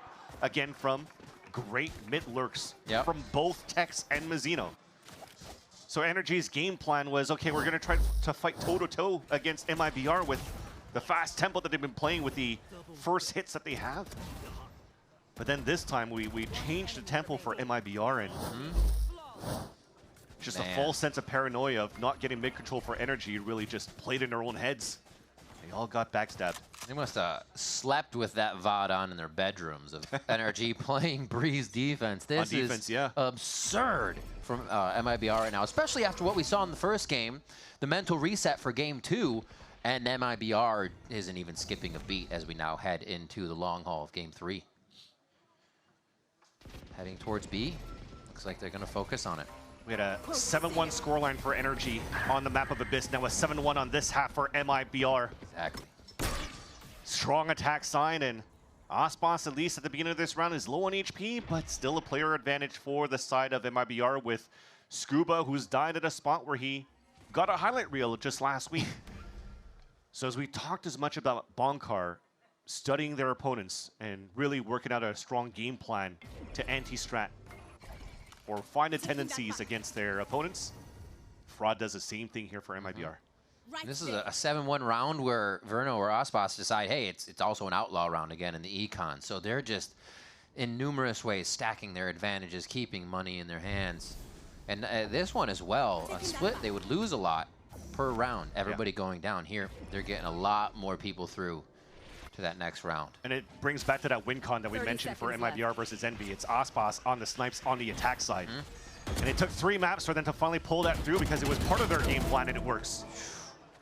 Until potentially now. Kiko gets on point though. Yeah, he found his aim here. Now is the slide coming through, but Mazzino is very accurate with it.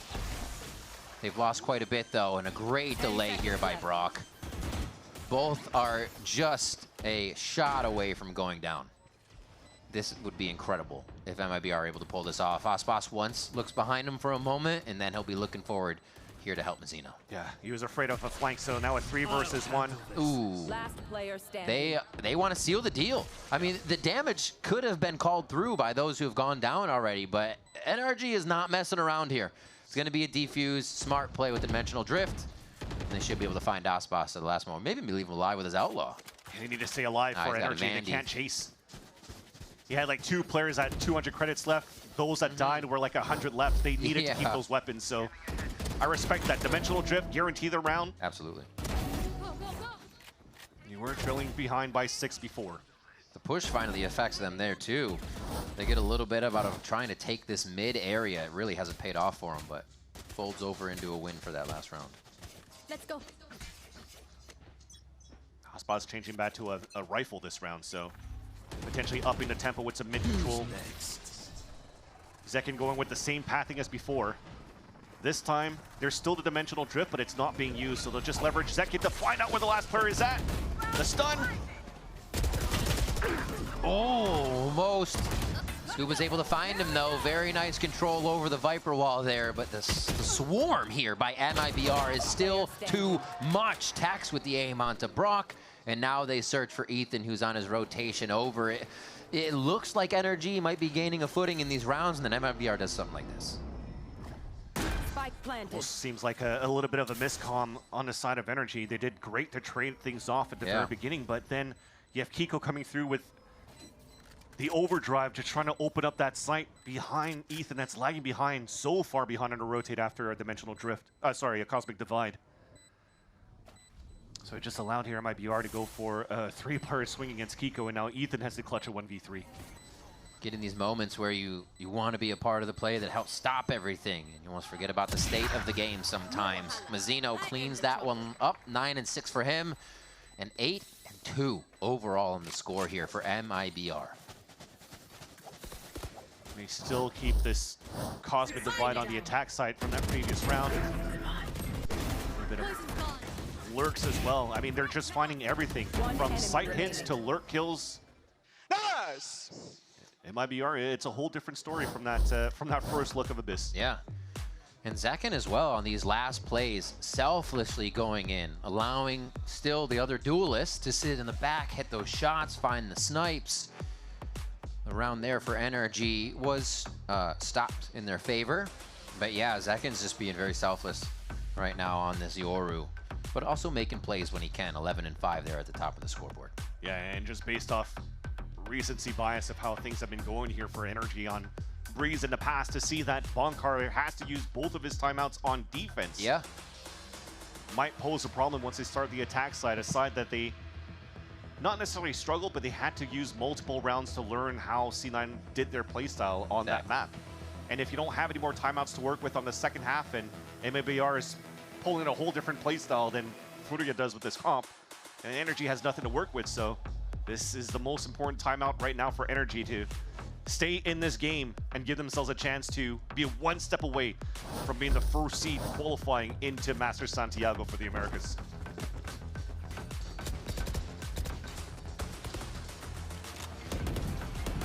All right, round 11, 8-2. Your super team is coming to life here for a moment in map 3.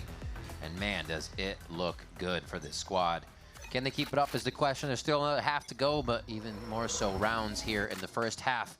If NRG can get these last two, they'll be sitting much better. There'll be an explosion here towards this B side where once again a solo play anchor hold on this B side by Ethan. He's been very good dancing around this map before, already avoiding so much util, but that shot breaking the recon gives his position away. It still gets the kill though on the second. The long-range ping was still orbing out, unfortunately, as he hit behind the wall. One teammate down. Mata flicks the crosshair to get an answer on the close box, the far, and then his left. And that's Brock and the rest of the squad coming in so fast on the reaction there. They do indeed grab themselves around after the timeout. So you need a 4K from Mata and a 3K from Mata to... I mean, you're not wrong. to allow NRG to stay somewhat in this game. Right now, but at this point, in that back of the site, I usually call Castle for me. I'm gonna have to start calling this spot Ethan. He's just deadly at in that area. But at least they find that footing after the timeout, converted here after the round 10 timeout. The economy still pretty good for MIBR. Hunter's Fury available as well. They're looking to fake a conditioning for mid control. Clone the dash. Oh my, Mata! That's insane. He almost had all three. What a showing of skill from him currently to keep NRG in these rounds. You said it was a 3 or a 4, right? That was a 2. 2. So they might struggle a bit here. But actually, thankfully it's last round. Yeah. We'll see. Still got to find Aspas, Verno, and Mazzino. Verno does the finding first. Brock goes down, so Ethan's going to be forced to peek here off contact, and it's Verno again. Take flight. So clean in these outright engages that he's finding. And the drone actually saw Kiko towards that back of the spawn and Scuba thought that he had a timing off that flank, but it looks like MIBR flipped that map, flipped the site, contained themselves within the back of Ethan. Ethan spot. Hearing a little bit of reload, but that could be anything. It'd be 2-3 people stacked on each other, so you got to be very careful. This is Kiko. Scuba makes a little bit of noise, so Kiko can maybe have a free look if a head was turned. Oh my gosh. Cooking him up, just saying there's almost not enough time for you to do anything, so we'll cut off the entryway. And Kiko here has to get it to half almost in this instant, because it's going to be 2 people playing cat and mouse with him right now. A great first half here by MIBR. And Aspas will find the 3K to make sure the 9-3 does go in their favor. A strong finish for MIBR within the half. A timeout where you thought that Energy maybe could have strung 2 rounds in a row to close that gap. But MIBR continues to be amazing in these post-plant scenarios in terms of delays. And forcing that clock against Energy. Oof, so nicely done. We're gonna be throwing it down to Emily, who's standing by with our on-site co-streamer, Lockie. I'm here with Lockie, and now that we've seen both teams kind of live up to their expectations, Energy dominating that map 1, MIBR coming back in map 2. How are you feeling about this map 3, and is MIBR gonna be like the super team of Americas to actually find success this early? I definitely think so. I think there's so much firepower on this team. It's so exciting seeing them play finally. I know with roster mania happening and everything, everybody had a lot to say about MIBR, and I think they're living up to the hype. I think map 1 was a little bit of a misstep for them, but it just goes to show that it could be anybody's game. But I'm backing MIBR today, and I really think they could take it all the way. Wow, I love to hear that. You know, let's send it back to the casters and see this map play out. Thank you so much, Lockie and Emily. Another MIBR backer, Vans. How is the prediction feeling? I mean, it should still be okay. It should still be okay. I think I see your crystal ball crack. Well, it's already cracked. That's why it was taped in the first place. But that said, I mean, it's Energy on the attack side too, and I guess the sweet spot right now, if you want to have some hopes in the copium on Energy's camp, if you're an Energy's fan, right, is that the timeouts and the ways that they were hitting towards the A site were just A sites. So they still have openings where if they want to start to work defaulting towards middle, towards B site, we don't really have that look yet that could be studied on the side of MIBR. So I think with what, if I'm thinking of the mental game, try to work towards the A site first, just start conditioning that as well, since you already did that so many times before against Cloud9, and then activate from there. So this is a very important pistol round for them to take if they want to choose that same type of plow hit towards that A site. If it lands on their side, it gives them stronger hope right now to really work the map in the long run. Yeah. Can it be a pistol round for NRG here? They need it. Yeah, they're going to rush it. Or at least, like you said, condition if they're going to sound like they hit it fast with 5 stampeding feet and then cut, right? But it looks like a walk up here, as much as they can to contact. Yeah, still looking to be an 8 finish at the beginning, though. So Viper Wall, Clone. Right now, they could be fairly quick and put all their bodies on that site so that after the plant, you might have Kiko's Wall for them to rotate if they want to, but they're flipping that site again. This is what they did against C9. They had 3 push out under the bridge. This time, they're only keeping backside safe because Vic was able to take out 3 in that game. Here we have the double door push. A quick trade on both sides. Who's going to light up the feed first? And MIBR comes across the board. But not before Mata finds 1 more kill. Sheriffs versus the Ghost. There's a lot of firepower from MIBR if they can stack it together here. And there's one of them, Zekin, just tearing the head off of Kiko. They push in, they try to flood and get Mata and the rest of the team to show where they're hiding. Mata still playing that ring around the rosy. Is it enough though? Aspas finds him on the other side. And now Scuba. A god in the Sheriff clutch. 1 and almost a second. The spike's not even at the half right now. Scuba's got 1 more shot. Aspas is gonna find it. Fast beep is already there, and Scuba does it again.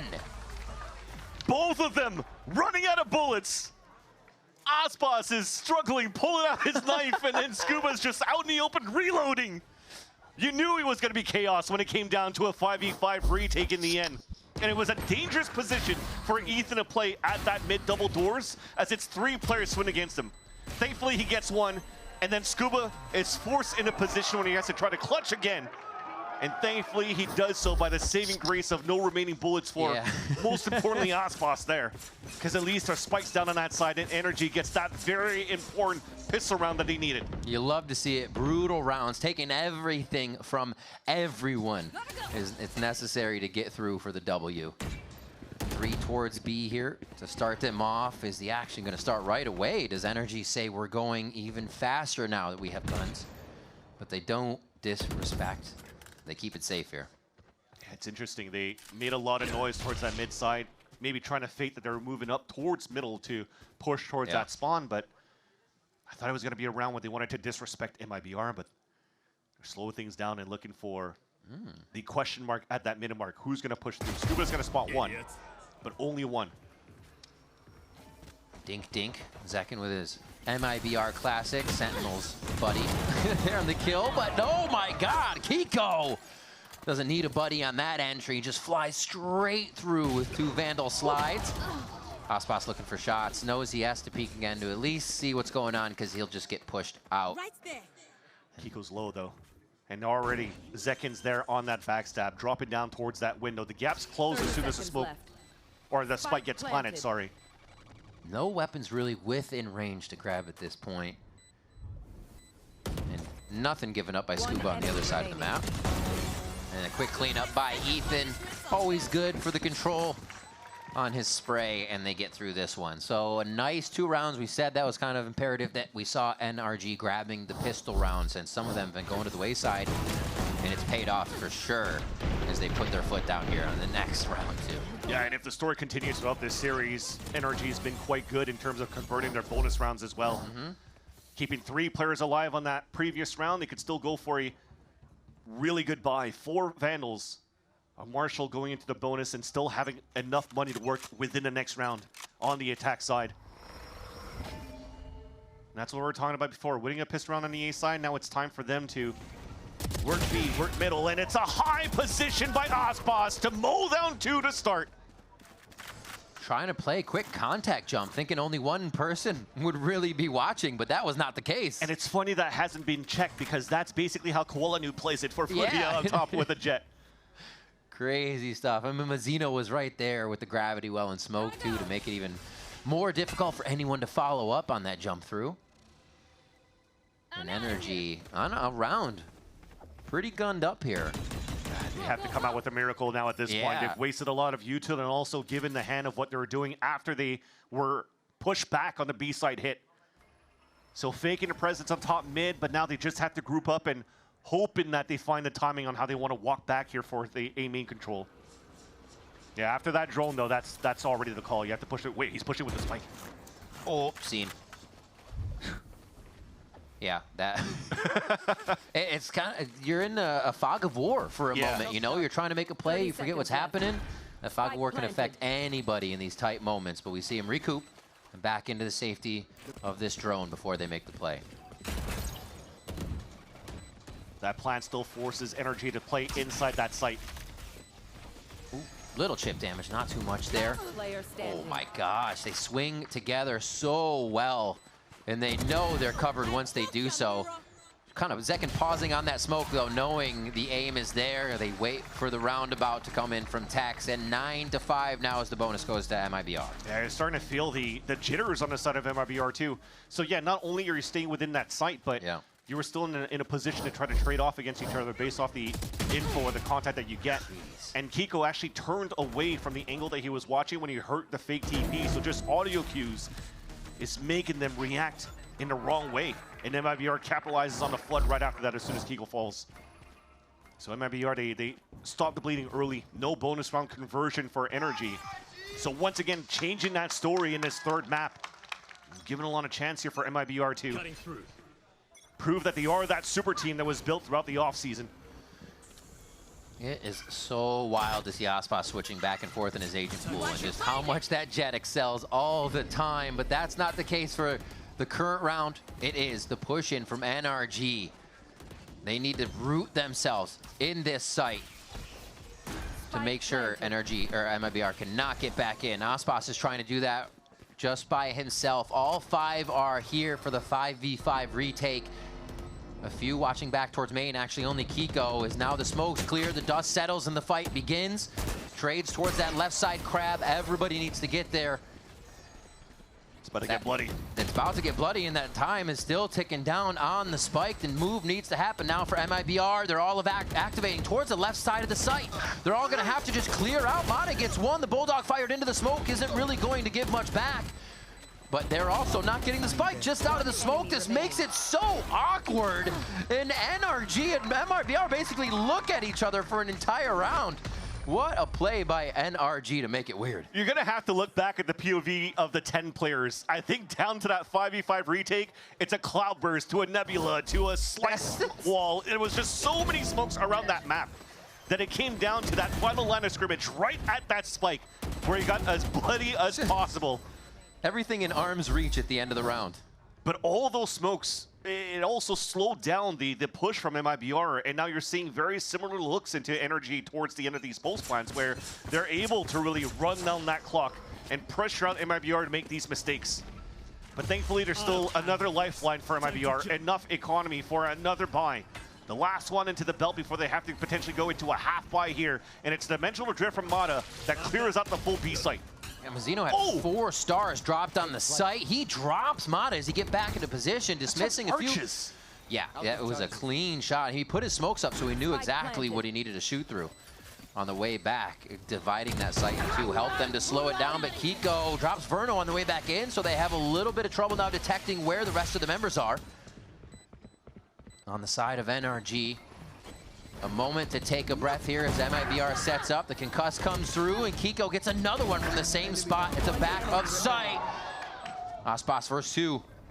We see it come down to this again, and he may be able to get half through the smoke. He will get half through the smoke. It's about to clear. He's going to try to hold it. Pulls him off. Just a little vuln for now. And yeah, that's going to be another round for NRG off of time. Playing so well in these moments to string it out as long as they can. Wonder what happened there too with that star taking a little bit of time. I wonder if the recall was a little bit too late for Ethan and he was struggling waiting for the star to be activated again so he could actually pull that grab well. I still like the look. Brock going for a plant, has Hunter's Fury and goes for the immediate Hunter's Fury. Yeah. So it could still continue to disrupt the site, allowing Kiko to get a lot of value back towards Castle. And also utilizing the grab well towards the end to win it off time. So that question mark that we had, how does NRG look on the attack side? It looked a little bit rough at the beginning against a breach comp that they had to be acquainted to. But now understanding here how this comp is being played by MIBR that's been seen before by other teams. Looks like they have found their footing on their own attack side, even denying that orb being picked up by Verno, which would have put him 1 away from getting the ult in the next round. That's a big kill to start.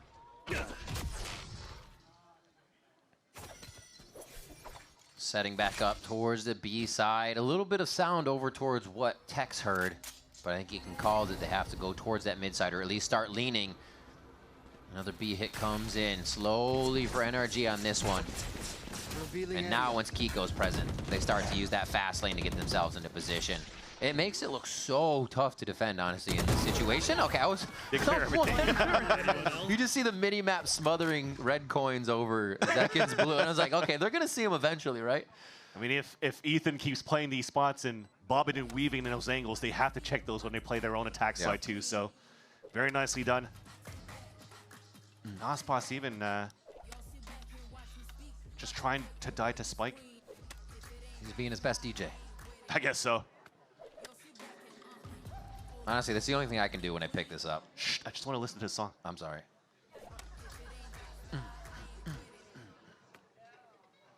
It just shows that we need more things to inspect and play with in-game, Riot. More things.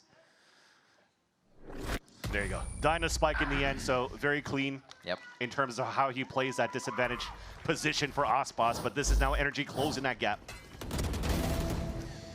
10-8 right now. NRG definitely having a talk at that halftime. Guys, the pressure is on for them, bro. Pressure is on. That the pressure's on for them. And that's the thing, because right now how things have been going so well for Energy with that last timeout that we talked about here for Bonkar that called at level 10. Yeah. Or round 10, excuse me. That now was so important because now it forces MIBR to throw their own timeout, and now Bonkar has the opportunity to talk to his team again. So seeing how things have developed here for Energy on the attack side, he now has the opportunity to absorb the last few rounds and also come out with something on his own, which is why we're seeing him being very, very vocal with his team right now. Mata topping the charts for the side of NRG at 16-13. Ospas there on the other side with Zek in that double duelist composition is working for MIBR. It's just now that Energy is figuring it out. They're able to scrape the rounds back in their favor. The attack side is much more brutal. So let's bring the Copian back up if you're an MIBR fan too. All right, let's do it. Going at a timeout when they were, you know, starting to see a comeback from Envy on Corrode. What happens after the timeout? We have Ospas now with the operator, and he's taking forward lines. Yeah. And what he does very well, or did very well in Corrode, was also just utilizing the kit of the Waylay to disrespect the walls, the smokes, go for a pick, and just recall back. He can do very similar things this time around here on this Jet if they choose to do so.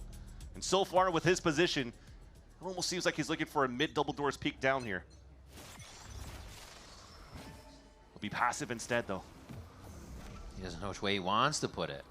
After hearing the drone, though, he's... Yeah. Doesn't really want to force himself out yet. He's safe, knowing the right side of the site has been taken each time, right? By Energy. They really haven't had too much care about the left with this wall that they're putting up until they go mid-site, bombs planted, and they can spread out here. Now they start to traverse that wall. They know he has the operator, and he gets out of there right quick to the help of Zekin. Oh my gosh, the rest of the team cannot do the same. Ospas goes down to the repeat. Tex falls. Mazzino has to push up, but he knows that Energy has gained so much ground now, and they're basically in his face at yellow. Oh, Brock gets the turn onto Zekin. They try to do the Cosmic Divide again, but it doesn't work. I mean, he stayed on the right side of the wall. He should have heard that TP. Yeah. Verno comes back. It's still a 2v2 after all of this. The walls are going to go down. The Viper walls not going up at this point as Mazzino clears another one out. Two! Verno stays on the spike with the safe hands of Mazzino, and that's the 11th round. These teams are capitalizing after their timeouts, Vance. Talk about upgrades now for the roster of MIBR. Mazzino, who's been so good as that flex role for the team. Even though there was a small mistake from Zekin on that side. Look at that, he's on the right side of the wall. He heard the TPL, but it's LAN, you know? So he loses that fight. And it's fine. We both whiffed and still won. There you go. It had to come down to Verno and Mazzino going for hero plays. The slow scale up, catching their opponents off guard, and putting MIBR in what should have been an impossible scenario to win. And now 2 steps away of getting that victory over the champions of 2025 of Energy. Oh my God! Eagle 2 kills Verno. closer. Gross off the rip. Oh my God, how does his brain fit in the server? Zekin takes down Kiko. And they're still pushing from the outside of the map. You can see Ospas has an offline on the rest of it, so they are not even worried about this round. MIBR breathe a sigh of relief that they can clap back now this hard after their timeout. You have Ospas on the flank too, so they are pinned. Yeah. One shot, giving that up. Scuba could do a bit of damage here, but this one is just going to play out in the favor of MIBR. Just saw him. He's just waiting for the repeat of Verno, and that could start snowballing things for the duo of Scuba and Mata to work this site. Wait, he has a timing. Scuba for 2, and Pit! Pit goes down. Can they get wall up to get plant? Wall up to get plant? Oh, the wall's gonna go down. And that's what Xena won too! Oh, it's always at the last split second for these rounds between these two teams. They have to act and react to each other so quick in these situations. That was such a nice attempt by Scuba as well. The pit and stays outside of it, knowing and thinking actually that somebody would be swinging through double doors. He reads it perfectly, but just unfortunately couldn't win that fight onto Mazzino, who has gone 2 double crucial kills in 2 rounds to keep MIBR at the forefront. Map and series point for the Brazilian organization. Energy still has money to work with, but they also have to try to work towards the pit if they decide the A side.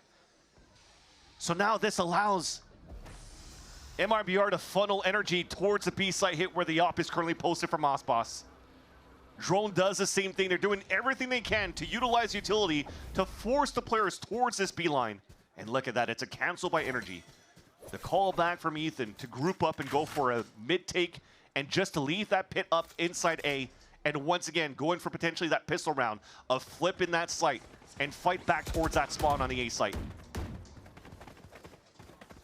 Pushing through double door is stopped. A little bit of a one-way put up on top of mid doors here.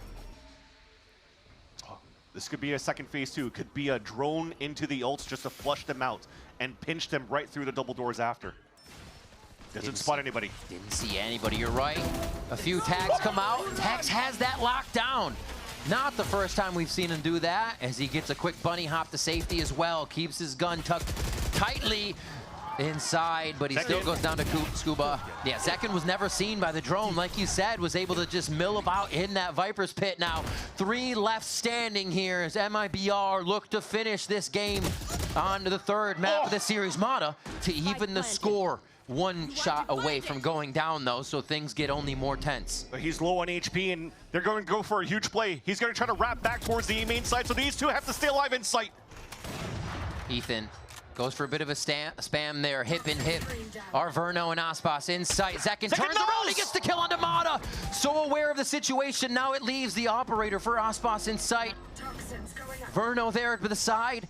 It's but Scuba and Ethan, though. Still trying to hold the spike. 1 peek has to happen, and now it's only going to be Ethan left alive. The captain to bring him into another round to keep him alive. He's got the sprays. It's almost a lineup, but it's Zekin to capitalize for MIBR. The super dream is alive, and MIBR take down NRG. At .39, down to the wire. But MIBR stay composed to knock down the champs of 2025, proving that they are the super team, that they are here to just easily qualify to Masters Santiago and to be our best representative that we may have now for the Americas. We saw just about everything from this new squad, Vansili. The tough map 1, the reset for map 2, which was a battle back and forth all the way to what, 10-10, even more, and then just the absolute dominance and showing of a clinical MIBR who came to play on map 3.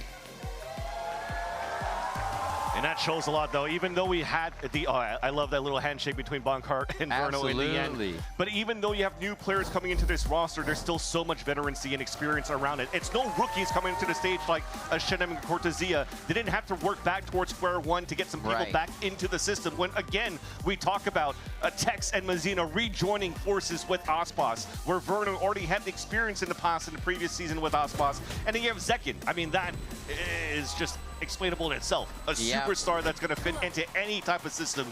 And now they're able to topple down Energy. The double duelist question is answered. Will it still flow with the team? Is there any ego to worry about? No, there's not. We saw the selfless play. We saw the team play. And we also saw Verno calling an amazing series from his position with the squad around him.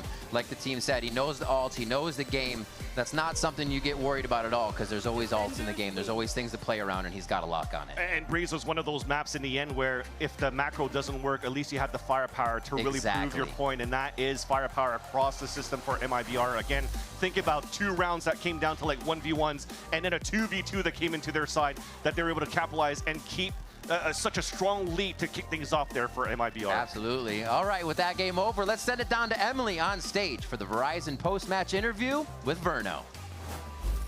I'm standing by with Verno. Congrats on the win and the bounce back coming in from map 1. But to talk about that a little bit, NRG came in hot on Abyss, and their coach Bonker did say that they were prepared to face you guys on it. Do you think that that preparation that they kind of came in with had an effect and kind of contributed to their win on that first map?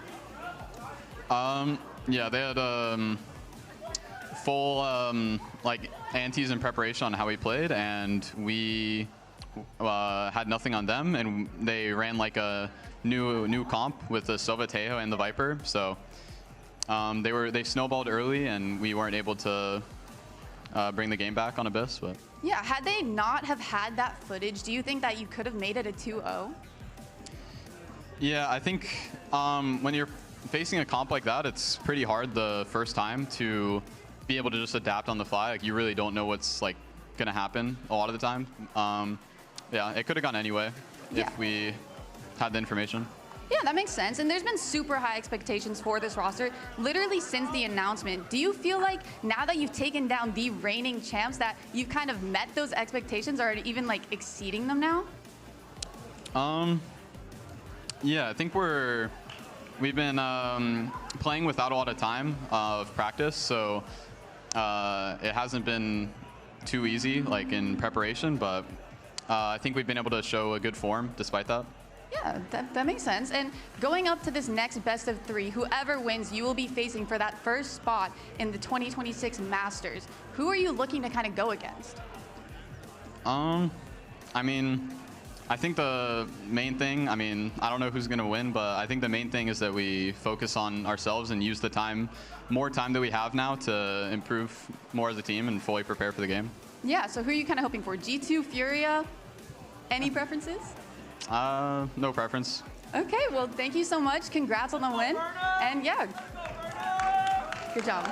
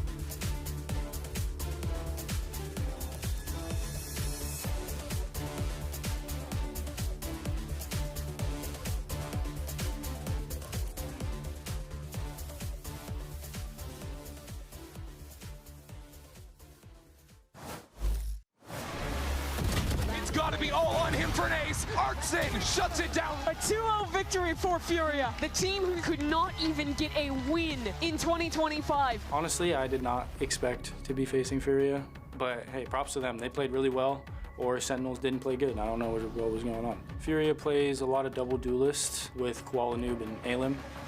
Spike down. Koala, so good up the rope. Well, I'm just gonna go crazy. I will dash in for him. I'll maybe get the entry or two. G2 is the same. They have the same structure of everything. But now they have the big boy Andre.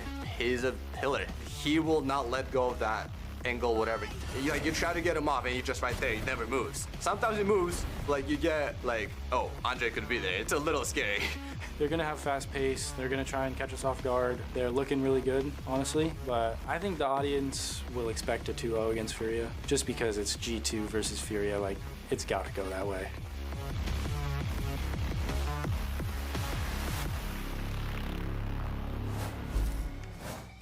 Welcome back, everyone, to VCT Americas Kickoff and our second upper bracket match of the day. It's our second match of the day.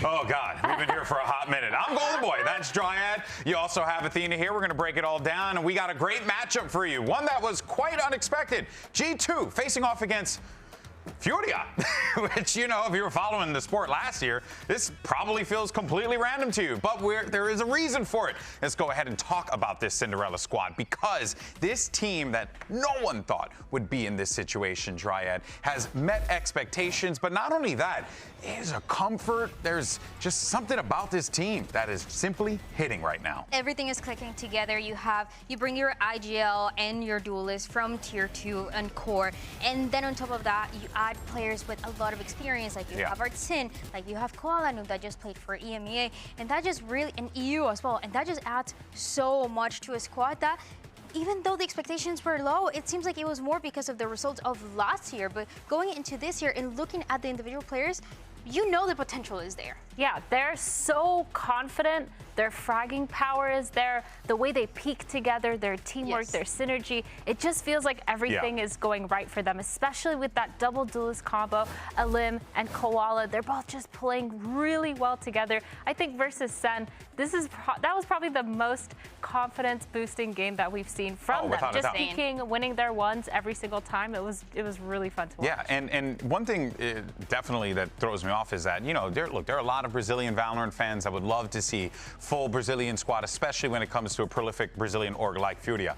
But it is really cool to see these players who kind of were in a bit of like a last chance saloon type of situation, really try and like figure it out. I mean, granted, EU, Artsin, these guys are nasty, but they were all like figuring out where to go, and then they end up in Furia of all places. Crazy how this worked. It's insane. It's just a mix that you would have never put together, honestly. Only these Furia players, can make this this team, happen. like, yeah, all of it. It's truly something else here. But here's the thing, though, right? This was a huge moment for the team, picking up those big wins, but specifically for Koala Noob. We showed a lot of emotion on the Brazilian broadcast following the match. Let's check it out.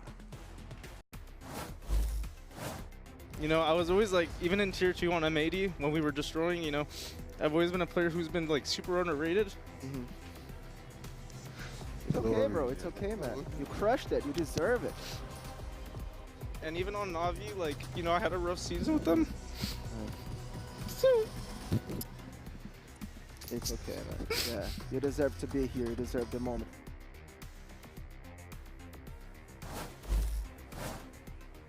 It is such an emotional moment, and to understand how much these wins mean for Koala Noob, we have to take a look back at his road in VCT.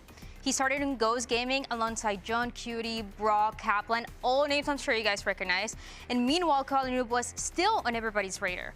He joined Nearest Airport, another team that you guys might know, with Governor, but it was M80 where people started noticing him a bit more. He played with EU, Sander, John Cutie, and it was a team that looked like was ready for VCT Americas.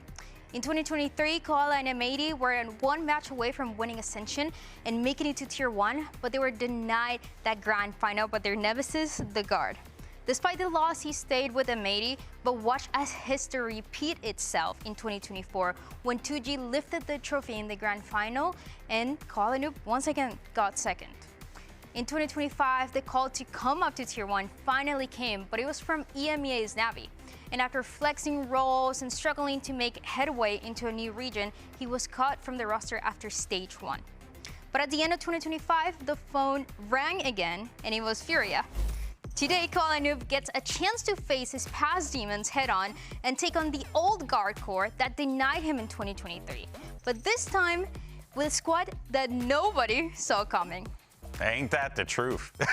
Ain't that the truth, man? No one saw this coming at all. And Koala Noob, Athena, has been unbelievable. This guy really is not just the, you know, the skill anchor for the team. He's the emotional anchor for this team as well. Yeah, for sure. Like, every single team that we've talked about so far has a rock, and it's pretty evident that Koala is probably one of, if not the rock for the team, just because emotionally he's so good at keeping it calm, keeping it a little bit hyped. Yeah, super vocal and super aggressive too with what he wants to do. He knows as a duelist player he wants to take which fights, and he kind of pulls everyone around with him to make sure they're going together and getting that map control. That is why that rivalry was so good those years ago with the Guard and M80, because you always had Koala Noob being so annoying with the operator, which he continued to do against Sentinels, and also just be that very confident, very excited duelist that knew that not only he could rely on the team, but he could rely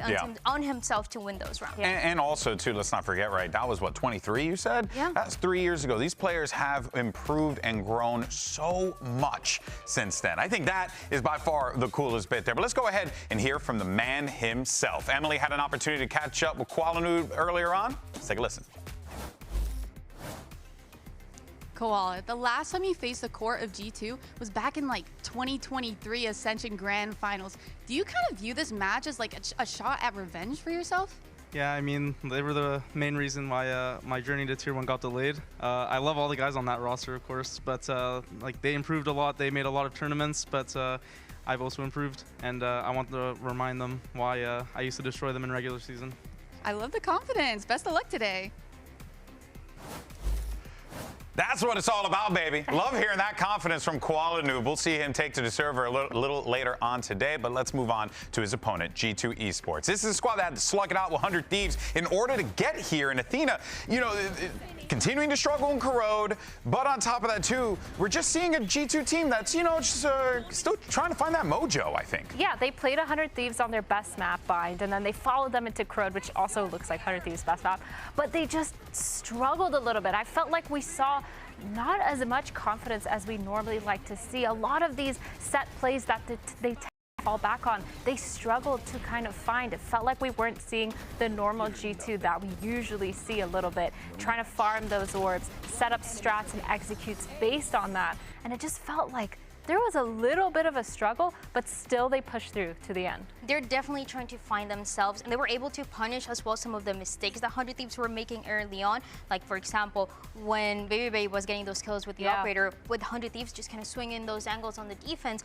And then you also have a map number 3 where Leaf was just getting everything that he wanted. So they're able, obviously, to rely on those individuals, but you also won that strength, that team working the together. The thing that G2 is known for, right? That cohesion that G2 has pretty much made their brand off of. And I think that that's something that Furia could very well look to take advantage of here today. Yeah, for sure. They have a lot of playbooks that are specifically kind of by the book. Yeah. And I think they're also trying to find that. And like you said, there's definitely going to be holes in that cohesion. A lot of these confidence plays are what kind of brings Furia up to this level. And I think against G2, if they're playing the way that we've kind of seen, it's going to look a little bit scary for them. Fascinating stuff here. Of course, G2 have a lot on their hands, specifically the captain. We want to get some words from him. Here's Valen. Valen, you are 2 matches away from qualifying to the first Masters of 2026, and this is arguably the toughest year of competition we've had in Americas. What are you doing to kind of put focus on to have the best year yet? I would say it's a lot of credit to the coaching staff this year for trying to innovate our playstyle and make sure that not only the team tactics are really up to date, but also just the individuals. I would say, like, everyone's getting better individually and as a team across all regions, so we got to step up as well and try to become better players. And you know, we got a great opponent today like Furia, so we're just trying to be humble and understand that maybe we're not the best individuals and we got to get to a higher standard, and from there just, you know, try to strive for the top and get to the top again. I love to hear that. Best of luck. I think it's an interesting take there, right? We were just praising the individuals as like a big part of this. I mean, one individual in particular, the guy next to Valen in the picture there, Leaf, is someone who you certainly want to have on your side. We were just talking about the guy in that map 3, excuse me, absolutely having every single moment he wanted there, Dan. You know that Leaf is always going to show up, but the way that he did on that last map of Split to close it out was so impressive. We've seen him pop off on the Duelist, on that Sentinel, and now on the Breach as well, on Split that they were also playing in the off-season. That just adds an extra layer. When you're playing that Breach, you are always supporting your team. You're always kind of following up what that call is going to be. So the fact that he was closing out those rounds, that he was getting that ace, those multi-kills constantly is so impressive. I think too with Breach, you're so susceptible to being predictable, especially with your stuns within that beginning of the round. But what I did like from Leaf that we saw is he did a lot of these mid-round calls himself. You could see on his player cam, he was super vocal, kind of saying like, I'm going to stun heaven, I'm going to stun heaven, peek, peek, peek. Throwing that stun, throwing those flashes, making sure that everyone is kind of peeking and on the right time and together, which I think is kind of those glimpses of teamwork that we've seen a lot from G2, but they kind of struggled a little bit. Yeah. But in that last map, no, Leaf kind of like had it on lock. And that's going to be the thing I'm looking out for too, right? On both sides, right? Because you got Furia, who are a new squad coming into this, needing to find that cohesion. So far, so good. Meanwhile, you have G2, a squad that core's been together for a hot minute. Yeah. They've won championships together. So there's a lot at work here that's going to be quite fascinating. But, you know, as speaking of fascinating, I think a lot of people have been enjoying our skirmish side selection. It's all in effect. So we've got the coaches that are going to be dueling for this one. It's Shaw who takes on Josh RT. So I'm excited because we get a little coaches brawl here. I think, honestly, all skirmishes should be settled between the coaches. Yeah, personally speaking. No, that's going to be so Or fun. just the staff in general. Like, just get like one of the managers. Yeah, you know, like just, the team photographer. Just yeah, team photographer, get him in there, get her in there. You know, I think it'll be great, personally. Oh, okay. Josh RT. All right. Okay. Oh my God. Wait, is this going to be a stomp? I know. So- I believe in he Shaw. plays those 5 stacks with Vans. I've heard of those. Oh, with Vans? Yeah. Oh, yeah. Oh. Yeah, I know. That doesn't mean anything. I've heard of those. It doesn't mean anything. That doesn't mean anything. Oh, we didn't even acknowledge Van Silly's, you know, crumbling bracket. Oh, yeah, Oh, true. you hate to see it, kids. You hate to see it here. I can't believe you already messed it up. I did. Or he did, and I messed up not mentioning it earlier. All right, 3-2 so far. Josh RT Dude, I love this. is up by 1 here. Okay, sneaky. Oh, okay, Shaw, a little tied up 3-3. Okay, Shaw. Okay, outplay. All right, so this is Shaw's POV using the default Vandal. Josh RT, oh, big dink, gets 26 on that. So what else does he have to work with there? So close. Wait, I'm so stressed. Actually, what a bold play. Wait. I don't think I've seen that. I haven't seen this ever. Dude, what positioning diff is going on right now? Tied up, 4-4. It's coming down to the wire. This Who is gets intense. it? This actually is quite intense here. And it's Josh RT. That's funny. Oh, man. Josh RT picks up the win. Well done there, and that will, of course, go for advantage for G2 Esports. They get that 5-4 skirmish victory. But let's go ahead and continue to talk about this G2 team here. We got a little bit of time, and you can't talk about G2 without mentioning the newest addition to the team, Baby Bay. You know, that guy we used to work with. He looks familiar. Yeah, he kind of does. Also, that lower third is diabolical, Alex. So let's discuss this. Let's see where is Baby Bay right now, because I feel like currently Dre's out there putting in some work.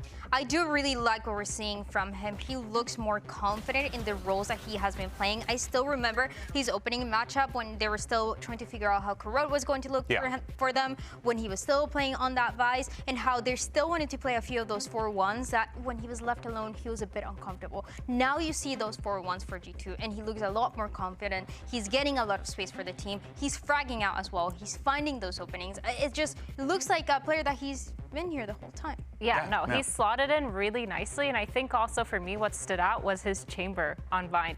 Of course. I have been raving about Cryo, and then Baby Bay just comes in and starts winning those opening duels against him, kind of winning in those operator fights, getting a lot of those first kills. And like you mentioned, they realized that they were getting punished. They just started avoiding Baby Bay, and I think if you have that much impact in the server that the whole team is just calling like, yo, find Baby Bay, avoid him, let's go somewhere else, or dump all the util we have on him so he doesn't get any more kills.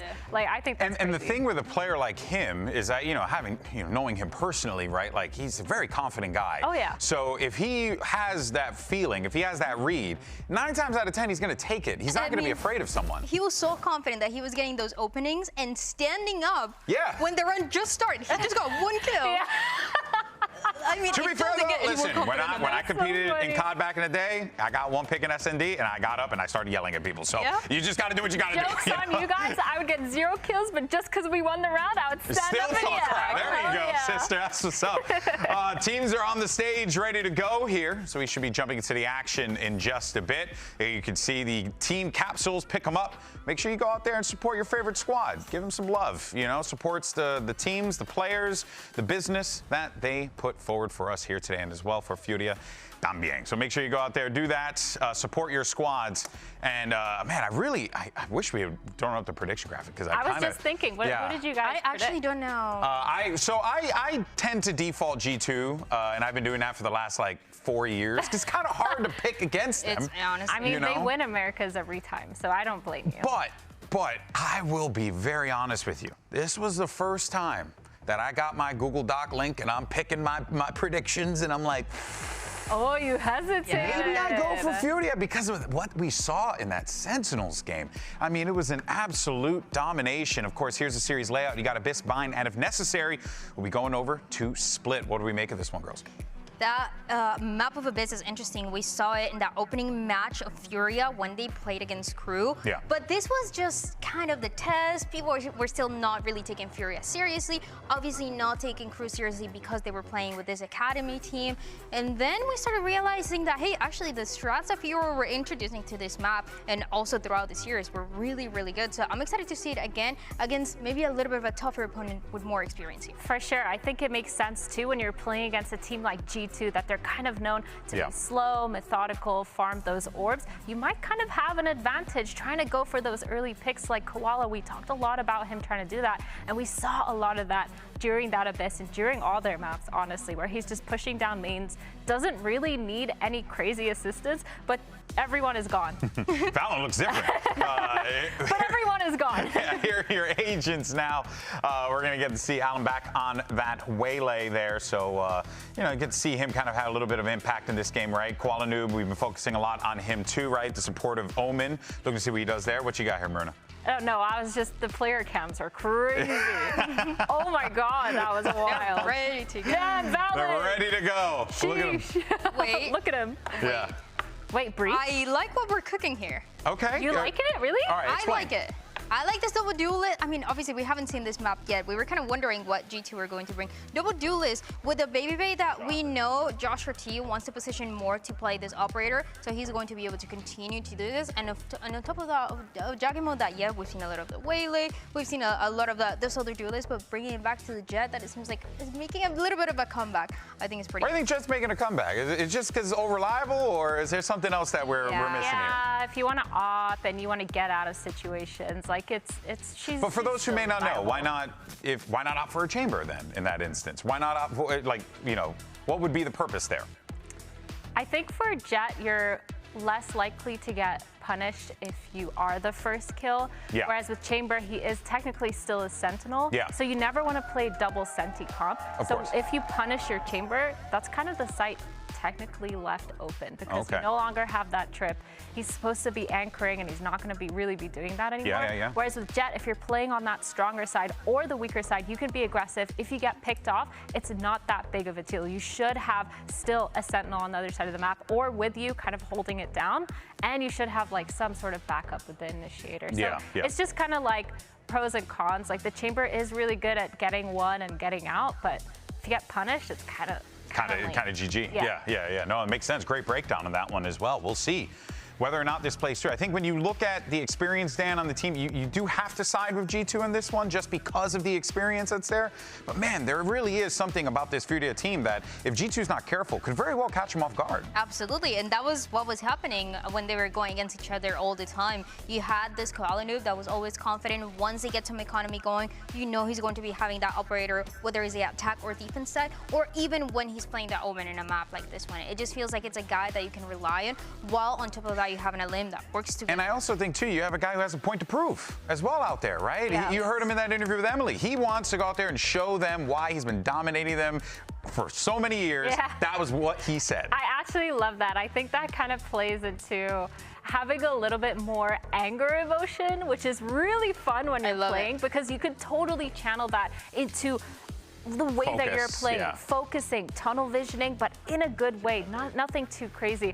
But yeah, I'm really keeping my eyes out for this Alim Koala noob duo. We even heard in that tape earlier where Alim was like, yeah, I just run in, kind of run around, sometimes get a few entries, sometimes not, just set up Koala Noob. Like, you love to hear that. Every single kind of team has to have that kind of selfless duelist player that I really love if they are running the double duelist. And I feel like that kind of strategy just works so well with this team. And it's something that we haven't seen in a while, but obviously there was a time where we're seeing a lot of these duelists playing Omen on Icebox, for example. True. And Koala Noob was one of those that were introducing that idea from early on because he was still able to be so aggressive on it. So that is kind of why he's still so comfortable playing it. He's been playing it for years, and now on top of that, you have that support of Alim that continues to be, I feel like, such an underrated duelist. He was incredible when we saw him playing for Core. He almost made Ascension, and you have that supportive team of two players that like to be super aggressive and can, you know, set you up for success with a G2 that could be maybe a little bit more confident, because we heard Trent saying, I was not expecting to face Furia. Yeah,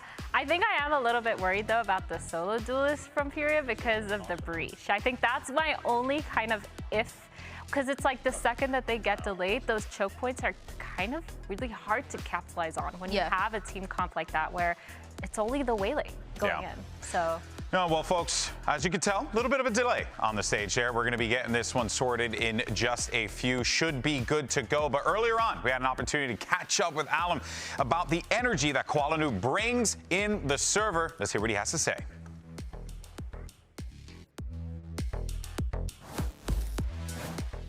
Koala, you know, we haven't had bad morale, bad vibes yet. I don't think ever. So it's not an issue where you need to have one like hype person to keep you hype. Like, let's say Zelsus, perhaps he's like always hype, gets the team hype.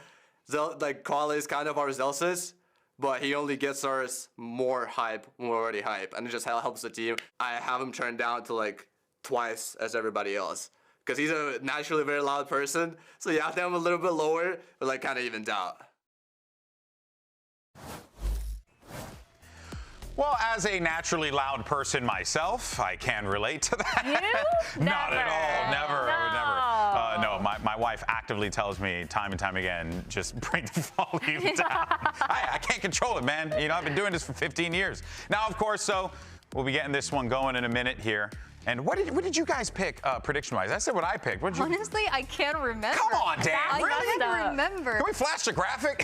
I feel like if I went safe, I definitely won G2, but I was thinking I wanted to take a risk. The question is, did I take the risk? The question is, I don't know. The question is, what was I going through that day? Exactly. No, you get it. Exactly. Yeah, what were my emotions in that moment? It all matters. What was my mental state, you know, then and there? Actually, I did find out we do have the predictions, so we are going to flag these in a moment here. here. I picked G2. Yeah, I wouldn't be shocked if it's G2. Okay, all right. Furia. Okay, and Emily went Furia. And it turns out, okay, Jonah went for MIBR. Literally, he's the only one. Wait, no, someone else did MIBR. Yeah, Riv got MIBR as well. Damn, they knew. Okay, so Furia. Yeah, I mean, makes sense though. You're feeling it. You're in the. Again, I was like, am I taking a risk or not? And it turns out I was willing to take a risk there. I just feel like this Furia squad has been so underrated, and I feel like it was a bit of a joke as well because of how much they struggled in the past. But again, you cannot underestimate how good these players individually are. EU has always been one of the best initiators that we've had in Americas, even if 100 Thieves was not finding success. Koala Noob, again, with the operator, how good he's been. These two players that we just talked about, Alim and Nerve, in Tier 2, I feel like they just had more potential, but a lot of the teams were really stacked. And I mean, you have so many layers of things that you can talk about for Furia with the experience that they've had that I just feel like, you know, they can definitely do it. And the community, well, they disagree with you, Dan. Yeah. They said, not Jan, Dan. They disagree. They said, they said 62%, I believe, we're on the G2 train. That kind of makes sense. But I will say, though, it is crazy that, you know, if this was like last year or the year before and we ran that poll, it would have been like 85, 15. Like maybe some of the Brazilian fans come up for their compadres, but like, no. This is actually a much different situation here. That being said, though, I do feel like there is a conversation to be had about just the fact that you're going into this with a Koala Noob who knows these players, right? Has faced off against him. You have a G2 with a ton of VOD, ton of tape on them. there is this possibility where Furia comes into this game with so much prep work that perhaps G2 just simply is not prepared for. True. I think it's kind of the tale of two stones. I don't know. Is that a saying? Did I just make that? Tale of two stories or two stones? I don't know. Two stones? On one side, you have Furia, who has a lot of VODs on G2, but on the other side, you have the Furia, who's super confident and can just play their own game. And I really feel like their playstyle does counter a lot of G2's playstyle. Yeah. They do like to kind of hold those chokes, get the aggression, kind of deny a lot of those first kills. And I feel like for G2, the second that they don't get those first kills, they do struggle a little bit. Obviously, Valen, he's really smart in that mid round. He knows how to move the pieces around, but sometimes they do slow down just a little bit too much. And for me, the only downside to this G2 team that I'm seeing right now that I'm really begging for is that they set up Jogamo for so much more success. I kind of feel like he's on these reins where he's just not zooming in as much as he used to, not taking a lot of these And when he hero gets plays. that chance, yeah, it's so hard to stop him, you know? Like, remember when Neon came out and he was just insane, literally the first person to master her mechanics and was too. insane. Yeah. Waylay too. I would love to see him on Waylay, just full sending it, abusing those mechanics, kind of confusing the hell out of the other team. while Unleash he's the getting on dog. side. That's what we're saying. That's what I'm Unleash saying. the dog. All right, folks. As you can tell, we still have this delay on stage. We're hoping to get this thing sorted in just a few. But for now, though, we're going to take a break. And when we return, hopefully, we'll be back into the action. We'll see you then, folks.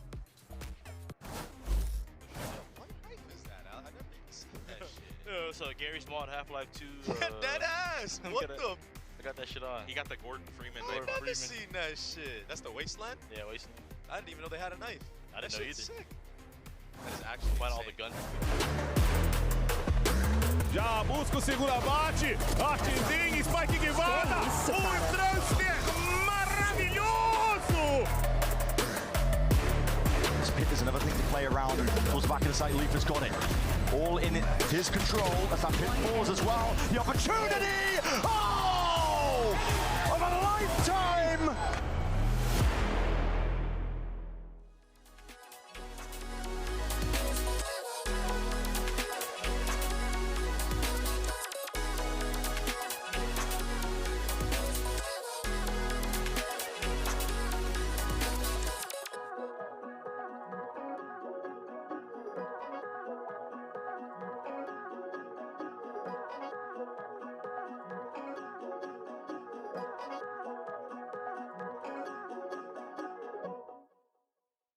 Got me caught in the middle. I don't know where I stand. 'Cause you're mixing the signals, and it's out of my hands. We fight, then you put my head in your chest. I cry, the next thing we're getting undressed. Last night's the last time you're getting my bed. Where do we go? Is it over? I need you close, I need closure. I gotta know if you want me right here by my side. Where do we go?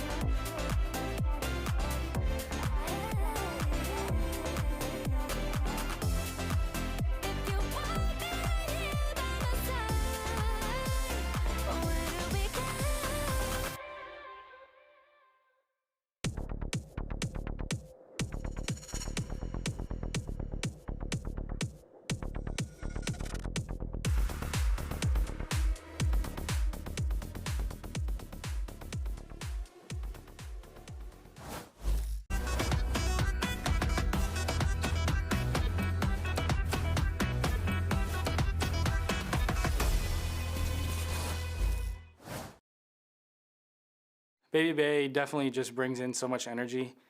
He's the oldest guy, but he still just has so much energy and so much fire to play the game and grind the game. And it's kind of just like, wow, this guy's this old, still putting up numbers too, shooting. He's faster than probably the whole scene, honestly, with the op. So he's still really good, and he just keeps the energy up. So everyone kind of bounces off him. We're all getting hyped up too because he's bringing energy to all of us. So it's kind of just a different feeling. Well, you know what? I like that. Let's keep the energy going, right? Why He's don't just we? like you, actually. Yeah. Wow. All right. You know, honestly, yes. There is a lot of similarities between me and Dre, but also, yeah, it ends there. All right. He still has hair, bastard. Now, of course, I mean, he did buzz it. He did. But it's going to grow back, though. I don't have that power. Now, the thing is, all right, we have a little bit of that delay. Okay, still going on the stage. We do apologize for that, folks. We're going to get things going. We have a great team out there that's working tirelessly to make sure that everything's sorted and ready to go. It is an audio issue, so we just want to make sure that the players have everything sorted. As you know, competitive integrity, all that good stuff. So, with that being said, though, let's have some fun. Why don't we, for a little while? And for those of you guys in the arena, you can join us as well, because we need everyone's brain power for the game. Where you at? Actually, Dan and I's brain cells just combined for this. So really? I think we're ready. That's good. I'm glad for you guys, because you need it. All right, here we go. The rules are simple. We'll see a very small portion of the map and have to guess which one it is, excuse me. And these two are going to rub those brain cells together and figure it out. Let's go ahead and get this one started. Let's bring out this first one. You got this, ladies. Come on, let's do this. Where the hell is that? Oh, I know where that is. It can be any map, right? Bind? That's Bind. Bind. I Honestly, think above yeah, Hookah. no, you're right. Above I think Hookah? so. I think so. I want to say Bind that's above Hookah. Yeah. Yeah. Or no, yeah, above Hookah. No, that's my. Yeah, it has to be Bind above Hookah. And the light and everything. I feel like I had a lineup here once. Yeah. Let's reveal. Let's reveal. Let's see what it is. Oh, and that's really embarrassing. Oh, that's weird. Okay, well. How was the lineup though? Oh, so confident. Me just saying yes. Yeah, hoping that you were gonna be right. I'm like, yes, of course. Yeah, I swear there's like a weird satellite thing above the hookah thing. Well, guys, that was awkward. I don't know. And you throw it, it lands in the hole. That was like a thunder spawn. It's okay. Okay, the it's fine. hell is this one? I'm gonna say. Dude, these are the most vague structures. Like it can be so many. Why do I feel like it's Icebox? I was going to say Icebox, but I would have to imagine it's Map Suite. Or No, lock in. Look, there's snow. Where do you see the snow? On the door. Snow. Lock in. Wait, you're right. There's snow. There's snow. Yeah, Icebox. Surely that's snow. Surely that's not like fracture, right? That's snow or no, that's not fracture. Someone didn't wipe that wall clean. All right, let's see what it is. Reveal it. And it is Icebox. Oh my God, genius. You gotta lock in. You right there. Yeah. That was a big play. You know play. me. I just know my doors. Yeah. Yeah. She's actually graphic design's her passion. I actually had a lineup there once. Yeah. She's really. Oh wait a minute. I'm actually just getting word. We're ready to go. The game is ready to go, folks. Let's go ahead and send it over to your caster, the dynamic duo of Uber and Wyatt. Wyatt, who's winning the Royal Rumble? Great question, GB. Sleeper pick, Obafemi's debuting and winning. That's my choice. So glad you actually asked. 10 other people watching. Boy, great to be back here at the Riot Games Arena, obviously, after a week in the Juice Bar. We have such an interesting matchup because we've got the winningest America's franchise from 2025 up against the losingest franchise of 2025 in Furia. Different story this year, at least for one of these teams, though. Furia have fought their way and earned their spot to take on G2. A team that has just been thrown together with a mix of players from the offseason. Some loose ties between them, like a couple guys from the same Challengers team, Alim playing with Nerve for a bit, EU and Koala, they have a bit of history together.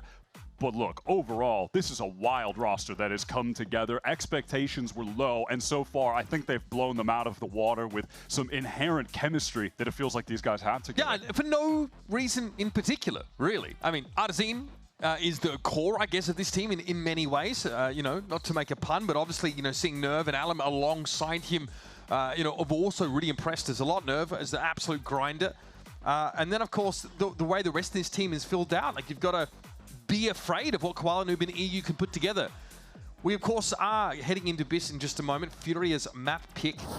They look really, really good. And again, their B-side anchoring, even with this interesting style composition, because Koala Noob obviously moves over to the Omen, but we've seen this from him many a time before. Yeah, this Furia team, they're going to be starting on defense, and I've been impressed with this half from them generally, across the maps that they've been playing. I think they have some great chemistry, anchoring sites together with 2-3 players. They're great at setting up the right crossfires in the moment. Just those fundamental aspects of play as G2 intend on getting a fast A hit activated. Yeah, sitting in the back of the site here, tenuously Zine. He might need to drop back behind this smoke. It's going to be Jogama pinged out, though. This is still G2 able to move up, and Artazine still out in the open. Didn't want to play in security Wyatt, doubling up with Alam at least, who can cut G2 down to size. That's a great trade. Ooh, Leaf in a bit of danger. Call the corner is Dre. He goes down. Just great timing for Alam to surge up, find a pick. Nova Pulse is going to force Koala out of the game for the time being. Leaf, Val, and Trent all very low. Alam sees a fair big, but has to refract away. And now Leaf gets caught out. That's 3 for Alam. Trent with the right click around the corner looks good, but it's down to Valen at 1 HP. And Alam exits with 4. Look at that unit of Furia. 4 players just synced up beautifully, just pooling out of back sight together to collect all of the trades. Alam using that refract to the best of his ability, taking that initial jiggle peek, spots out a player, gets out of there, swing comes instantly after the fact. I mean, what a beautiful tap there. Util to clear out Baby Bay. Thorough, yet simple at the same time from Furia to get them over the finish line here early. Nice. You think it might mean something to that guy? Listen, that's why Alam has him at 50% volume. That is why. There's a number of people in the front row visibly recoiling after that. Yeah, I think Koala Noob certainly feels like there's a lot on the line. So just a pistol out of the way, and a couple of issues being, I don't know, untangled here. It seems like it might be, was it earlier an audio issue? We'll see what the consensus is going to be now, whether that is resolved nice and quick. We will let you know. Yep, hopefully it's something simple. Maybe in that downtime, someone forgot to be charging their mouse. That's always a strong possibility. I'm trying to get, hopefully we get a good look at Baby Bay's mouse pad. Is it like a Yuki aim mouse pad, or is it just something else? Because I didn't know he was different like that. I don't know. You gotta tell me. That's out of my wheelhouse. I don't know. I don't know. I didn't think Dre was about this either, low key. But there you go. I have to ask him about it. He needs to move it to the right a little bit. Can you spot out what that is? Is that? I mean, I can't. You know what show it is, or no, what's going on actually, there? I don't know what it is. No, I have to. Maybe someone in that chat can let us know. Maybe I'll just ask Dre. I just didn't take him for a weeb, honestly. Or he could be like that. He could be like the closet weeb who just like kind of doesn't want to tell people about it. But I mean, then he wouldn't have this playmat right on camera. So yeah, I digress though. Better angle on them. We got Tech Pulse here, gear related. We'll be back hopefully with a bit more action. So don't go too far. This is G2 versus Furia. We are 1 round in. Many more to come.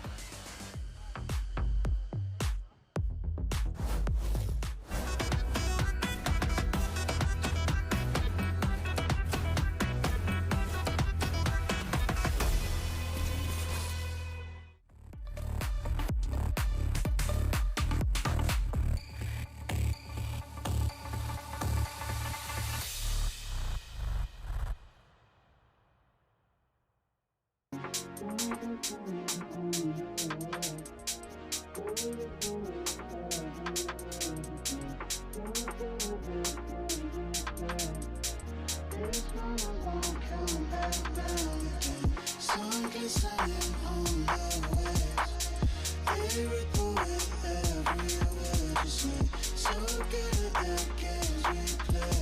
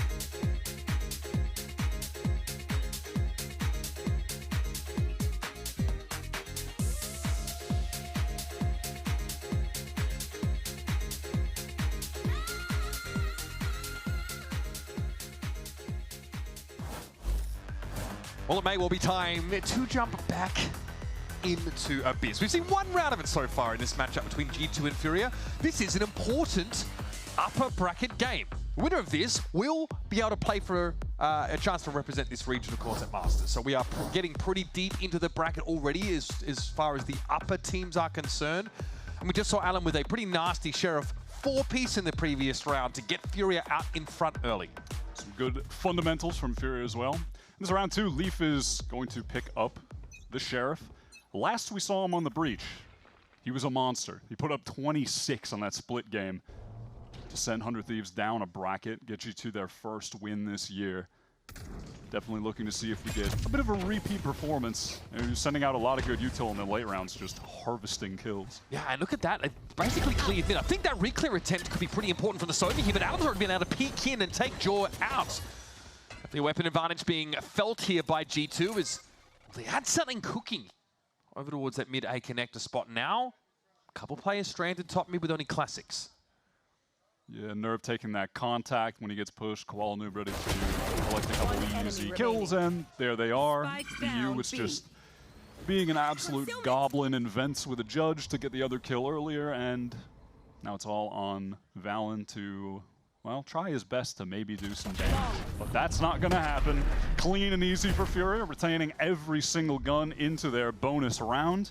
And Alan dangerously close to an early conversion pass. I'm looking out for this, though, a little bit. The guided salvo towards top mid, also Astra Smoke to Catwalk. G2 do have the mechanism to quickly take that mid control. Obviously, here it's wrested back for them really effortlessly because there is judges around corners, there's stingers, but that idea, you might see that played out in a few different variations over this half. I'm really curious to see what G2 have in store for us as far as the executes with this jet, because at least from what we saw against 100 Thieves, they're heavily indexed into Waylay and have some great sequencing of utility to set up Jaw playing that agent. So I wonder how it's going to, differ or be similar to this jet. Koala is just taking some space down mid. One of those variations here from Fury where they push off that B site. And a very common from what we're seeing with Yorus on this map, sending that gate crash all the way up mid, sometimes taking it, sometimes faking it. This time it was a fake. G2, they're in that A site. Artson fully committed, gets the first. Again, we saw this last time from Fury. They're so good at just standing in the face of these fast hits. Artson with a stinger, alive at 46. And those extra smokes, it's a nebula down that EU can play off of with this double controller comp. Oh, that could have been nasty. Trent's able to find a quick double though, and this means Nerve has to play through that nebula. It's not to be. Trent found 3 on the round, and now Nerve has to get in there to shut out. G2 on the board. G2 make a good decision in the moment there as those additional smokes that Furia have are blooming on the site, which is to just slow down. If we over push into these, that's how we're going to go down to those cheaper weapons, shotguns, SMGs, etc. Let's just wait for the smokes to drop, play at a bit of a longer range, and collect the kills. Trent is able to clean up. Let's go! Pretty much with ease on that round. Mindful of the flank pressure. Yeah. Trent has a really good intuition for the timing. He's able to be there and find himself 3 on the round. But that will be one of the counters to this double controller comp that G2 should be leaning into, as well as, when they're in the post plants, they can't afford to give up space and let Furia just smoke them off from the deep angles. Some considerations for them on this attack side as Furia now on the full buy. Everybody dives down mid. Alan sticks around for a time, but not able to affect the aura, and now we've got pressure onto the B side. It's Baby Bay already with irons for upper. And he's able to play from this spot. This is going to get uncomfortable for Nerve, who might feel pinched as the hit comes in onto the side. It's going to be Koala Nuke down. Now the pressure comes back from Fury. They might just flood into B before this actually gets planted. Nerve sees two coming and lines them up. Here's the conversion pass now in play as Jorg and Trent have to put this together. And EU already plucks away the duelist. That connects onto the Maul. EU has a dart as well if he wants to throw that backside just to be a nuisance for Trent, the lone G2 player. Guardian, less HP than ideal. Oh, it's spotted out just barely by Art. Yeah, just the inch of his foot. Trent sees Alum topside and is going to be brought down. And this is what Furia have been so good at on their defense side, especially on this Abyss map. They will just flood back into to support their anchors so quickly. Even with Koala going down there, Nerve stays committed to the site, and the rest of them show up in time. Alum collects a kill, and then immediately after that, rips a great conversion path onto the remaining two players who are by that cliff. Good hold, Mike. They are so good at flooding together. Just full confidence in supporting their anchors every single time, and G2 already thrown down to an eco. Here's your 5th round. Now G2 again, like you said, have been a compromising spot in terms of the weaponry. Pretty lightly held B side. Of course, Koala Nuke can still rotate back there for Furia. It'll be the conditioning of that gate crash up mid as we've seen this whole game so far. And look, you can see that it does push Koala off the line down the mid. But in the meantime, G2 opt to just get into this mostly vacant B site. How much does Nerve want to commit to fighting right now? And Nerve wasn't able to stop Jorgamo at all there. The jet dash got him past the guy in Salvo. But Baby Bay maybe overextended a little too much. Special delivery is going to force the Outlaw off the line though. Kwa has to step up and simply sees Valent straight around the corner. Yeah, that is nice draw now, forced to retreat, pinged up even by the recon. Trying out in the open, yeah, just trying to get something done, but... Beautifully done. Leaf trying to hold his own, but Fury are very, very good at just being decisive when it comes to hitting those sites. It's not really that intricate. They are simply flooding in with a bit of, that util behind them. But even still, the fundamentals for a team that is entirely brand new. It's not like there's any remaining core here. I mean, ironically, maybe 2 guys from core. That is like the maximum. But it's basically an entirely new unit. And yet they just have this innate chemistry. It's pretty lovely to see as this org is just making a massive turnaround already in Americas this year. But Koala with a good round 2, quad kill. But Alim will be picking up the op. You'll see both Koala and Alim, they like to op. Actually, he opts to drop it. Just goes back to the rifle, but I'm sure we'll see him with that eventually. G2 really need to get started on this attack side. They absolutely have to develop a base of some of these attack side rounds. I think losing this gun round would be really crushing for them in terms of expectations on attack side Abyss. Now with this comp that G2 are running, they are loaded with some pretty devastating ults. And on this round, having both the Rolling Thunder and the Armageddon, well, that's the latter being used just to clear out this B site. Do Furia just try to get right back in, though? Yeah, look at, they're always trying to catch G2 before they're fully scaled into the side wire. They're going now. They might be slowed up a little bit by this aftershock, but it's only Jorg in there. He's left us in the insert in B, and the spike is heading elsewhere.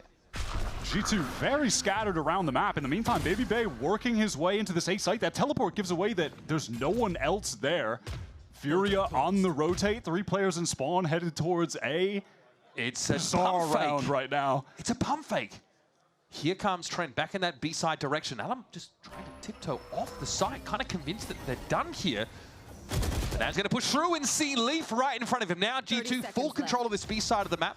With Baby Bay fairly deep in security across the map, Rolling Thunder. This is going to secure that upper control for Jorg. And look at this, Baby Bay is on a mad long flank right now. If Fury accelerate, maybe he won't be able to catch the timing. Oh, I like that. Hug in the corner, little ping there, Jorg. Oh, swung into Nerve. Now G2 gonna have to pull off the side and play this post plant. They've got a pretty darn composition for it, and then Baby Bay just told to do whatever he wants. Come across the map from the A side. Get into the works and start to drag Furia down. They're down to 2 players who are in no position to contest this round realistically. Yeah, absolutely no time to do it. They'd be content at this point to just try and take some guns away from G2 when they retreat here. Artson playing in spawn. Definitely has an opportunity tucked in this corner. You check this, surely, right? All right, just the one. G2 will at least take his rifle out of the game for now. So hard-fought round still for G2, only taking 2 of those weapons away from it. But we're starting to cycle into some of these key ultimates, right?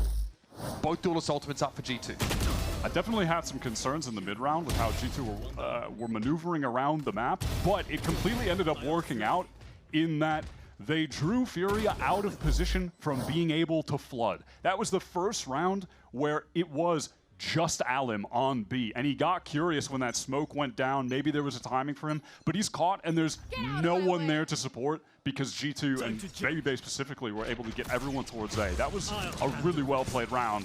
And now this dimensional drift going all the way up through mid. Vents split into A, get the information. Oh, Alim has to get out. Yeah, sees that Cosmic Divide coming down. Fury knowing full well that A is the weakest site, are going to have to play for retake, but what is the timing going to be on this flood? A classic combo with the drift into the stun, but Alim is just too quick to get away. It looks like Jaw wants to play very close, right behind that Astra Wall. As Nerve clears out Vents.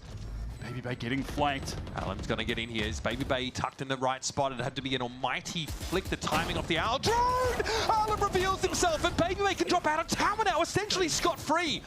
Flashing it back to A main. Now, Armageddon is in the game here for Nerds. You can't simply sit in A main. It's going to be thrown towards the backside instead, where G2 simply are not really present. Oh, and that paranoia didn't connect. On the BabyBay does go down, but Trent cleaning up. That's it. Round over, G2 able to hold off the flood of Furia players. Nicely distributed across A, but importantly wide, they select that weak site early and have a Cosmic Divide to get in behind. Yeah, honestly feels like kind of classic G2 where their big ult execute rounds, they just always win them. And there's so many cases of games where those are sometimes only the only rounds they get on attack, but then they switch to defense and they're so good on that half that they close it out. Like, that was pretty common for them last year, honestly. Wait, what's your hand? There should be a hand right here. Waiting. Oh, there we go. Landed. All good, all good. All right. That brings G2 back into the game now. 2 rounds in a row, and the money's starting to get pretty tight for Furia. Notice a Bulldog there for Koala Nu. So again, here is that sort of util top mid to imply heavy presence from G2. In fact, that would be correct. They are scaling up the middle part of the map. Drone to try and get Alim in position, takes that peek, but scared as there are just far too many guns pointed his way, so refracts out of there straight away. But giving up mid control definitely means that Furia need to be concerned about someone playing right where BabyBay is, just waiting to flank. But look how quickly G2 bounce off mid now that they have that insert top. And BabyBay was a real problem, I think, back in round 3 or 4, when he was able to run out behind Furia and unravel them before they could hold on B. That's another thing that could prevent that flood, that disruption from your own half of the map. G2 setting up for this B execute. Koala does love to play backside here, tuck in Cubby, have tons of smokes to play around. You can see the Astra puts down the Nebula. He's got the dark covers as well. Oh no, here we go. There's no flood capability for Furia. They're completely off the site. And BabyBay is in between them and B. 30 seconds Yeah, left. he really has been tearing Furia apart, just playing top mid and getting really nice timings. This time far faster than the last time he went for the same flank in the same spot. And it looks like he's going to catch Furia again, honestly. And by my reckoning, we've not really seen Yoru. When BabyBay was a duelist, Yoru was not good. But, well, the boy is back, and he's more than happy to get into the Yoru's driver's seat. Yeah, Art gets the one, but this time has to save and get out of there. Yeah, it is funny that seeing BabyBay playing Yoru feels like, whoa, he's on Duelist? He's been playing so much Viper and Chamber for these guys since joining late last year. But he played Duelist for years. Yeah. He played it his entire time with FaZe. A prolific Jet player primarily. Yeah, before he took the break and then now returned. I mean, look at Zekin. It's just, honestly, it's part of growing up. He's starting to play those, non-duelist agents. And here is just... What? Looked like Nerve was kind of aware, honestly. Thought that there was going to be that exact timing, but yeah, BabyBay too fast with that shot. Let's go! Come on! I mean, Yoru really allows such a deep level of skill expression for those with the game sense to carry it, right? BabyBay just seems to have found himself in the right place on a couple of occasions, but you're right. Nerve did have the read on that. He's got an idea. But G2 simply will condition by throwing heavy util mid. Babybay could be top mid, he might not. It's going to pull people off the sites anyway. Yeah, and even still in that situation, Nerv's attention is being drawn away towards mid and can't support Kowalinu, who's super isolated in the site, right?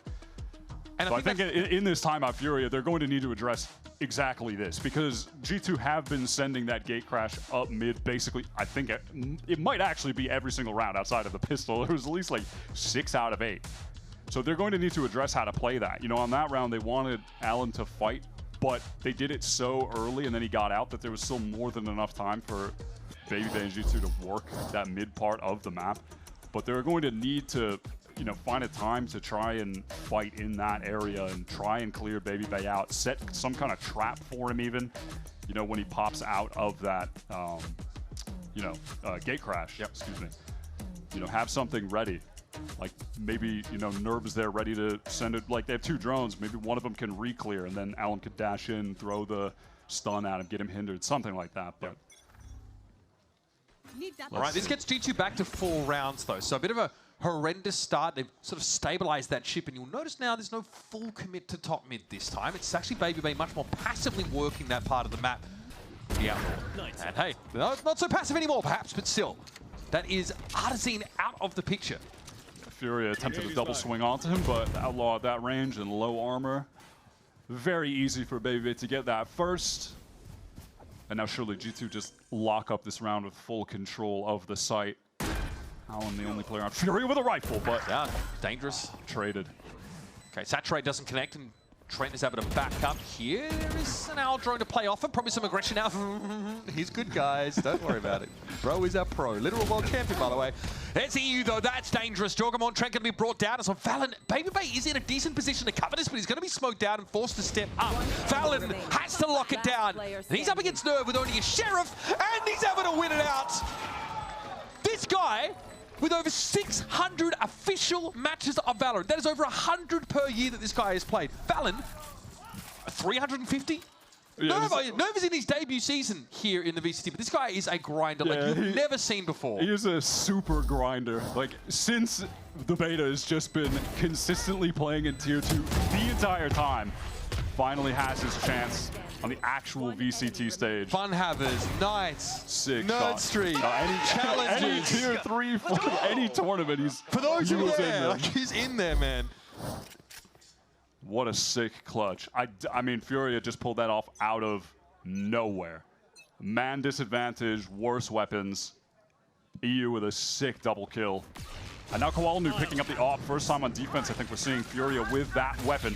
And now look at this in the mix. It's that dimensional drift coming from Babybay towards A, like when they split main with it last time. What? Allen clears that out. The real hit is on B.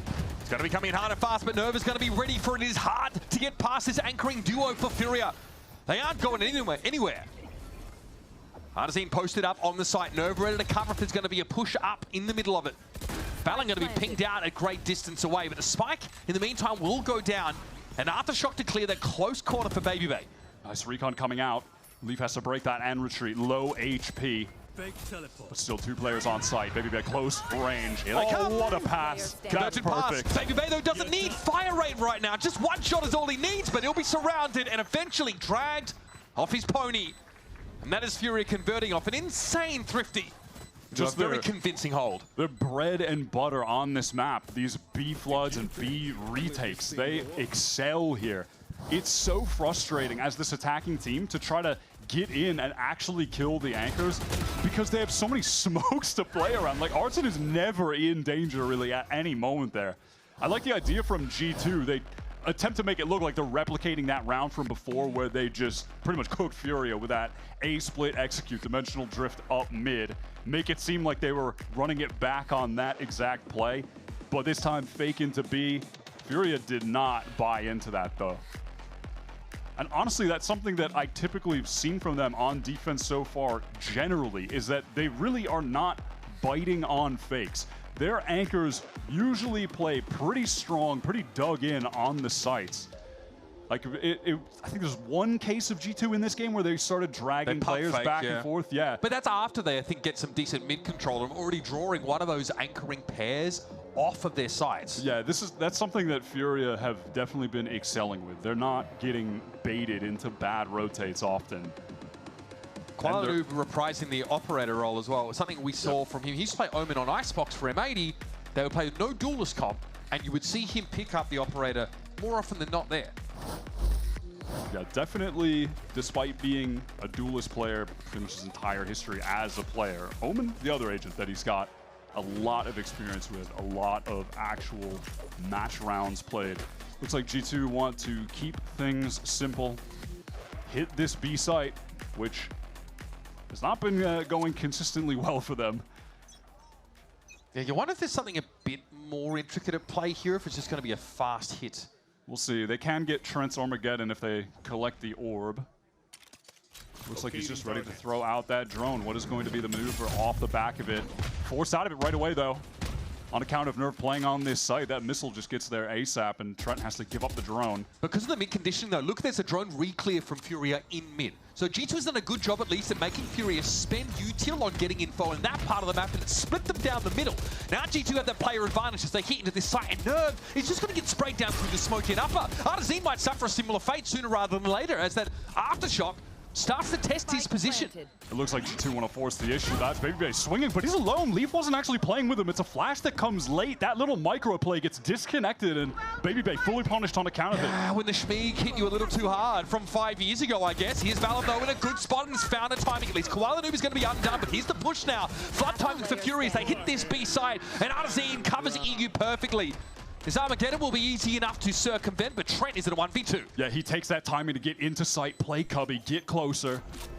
Can he outfox these two sharp senses from Furia? EU goes down first, but Artazine draws a bead on Trent and gets Fury their 7th round on defense, no less. Through absolute brute force. Wait a minute. No, we're good, we're good, we're good. I've been hurt too many times before, man. No, just brute force from G2 trying to get wins on this B site. It's not happening.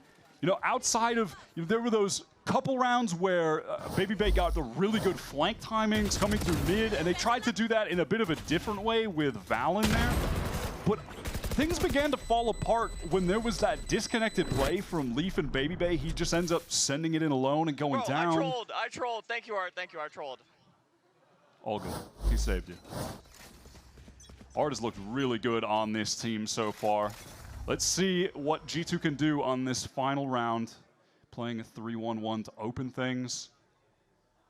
They do have a Cosmic Divide. Could be activated here at some point from VALORANT.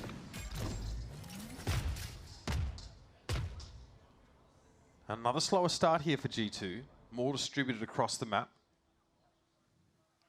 But had the makings of more of a default with the Astra player in mid.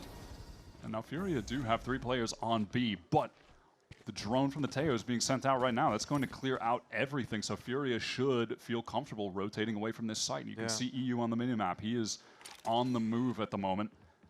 As Alan with this off just posted up down mid. Maybe there's an opportunity to catch Valen lower. He shows. Alan, though, not in a position to swing off that and has to refract away, but still he's in a decent position. Can reassume that line if he would dare.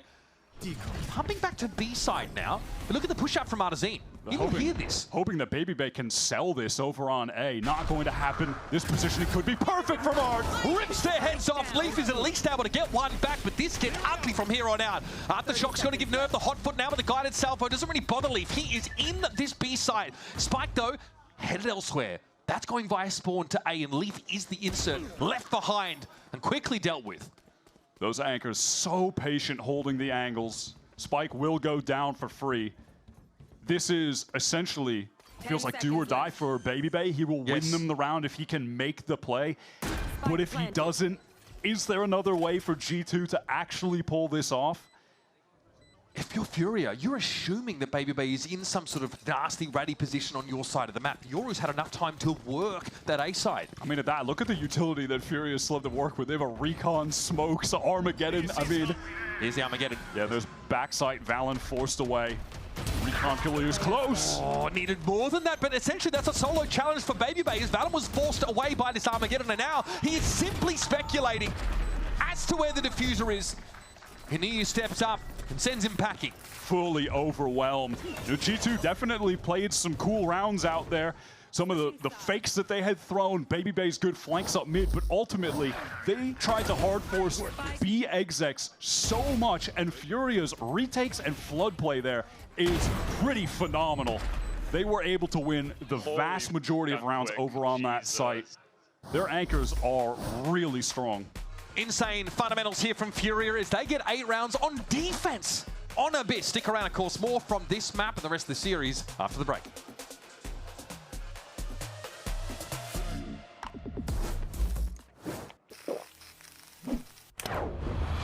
Red Bull gives you wings.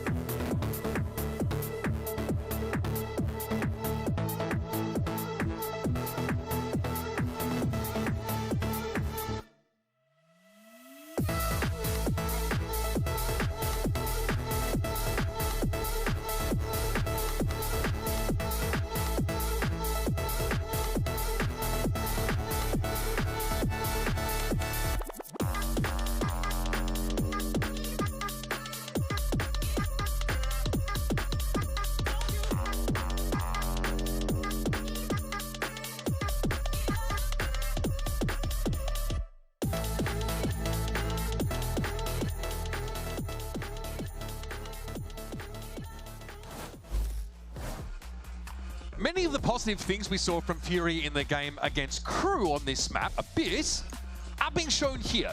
Really stalwart anchoring, and like you mentioned, fantastic fundamentals. They're not letting themselves be too easily dragged around the map by G2, who have been consistently trying to sell fakes on that attack side. It's an attack side though for G2. 4 rounds. That might just not be enough. I'm excited to see Furia play out this attack half with their double controller comp. They have some funky executes where they're basically looks like they're setting up a more goated Viper wall with like 3 smokes in a line on B. I mean, they do some funny stuff with it, but also just on a practical level, it's so good for creating misinformation in mid by covering off the angles with the extra nebulas you get. Let's see how this plays out.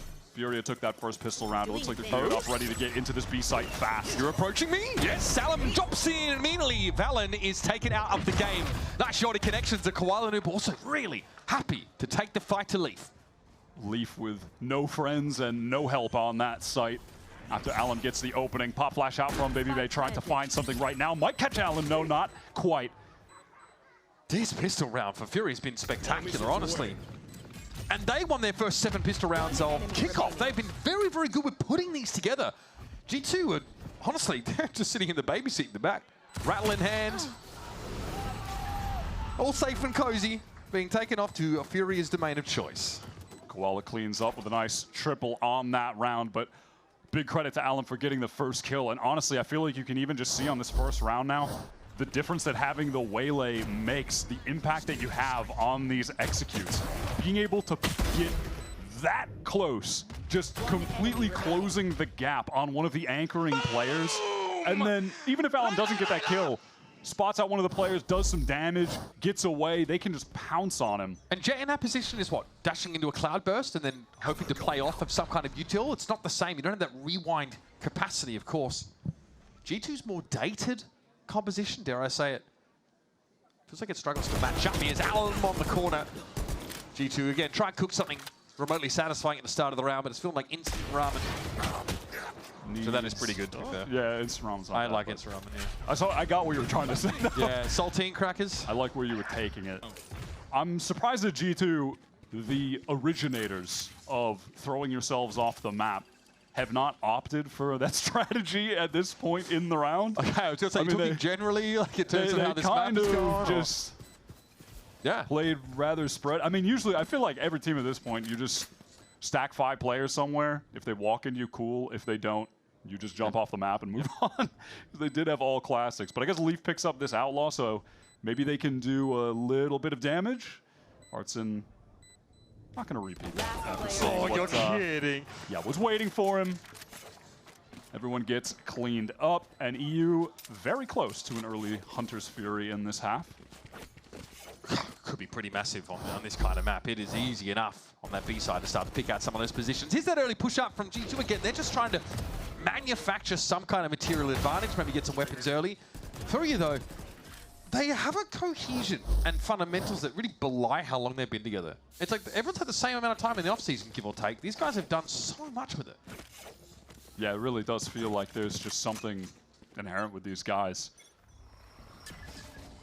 All right, quick stun into main to try and deny Furia of any fast presence. Missiles as well, but Alum is just right on top of Jaw.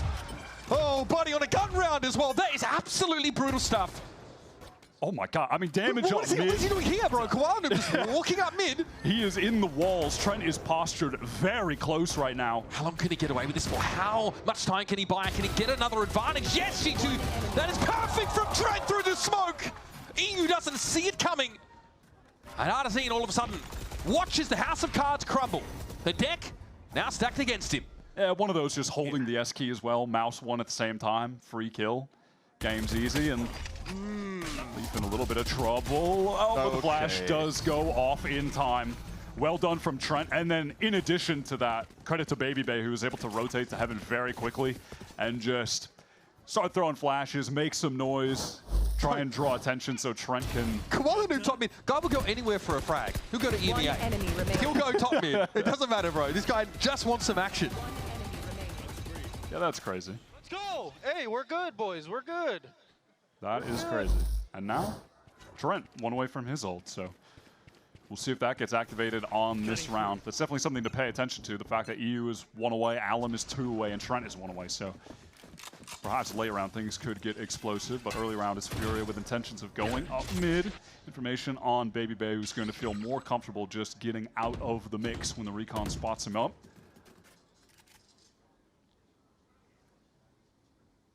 So Furia are loitering through mid at the moment. And there's a re-clear from Trent. That drone goes through top mid. And off the back of that, Duelists intending on taking some space. Getting close up on that bookshelf. Does BabyBay remotely consider that Furia in numbers have hung around a mid for this long? They're starting to finally peel away from this part of the map. So G2, credit to them. Haven't really shown too much leg early in this round. Yeah, this Furia team very content to take things slow, wait out any effort to get proactive from G2, re-clear of A main. EU can get this orb now, get the ultimate. My ult is ready. Orb picked up. Hunter's Fury on deck, but only 33 seconds on the clock. Looked like BabyBay wanted to explore down mid, perhaps a little bit too far, but that's not going to be the case. There's a rotate from Valen. He's headed over towards A. Just lack of sound from Furia, kind of throwing G2 for a loop. The B execute is coming through. Hunter's Fury into heaven. Alum got deep into the site there as well with that light speed. EU questing, okay, finds a tag on BabyBay. That's pretty telling if it's the Yori able to catch with the Hunter's Fury. They are in the site. It's up to G2 now to wrest it from their grasp. They've got that Trent util. Now flashes for BabyBay. And for Leaf, they've got to make use of them though, and it's just BabyBay crushed there by Nerve, who holds his own. Alum waits for the push out now, and he tucks around the corner. Help comes eventually. Enough for Fury to trade up that engagement, and Trent gets sourced out in the open. You can just see how frustrating these smokes are to play around for G2. Koala Noob is just sat in one top site, waiting to swing out left or right. G2 don't know where he's going to come from. Alum is a little bit closer up. As soon as Jaw dashes out into the Cloudburst, all right, easy insta-saturate right into that to nullify his play. It also kind of cascades from Nerve getting a beautiful little reaction shot there with the perfect crosshair placement. Again, they just have this delegated so nicely. Come on, these boys, crossfires. Stop leaving, Toro! Good shit! When they're in a sight. This double smoke comment, I mean, you're really seeing them put on a masterclass with it. They're getting so much value out of running the two controllers. I think, I honestly, I can't really recall another team that comes to top of mind right now that I've seen be as proactive with just dispensing the smokes over and over and constantly giving them something to play around, something to hide in. Like usually we've seen teams put the emphasis on throwing them around mid to feign that there could be players walking up silently behind them, try and take space in that way. But it's just in every moment on the executes, post plants, either side when they're retaking or when they're holding it down in a situation like that on attack. They're just throwing them everywhere and playing around them. And we were trying to get back in on the sites. It's obnoxious. Round number 17 coming at you, but G2 are very quickly running out of rope. Trent has an Armageddon to play off of here, but Furia have shown themselves to be pretty darn dynamic and tough for G2 to pin down. Long enough at least to catch them in that Taeho ultimate. Furia getting active top mid. Oh, what a shot from Baby Bay. Honestly, the guy has been a workhorse in this map especially. Getting back to Duelist.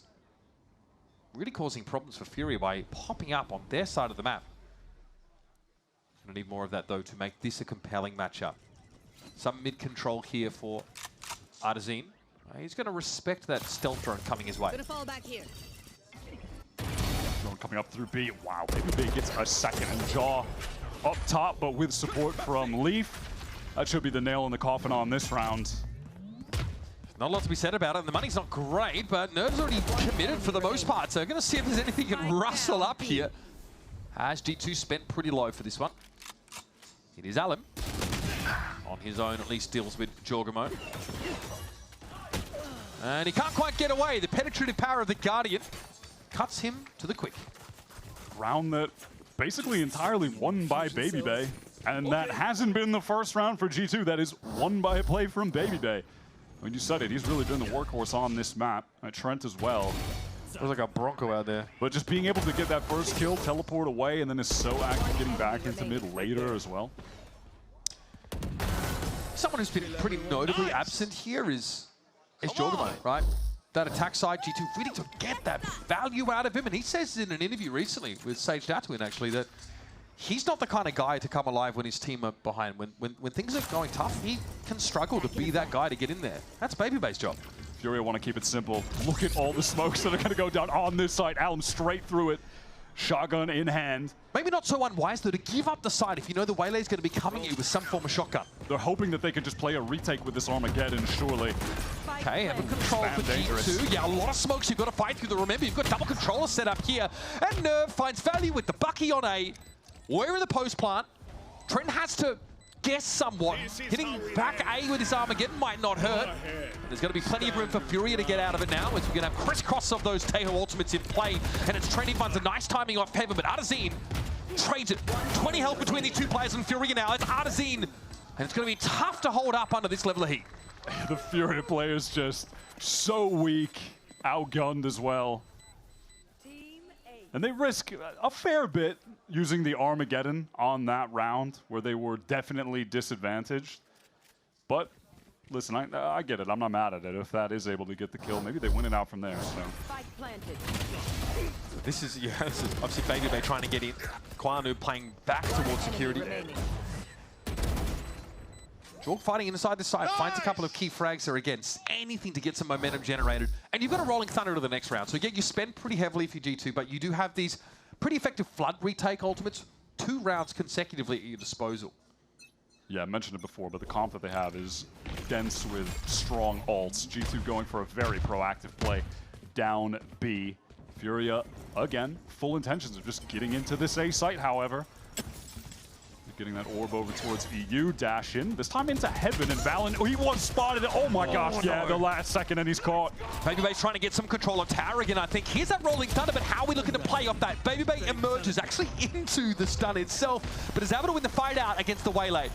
Artazine tucked close here, no plant yet, keep that in mind. Now Fury across, and it's perfect timing. With the grab well in play, Baby Bay can't safely swing that to catch them as they cross. Look at this fight that's going to take place in A main as well. Jorgamo on the flank. Baby Bay trying to make some noise, trying to distract, and Jog gets a crucial kill. All of a sudden, these Furia players, they're getting pitched from all angles. Timing! Oh, could have been big, but Kwalanu found 3 and really even this round up. Artazine's util trolled Baby Bay for a solid 20 seconds inside Tower there. And now it's on Jorg.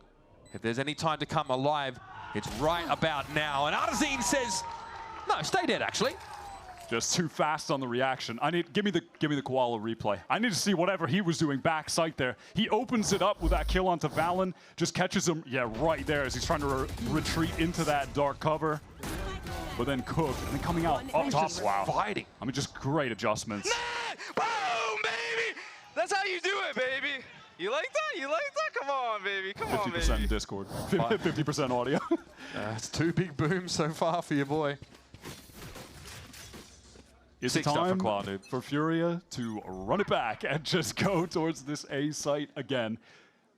Recon down mid and smokes down mid from Furia as well. So they're trying to act like, okay, there's some presence there. Surely this isn't just a 5-man A slam again. Maybe does have a contact line here, but this drone kind of messes him up. So already the answer to it, he's just got to have a shot through this. That's a guided salvo. He steps ahead of it. Here comes the crosshair break. And the refract away for Alan. Baby Bay is just taking pot shots at the moment. Yeah, Furia haven't gone all the way through, but Koala Noob is up in the vent. Use his ultimate to get there, but will eventually have to make noise on that door break. Do Furia just cut noise, try to re-hit? Do they leave? Baby Bay aggro. Crouches into the shot. Nice connection. The spike still is in A main. Furia have to step up onto this side, but Nerve and Alan do that with confidence, swaggering into A. No patience. All desire to fight from G2. They go down. Valen on the flank. Okay, a little bit lazy on the shot, but is still able to find it onto Art. Either Valen's late or his teammates were early. Either way, he eventually gets one. But now what? We just push straight through this A site if you're Furia. Looking for that last round, that last victorious round, and Leaf is utterly overwhelmed. Nice double swing. Valen has the rifle, but low on HP, facing 3 players. Gonna fall back here. I mean, this is Furia's game to lose right now. They should be taking their map pick in fairly dominant fashion, and they do. Unreal. That is unreal. Beware of a team, folks, that is free to reinvent themselves. Like the Ghost of Christmas Past, Koala Noob's like, hey boys, remember me? Settle in. We got a whole series of this. Dominant showing for Furia. A sick defense side, frankly, that converts into what looked like an easy finish. Look, Baby Bay and Trent, they were definitely trying their best out there. Both of them were shooting, but that wasn't enough. You could immediately see the impact that Alan was having on the game when they got onto attack. Hell, he opens it up on that defense pistol with the 4K, but as soon as he is just bursting into the sights, he was tearing G2 apart. And then off the back of that, Koala was putting up numbers, and I think Nerve was a monster on that map playing the Tejo. Mentioned a debut VCT season. This guy has been putting in insane work to get here for 5 years straight. Pretty sick first map of the series. That's a best done. Bind is around the corner, so don't go too far. G2 have a chance to answer back with their map pick.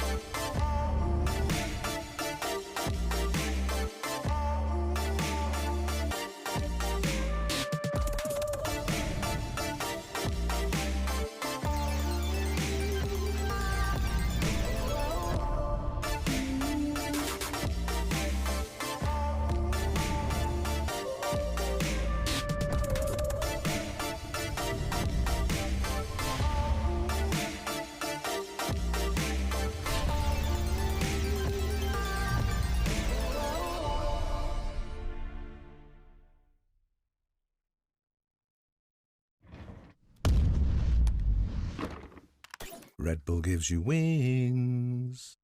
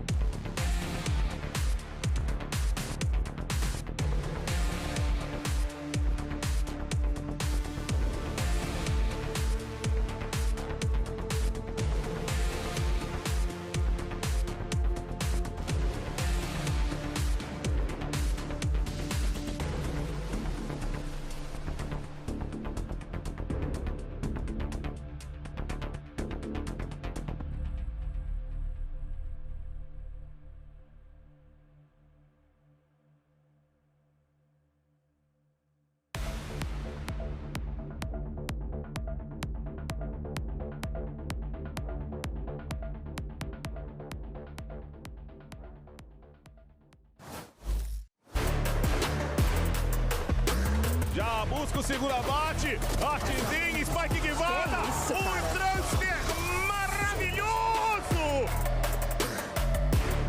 This pit is another thing to play around. Pulls back in the side, Leaf has got it. All in his control as that pit falls as well. The opportunity! Oh! Of a lifetime!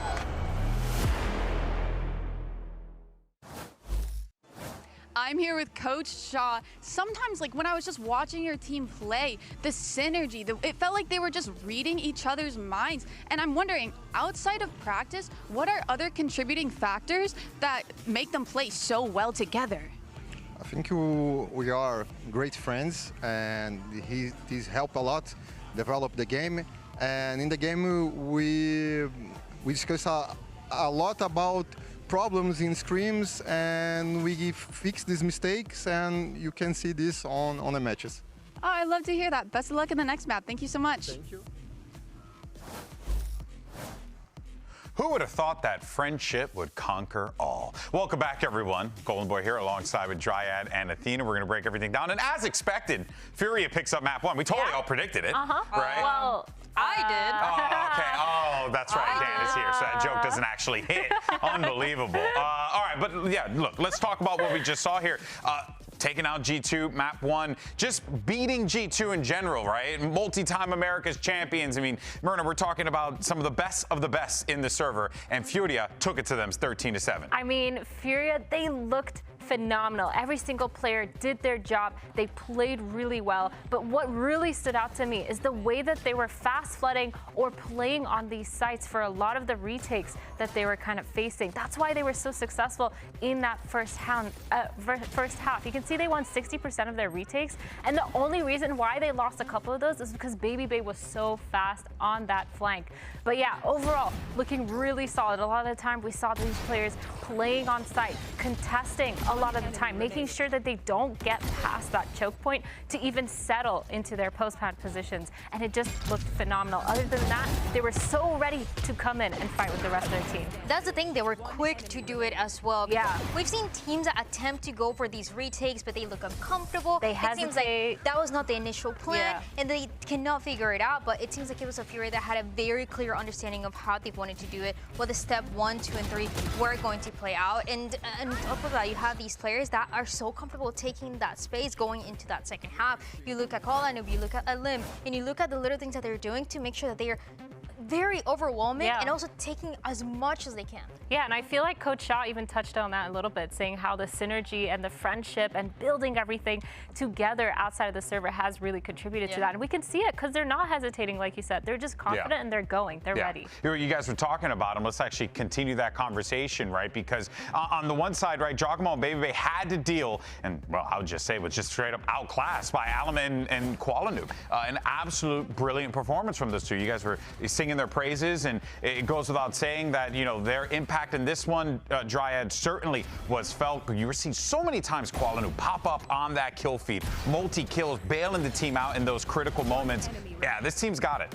It's been so interesting to see these two players work together, because you have some maps where they're playing the double duelist, where one of them is playing the Euro, then they switch it up, somebody else is playing the Euro. And this time around, it was a Kolanub that was playing the Omen that we talked about before, is obviously not that duelist, but a player that is so comfortable in this Omen, getting aggressive, in some rounds even starting with that operator too, or then switching it up, giving it to Alam. They just have such good synergy. It seems like they've been playing together for years. I think it's crazy as a controller player to be able to keep up with your Waylay. Like, that's kind of insane, Loki, when you think about it. Like, you're literally, Waylay is just full sending it onto site and you're ready to follow up, constantly being there, getting a lot of those triple kills, and just constantly being that second person that's ready to lead the charge. Yeah, that's right. Well, let's go ahead and hear what's going on with the G2 camp. Excuse me, we have Coach Josh RT standing by.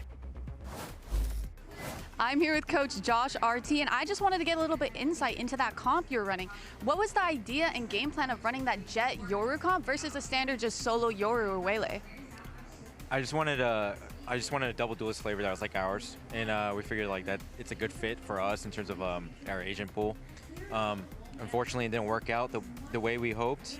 In practice, it was a lot better, but you know, it is what it is. We'll just focus on map 2. I mean, I love hearing you play to your comforts. Thank you so much. Best of luck.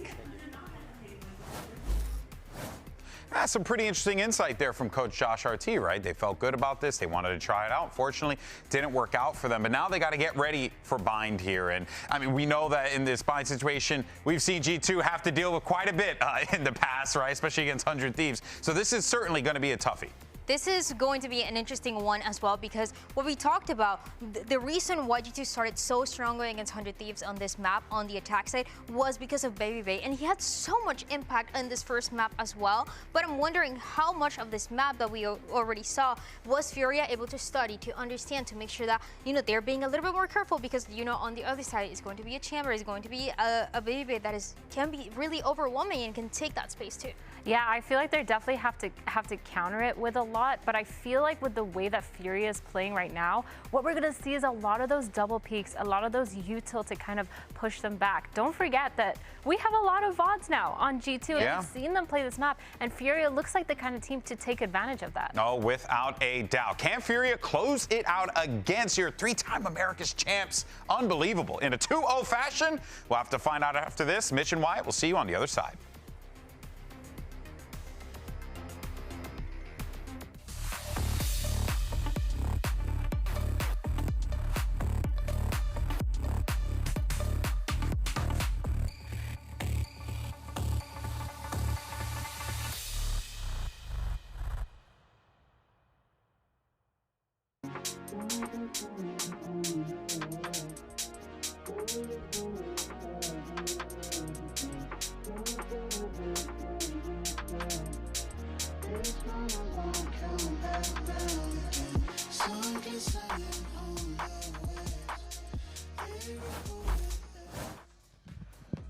Less than auspicious start to this series for G2, I think. That Abyss performance is one they'd sooner forget. You heard from Coach Josh RT in the break. They tried to go for a composition featuring the Jet, one that fit them a bit better. And practice, it was good. Here, not so much. But G2, Wyatt, have always cared deeply about finding the best agents on a map and breaking them. That has always been their style. It was their thing all of last year. It was with Trent playing Tejo. It was with Jaw playing Yoru basically the entirety of the year. They will just hone in on, okay, what agents are the best and how do we push them to the limit? And it felt like coming into this year, that was their exact intention with Waylay, which is why I was so surprised to not see it from them on Abyss. And I think you could just see that agent in the hands of Elim was clearly finding more impact than the Jet pick. Now, though, we're over to Bind, and we saw G2 best 100 Thieves here, a classic 100 Thieves home map, and their game plan really came down to how do we put Jogamo in positions to get opening kills.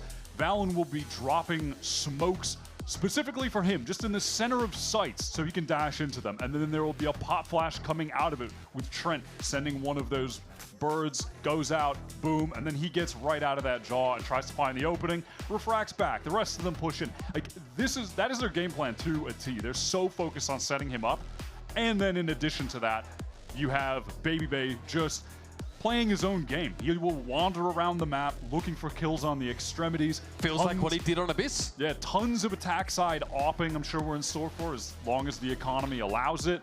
I mean, he really did tear 100 Thieves apart playing this agent. And he punished a lot of those defensive push-off from sights from 100 Thieves. That's actually something, though, that Furia also did very, very effectively against Sentinels in their previous game. That was across Split and Breeze. So, curious to see what the balance is between these two. It's G2 on the attack side, though, here in the pistol.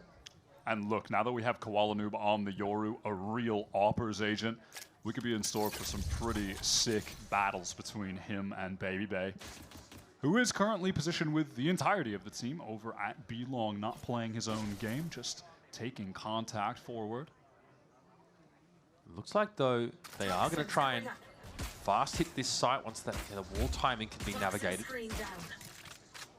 And if G2 do commit to this B hit, everyone from long, Puka is definitely going to be a concern. But look at Koala Noob. He's actually pushed all the way out. It looks like he wants to maybe try to flank B long. Is he going to have the timing here? Here's the guiding light and the dash in onto the site. Nerve inside a Sky Smoke now is going to give some groom. So it's going to be a full retake and hope that Koala Noob finds a nice timing. But I think he might run into some form of his util here, and he's spotted out. It's Leith, though, who comes off decidedly second best in that exchange. Baby Bay caught inside a C is completely outdone by EU. And so it's on Valen and Trent. With Alum about to emerge from hookah. Bandit in hand for Trent. Sees him coming, and there's Captain Valen. Deals with Artazine. Hindrance here on Trent as the Saturate connects. But it's 2v2. Push on the backside. EU bounding his way forward like baby's able to get the better of Valen, and now it's on Trent. What a shot. That's a big deal. It's already gotten to half, though. Trent needs to intervene, and he does! What an opener for G2. The Red Bull clutch from Trent gets him on the front foot first. Trent definitely has been shooting today. Even in the loss on Abyss, he was one of the two standouts for the G2 side on a desperately needed pistol, just to put them in a position to feel some level of momentum heading into this map after that defeat. Oh, what? That's a sick tap shot. But you have Trent on his feet. Let's go, baby! Big win for G2 out the gate. And already in the hands of Baby Bay is going to be that outlaw. Just to use one of two shots on that haunt. Not ideal. Oh, they're gonna flash out of this smoke and try and get this outlaw away. Baby Bay's got backup though. They're about to find out that a hard way. The singer sings out, and oh, 2-for-1 special. Don't mind if I do. Furia do get that orb in shower. I think EU picked that up, getting pretty close to the nightfall, but I'm sure G2 on an attack side. Are they going to take their time? Are G2 going to? Now listen, it is too early. They would never do that. It's too early for SAS, Mr. River. No, it has felt like G2 have increased the pace a bit, at least so far, watching them playing with this Waylay. Valen did also say in that interview that he really liked the revamping of G2's comps and overall play style that they were able to, you know, sort of bring in the off-season. EU is, well, he's seen better days. Oh, we should have a double back for Baby Bay. Always looking for a second bite at the apple, and there it is. Looked a bit dangerous. It's Artazine on the side too. This is so much information. Yeah. I mean, and also that's... Spike planted. Wait, yeah, the outlaw gone? But... Well, yes. It won't really matter too much. We're going to see a lot of that from Baby Bay, though. And by that, I mean him staring at showers, walking through showers, trying to get kills in showers, all of that. It's just like going to KBBQ with Dre. He's always asking for more. Bro is always downing it. No, I respect that. Yeah, I honestly. feel he's just like me. Oh, yeah, you're a fiend as well at the barbecue table. Bro's always bulking. All right, Artazine, of course, has handed the outlaw over to Nerve. But to see if he could get something on the exit side after the detonation came through. Jorg trying to do much the same. And there we have it, no outlaw maintained. And they didn't really want it too much anyway, so no worries. Easy kills for Baby Bay on the cleanup. And he really just wants to stat pad. He's going to go in there and just try to get some more. Why not? Now switching over to the rifle. Let's see what Fury have in store for us on their first buy round here. This is their first time playing this map this year. It's been one that they've just been kind of floating. Second ban, I believe, as well. So not at the top of their pool, but oftentimes we see teams at the opening of the year really misjudge their map pool. Some maps that work in scrims, horrific when it comes to match time, and then a map that they feel like they're okay on, suddenly it goes to the top of their pool. I mean, even with Fury, it's not like they picked Abyss or they floated it at the first series, and then they realized, wait, we're sick on this map. Let's just pick it against G2 and win. Here he is. Alum is going to hear the Trailblazer come his way. Give it a little bit of that room. Jogamo bouncing like a pinball straight down short. In we go. Thought he might have caught up there with the Saturate, but Alum was more than ready to fight him off. Going back in for more. He's going to escape, but run down by Leap. Artazine not able to connect. Leap gets caught out. Pretty sharp flicks there from Artazine to catch Valen as well. And ends up being a 2-for-2. Baby Bay storming into the back of the site. Won't find anybody lying in wait. He's concerned about vents when all of Fury are coming out of shower. Swing out though, Koala Noob taking a lot of damage, but leaves Trent in another clutch effort. Oh man, on the move too. Classy finish there for EU, and the first gun round for Furio yields them their first of the game. Just some good anchoring from Arten backside. Awkward, thought it was going to crumble when he wasn't connecting the shots onto Leaf, but after the fact was able to make that readjustment. Now. Gets Leaf on the second attempt. Dude, it's, yeah, because he's waiting for the swing though. timing. That is really heads up from Artazine. That snap onto Valen was beautiful. He's really been a solid defensive player for this Furia team so far, Artson. Been playing a lot of Astra. You can see he's been really intelligent with the way that he positions himself in defensive positions. I mean, I'm remembering now how Frod on MIBR was hailing him as an upcoming prodigy. A big deal. A build-around player. We didn't see it then, but now he's come of age, coming to his own. That's fast from Jaw. Thought that Saturate would have connected, but it's sidestepped ultimately. Daughter Force in effect now for Baby Bay. He's going to work solo. In showers. This is where he will be. With an op. Slicing the pie here. All the time. It looks like Furia were kind of expecting that, though. They had a high-low just ready to face for this pick. Yeah, matter of fact, they still do. So if Baby Bay gets... Grab well as well to throw his aim off. This is dangerous! Man, they didn't even need the Astra util on the end. Wow, that is a hard counter. That is being prepared for his playstyle after watching him against 100 Thieves. Shout out Coach Shaw. Didn't find success in the skirmish, but that call was brilliant. And now EU is on the move over towards this B site. Furia, 3 players ready to go if the execute comes through from G2. No flash, walk up, guiding light, nowhere to be found. Trent just down straight away, okay. Maybe G2 not expecting Furia to be as pushed up as they were. Valen caught out in the open by that Nightfall.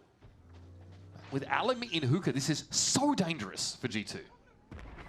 Fine now coming through, trying to give Leaf some smokes to play around backside. EU is ready on the angle, but Leaf collects it. Alim's going to try and remediate this quickly though, but it's wayward, it's ham-fisted.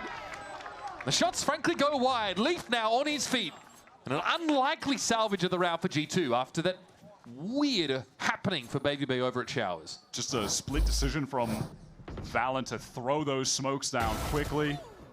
And because of it, Leaf was able to have something to navigate around. Wow, that snap was so sick. I mean, it's not like EU wasn't expecting him to pop out there. He just wasn't fast enough. Decisive from Alim to try and clear that side of Leaf quickly, but yeah, you're going to have to not miss if you want to come at that guy. G2 have shown some serious skill on this bind attack side. Furia on an eco round now, and it's time for Baby Bay to take his time with the scoped weapon. It was a slightly awkward sight hit, though, on B that last round. They kind of just walked up through the Viper wall, looking for a time. And see how concerted this is. Okay, like that. Dash onto the box. Backside still, though, being held by Furia. And that Molly will cover any push in through vent. Maybe if G2 get a little bit too proactive, or Jaw rather, because the rest of G2 seem to be dispersing towards the B side. Could be caught, but feels like Jaw doesn't want to overplay his hand. Matter of fact, Valen is going back to him. G2 are pretty disconnected right now. Awkward. That's an awkward spray.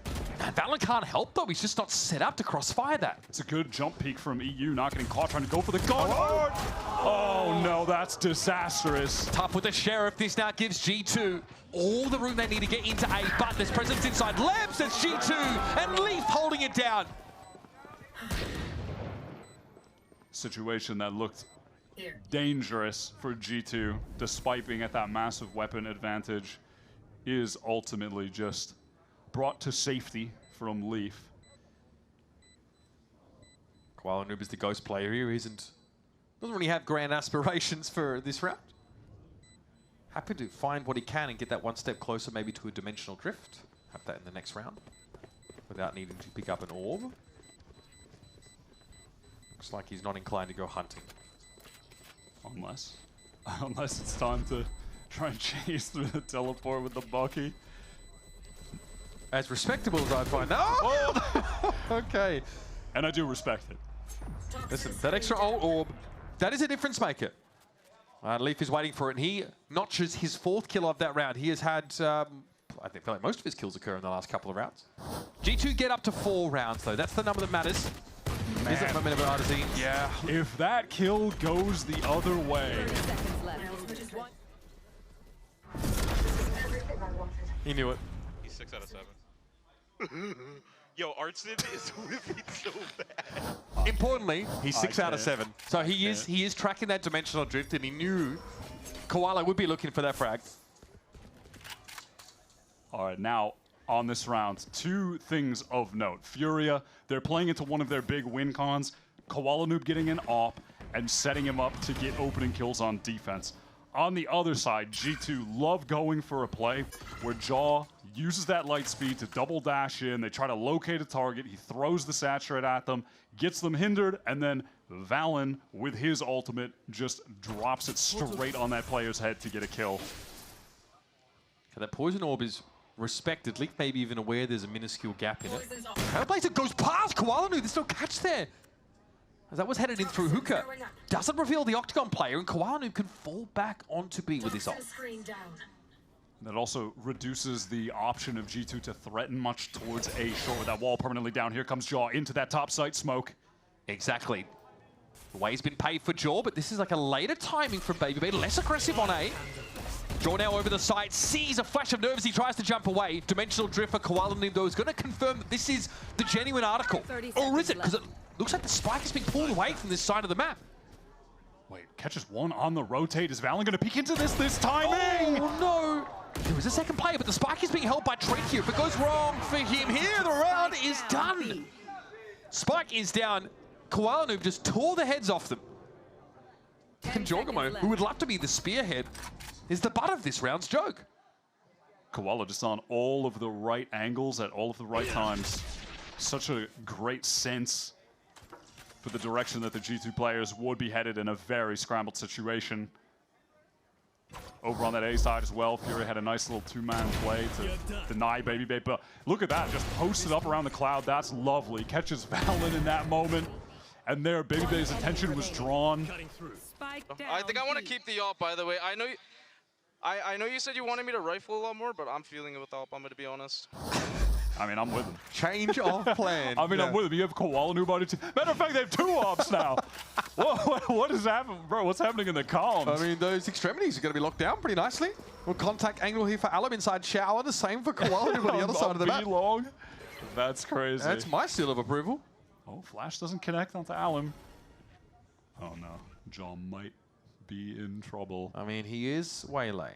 G2 are heavily postured for an A execute They on a round where their money is very low if they lose. Yeah, they got their Viper Bull, they're on short. They can get pretty deep down here without any adversity. Oh, dear Alum, that is not what you want to see. He loses his nerve and the op. Pretty plant pit on the A side. The pitter-patter of feet for G2 as they swarm over it. And Furia have no business actually trying to play Valorant this round. Yeah, no. This one is cooked. Time to save that AWP.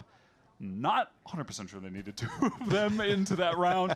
It was a bit of an unfortunate timing. I mean, Allen wanted to avoid the Trailblazer, so he stepped forward, but then his crosshair was a little bit off for that wider swing from Jaw. I mean, you are going up against the Waylay who will break the crosshair placement if she can anyway, so it is tough to hold line. Maybe he was just hoping it would be Allen v BabyB. Yeah, right. It's just BabyB peeking that with the AWP, but doesn't end up being the case. And then BabyB just does his thing late in the round to kill those defenders while they're being pushed out of positions. G2 do use several ults, though, to win out this round, so... You mentioned it last map, though. It's those G2 ult rounds feel like they are they're just very locked secure. Up. Yeah, it's like they have a 99.9% win rate on the we are using our ults rounds historically. Real facts being cited here, folks. Right before your eyes. Looks like we're going to... Yeah, it might be a timeout here for sure. Yeah, I get it. I mean, Jaw on that wide swing, and then BabyB picks up one player on the retreat. They knew Artson was stuck right. He just makes it look effortless. If they're just doing shit, we do our shit better. How about that? Brilliant. You know, why didn't I think of that, honestly? All the time. That's crazy. All right, is that what you're saying, ranked? That's inspirational. Why aren't you bringing more of that? That's the level of comms that I can bring to the team. Me just playing a rat Cypher setup, no calming for the rest for like 10 rounds straight. And guys, can we just play better? Oh, that's crazy. Yeah, I'd be really receptive to that form of unsolicited feedback, especially given that it lacks zero detail whatsoever and no game plan. Baby Bay, though, in fairness, we saw him really like overextending these first couple of rounds, right? Really trying to get something started up. He's played a bit safer. We've also seen, you know, the previous round, jaw wide swinging for him, making sure they get that Showers control where it's not just Baby Bay who has to go raw sauce and swing an angle to find a kill. But he also did his stuff better than their stuff that round. Wouldn't you say? I would agree. Yeah. Top tier analysis. Qualnoob looks like he wants to play over on A this time with the AWP. G2, no ultimates to work with at the moment. Only one is going to be in the hands of Elim, who I think will be giving up running the operator for the rest of the attack. Yeah, to Qualnoob is like, yours? No, mine. He's feeling himself. That last round, he didn't have a chance to make use of the op. He was out of the round virtually before he fired a shot. Now look at this emphasis on Showers this time. This is the adaptation for Furia. They do not want to let G2 get in there for free. But G2 kind of read into this, right? They're kind of one step ahead of that. They're focusing more over towards that short side. No Showers presence to speak of. And now with that Trailblazer used, Jaw wants to take the space, activates the Refract. This is happening all at the same time. Yeah, it's just this slow work of short. Baby Bay trying to post up top side while the other players work their way into lamps. Now, there is a gate crash for Qualnoob to get in a position to cover a push out of lamps, but outside of that, he can't do a whole lot to stop what G2 are doing on A. Yeah, they have to know though, that it's possible that G2 are in these positions. Too clean with it though. Jaw gonna back out now. Concerned about maybe a wrap from B long, and he's right. He has the intuition here, and Alum has the aim. And Alum has the convergent paths. The players from G2 in lamps have to be extremely concerned right now. This is, though, the cringe post-plant set up to some degree between the Brim and the Viper. And there is just a lot of delay on account of Jaw being on the opposite side of the map. The clock is already ticking. Baby Bay posted up. He's off the line. He's off the line now. That's the problem. He's going to repost it. Now he's going to be smoked off of it. Val in the corner. What was that? Unreal. The conversion to the player in heaven. Out of absolutely nowhere. Elbow drops Furia. Well, the rest of his team were just caught in the ult. No chance to actually take any kind of good fight. Valen just steps out and cleans up everyone with ease. Let's have a look at that again. Why not? This was Jaw earlier in the round. Tap on the cross. Okay, there's some help in that second one. I mean, Art has the knife out. They really think everyone was caught. They're convinced that no one was tucked on sight. Come on, baby. I swear it wasn't my aim first, Matt, bro. It was this cringe-ass play. Any lip readers in the chat? I mean, yeah, that push, though, from Art was, I don't know what had them convinced that no one on the site, or that there was just no one on the site at all, but that was nice. Unfortunate. There are 3 Buckies right now for Furia. It's the state of the game. VALORANT in 2026. G2 were concerned that we might see one of these, like, you know, save or like these eco pushes out of Shower again from Furia. We did get that last time Furia sort of lost the pistol. Yeah, you always have to be concerned that there's the potential for some kind of Showers crunch play on a round like this. So they really are just taking their time. Now, in fairness, Furia have 1 rifle. So Artazine is going to play that anchor deep in the A site. He's the only player that's been left back there. But there's going to be a gate crash to allow for reinforcement. It's a Marshall from Qualnoob, though. Not the strongest of reinforcements that will be arriving in heaven. Artazine opts to make a play for lamps here. Rotate back for EU. Oh, hey, it's pretty good with the headshots though, isn't it? Qualnoob's picked up Leaf already. There's one, but even still, Furious have to close the gap with 3 Buckies, and Jaw has a convergent paths anyhow. I mean, this should still be a G2 round. There is a flank from Nerve, but again, he has to close the gap with the Bucky. Who's watching Shower? No one's watching Shower right now. VALORANT is his back turn. He's looking over towards Fence, and here they come. As Artazine, the sole rifle in the round, sinks out. And now it's a 5v3. All right, it's a bit towards short. No, but the classic is happening, baby. Jaw does his best, but his best ain't good enough. It's on Trent in a 1v4, and those valuable weapons are being scooped on up. But Trent has other plans. Nerve low with the spike to G2's on the other side.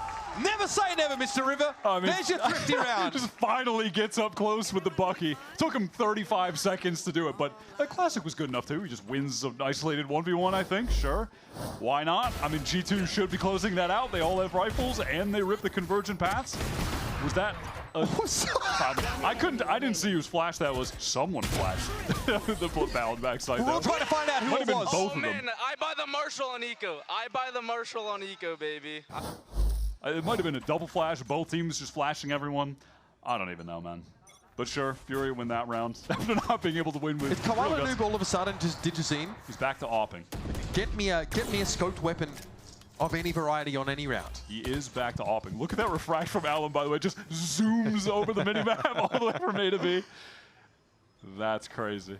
And in the meantime, Koala kind of shows himself with the op and then gets away to A. It's a fun way to adjust the positions on the map with the agents that can just teleport. And there was a gate crash towards the B side. He could have even cancelled that and headed back there. Koala Noob is getting more proactive with that op than he has on previous rounds, I'll tell you that. He's pushed down short. In the meantime, Nerf is going for this spam down B long, forced to retreat as G2 move forward with the utility. A lot of spend of util though, just for this Octagon control.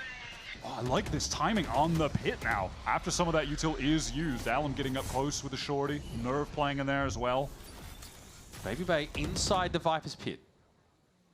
And, you know, suddenly we've arrived at a situation where G2, who looked like they had some real intentions of trying to work a B long, have to go elsewhere. They don't actually have a Trailblazer from Trent. Baby Bay, I mean, this is what crazy. What is the right? idea behind this? He's posted up 1 HP if someone on Furia walks forward. G2, they're forced to adjust, forced to send everyone out of hookah. Baby Bay's going to have to find a timing here, but Jorg is going to be inside a smoke on that B side yet again. Leaf finds Allen. It's about finding the Viper player, I suspect. Oh, but Nerv is hiding down. Here comes the pit. Baby Bay's going to be low and still decayed when it disappears, but there's no one there to follow up on it. Because Furia, they're caught outside of the site. Art is trying to work himself into hookah for this flank right now. As G2, 2 of their players trapped in container. 1 to assist from Octagon. It looks like they want to take some other space. They want to get out of that uncomfortable position, center site, and fight elbow. They have to know that was a clone, but G2 think there's more behind it, and they're not wrong. It's EU. Tries for a seize. Valen should be clear of that. Yep, Nardazine down. Koala Noob's up, though, starting to chime out. He flashes his way in. Baby Bay ducks into the nebula for a time, but Valen's in trouble. Now it's Baby Bay to face the music, and Koala Noob still feeling it, still shooting. Gives Furia their 4th. Look at that, just baiting him out with the tap on the spike. And with the op, that's so awkward for Baby Bay. Forced to get out of there and then has to scope in. G2 were just feeling so congested on that site. You could see them feeling that they needed to maneuver elsewhere. But then EU just really works them in that elbow fight, finding the kill and then delaying. Comes back, wins this 1v1 against Valen. That's nice. Nice! Let's go, Johnny. Come on, man. Let's go, Toro. Good job. Good job. Okay. Timeout going to be called here for the last couple of rounds of this half. G2, as you can see, are able to buy up to a degree. That's the conversation, I'm sure, right now. Only Seekers at their disposal. Whereas Furia are flush, and they've got a dimensional drift as well for Koala Noob. Last time we saw it, he drifts over towards Fountain and just has this crazy flank timing that unravels G2 on that round. This half felt like it was going to be, honestly, we were heading towards a blowout for G2, but it's that crazy eco round win and then into a nice mid-round play from Nerv with that pit into a good post plant that's gotten them 2 in a row. And now Furia have a shot to get to 5 with a G2 that are not going to have an optimal buy in this next round. They're just going to buy what they can and then have some cash for the next. We'll see though. Yeah, it's just those Seekers to potentially play with. I want to see where Koala Noob is going to position himself on this one. The op is definitely heating up for him. I'm sorry, does EU have an op as well? Where they're running it back on the double op, except this time it's the fade op? Yeah, again, they just want to have a player on either extremity playing contact. Just for the Baby Bay walk up. I mean, Baby Bay loves to walk up with the op on attack. Actually, I mean, I was getting trolled. I thought that G2 had way less money than they did. They've got more than enough. Yeah, they're for a okay. full buy. I think they'd bought and maybe switched, but they're fine. I said the same thing. Yeah, I think they told us because they took their pistols out. Oh. we got cooked. Well, EU's forced out of there. So how's that? I mean, when the actual site exec comes in, I have concerns for Furia when there's a Waylay jumping on EU's head. Well, that and he's been denied the best contact angle on A already because of that Trailblazer connecting. Yep, so Shower's taken, aside from the fact that Arzen is on a very tight angle to try to take a shot and get away. I've got your trail. Do it. Seekers over the top. Baby Bay getting up top, but EU's ready. Speaking of contact angles, EU is more than happy to hold that one, and he sees Baby Bay come at him. VALORANT, though, at least able to get rid of the Astra now. Playing by triple. This is dangerous. The orbital strike hits Lambs, but Jorg is taken down. It's through some masonry from EU. Trent's been here before. 1v4, 4 points of health, deals with Koala Noob, but there is the next wave, always waiting for Furia. And that's 5 on the board for the defenders. EU, my offer? my offer? This guy's crazy. I mean, Baby Bay what was Cryo doing with the op all those years when they had EU ready to go on Fade, man? So Baby Bay shows here, I mean, he just has pretty good timing. And kind of feels like there's going to be something following the Seekers in. Spot on. Alan cleaning things up at the end. What is this buy going to look like for G2? They are getting the loss bonus at this point, but even still results in a few lesser rifles in their hands. Koala Noob, that's 1 op over on B. I'm sorry, that's 2 ops over on B. You know what? And then Koala Noob could go to heaven with the TP. None of G2 all go to heaven first. They're all trying to work this A side. Underseen again, tucked in this tight angle. We're checking that corner. Yes, great saturate as he gets on out. And Leaf is able to capitalize. With Alam out of the picture and a pre-plant pit, G2 should have this one locked up for now. Yeah, not going to try to curse this one, but it should be over. This should just be a G2 round win. That exec is just too strong, and you know, Art, I think he's going to regret playing up that close against a Waylay. You are just going to be located, likely saturated, and even if not, the rest of the team are going to pounce on you after the frag. Well, that's a free one. Okay, well, it's as free as it gets, but great entry point pick. Koala has a bit of an intuition for where he expects G2 to be lying in wait. VALORANT's getting active there. That takes G2 to 7 rounds on the attack side, but for Furia, it was 2-6 against them. Built back some fantastic rounds, and yes, definitely felt like Koala Noob was leading the charge, really heating up when he was able to get the scope weapons in his hands. Not just the ops, pretty insane Marshall thrifty round for him as well. He said it himself. When we went to his comms, he said, I know you guys want me to be rifling more, but I'm feeling it with the op. I'm going to keep using it. And you know what? I'm here for that. Let's head to a break. 5-7 here on Bind. Don't go too far. Hey guys, it's Dryad. I just got the chance to listen to both teams to see how the comms are looking. And for Furia, that team that everybody is wondering, I was really impressed by that communication. It seems like they've been together for so long. You hear Koala Noob always confident, always hyping up his teammates. But on top of that, you hear both NERP and EU being so vocal throughout the rounds, especially EU.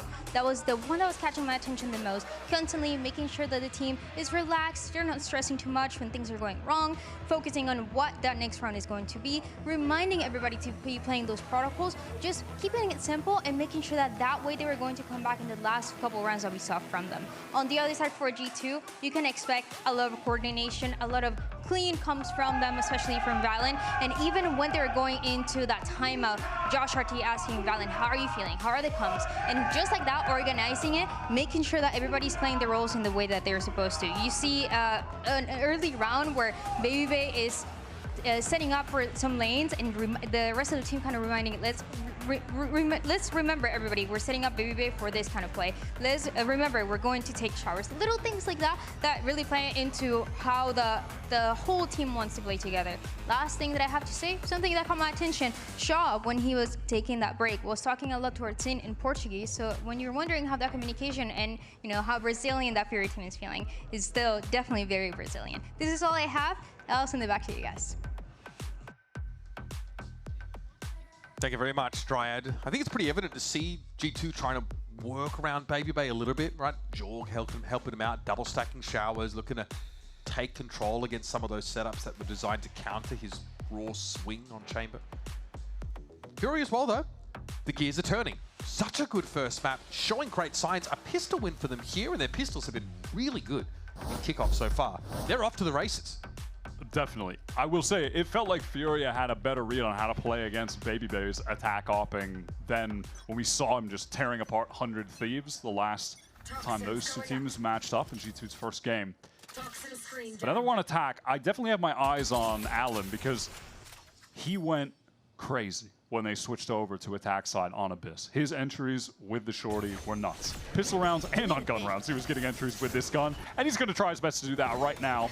He was leaping the victim. Nope, right onto Jaw. Do you ever expect the loop around immediately into hookah? Jaw apparently didn't. That was way too fast. Leap trying to get out here, flashing through.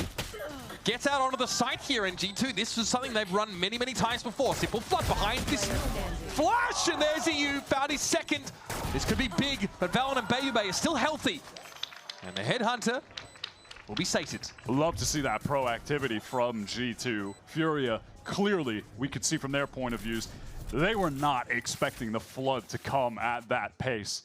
The pop flash out of the smoke from Trent was really nice. Leaf was able to capitalize off that instantly. Multiplayer swing. I mean, this is a crazy first kill. Ellen is just a demon in those spots, but yeah, it was Koala getting fully flashed up there. He was trying to get close, but did not expect them to be you in. like that play? I ran out before the flash. Still worked, though. Still worked. That looked a lot like what Furia were able to do to G2 on Abyss. Hold up. We've got the Furia force coming through right now. They don't want to give G2 any momentum. This could be costly, though, for them if things go wrong. And Allen, he's got the Bucky, and he bought full armor with it. Demon buy. And they just want to run it back. I'm okay with this. Prowler's going to force Leaf away. Armor, not going to save you. Yeah, Leaf is a little too sharp with it. Huh? Replay ops. Dial in and give me that. Give me that at 0.25 speed for the replay package. Allen simply ceased to exist there.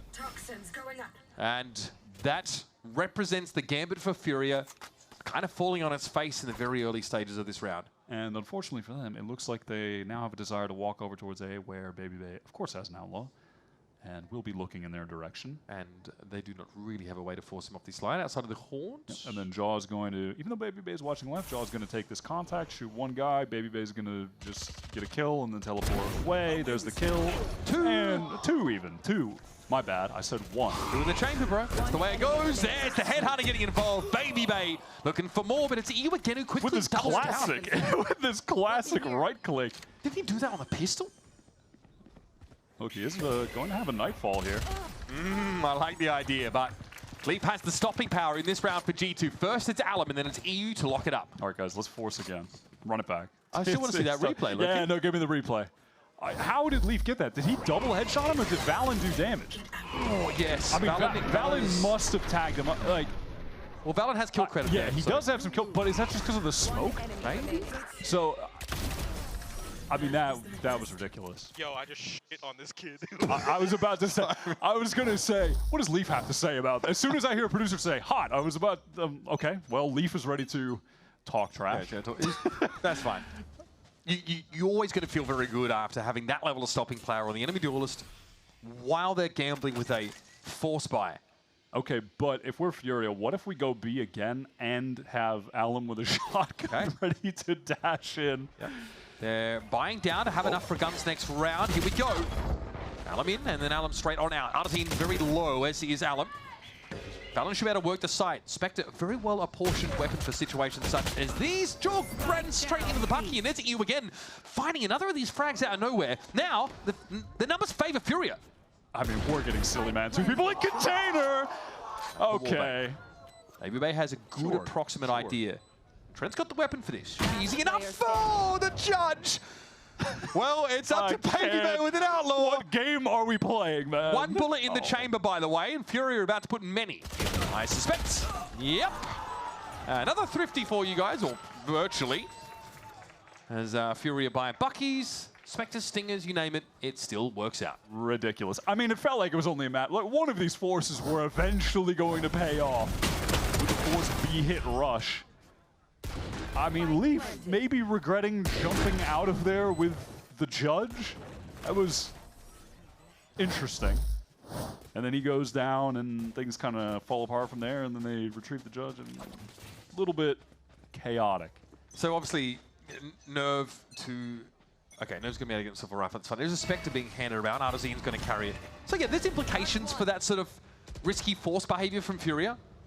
Oh, and by the way, EU has just been absolutely chilling with this Nightfall still that he got rounds ago, and is still the only ult available to any player in the server right now. So opportunity for that to be the catalyst of a Furia round win, where G2 have pennies in the bank if they lose.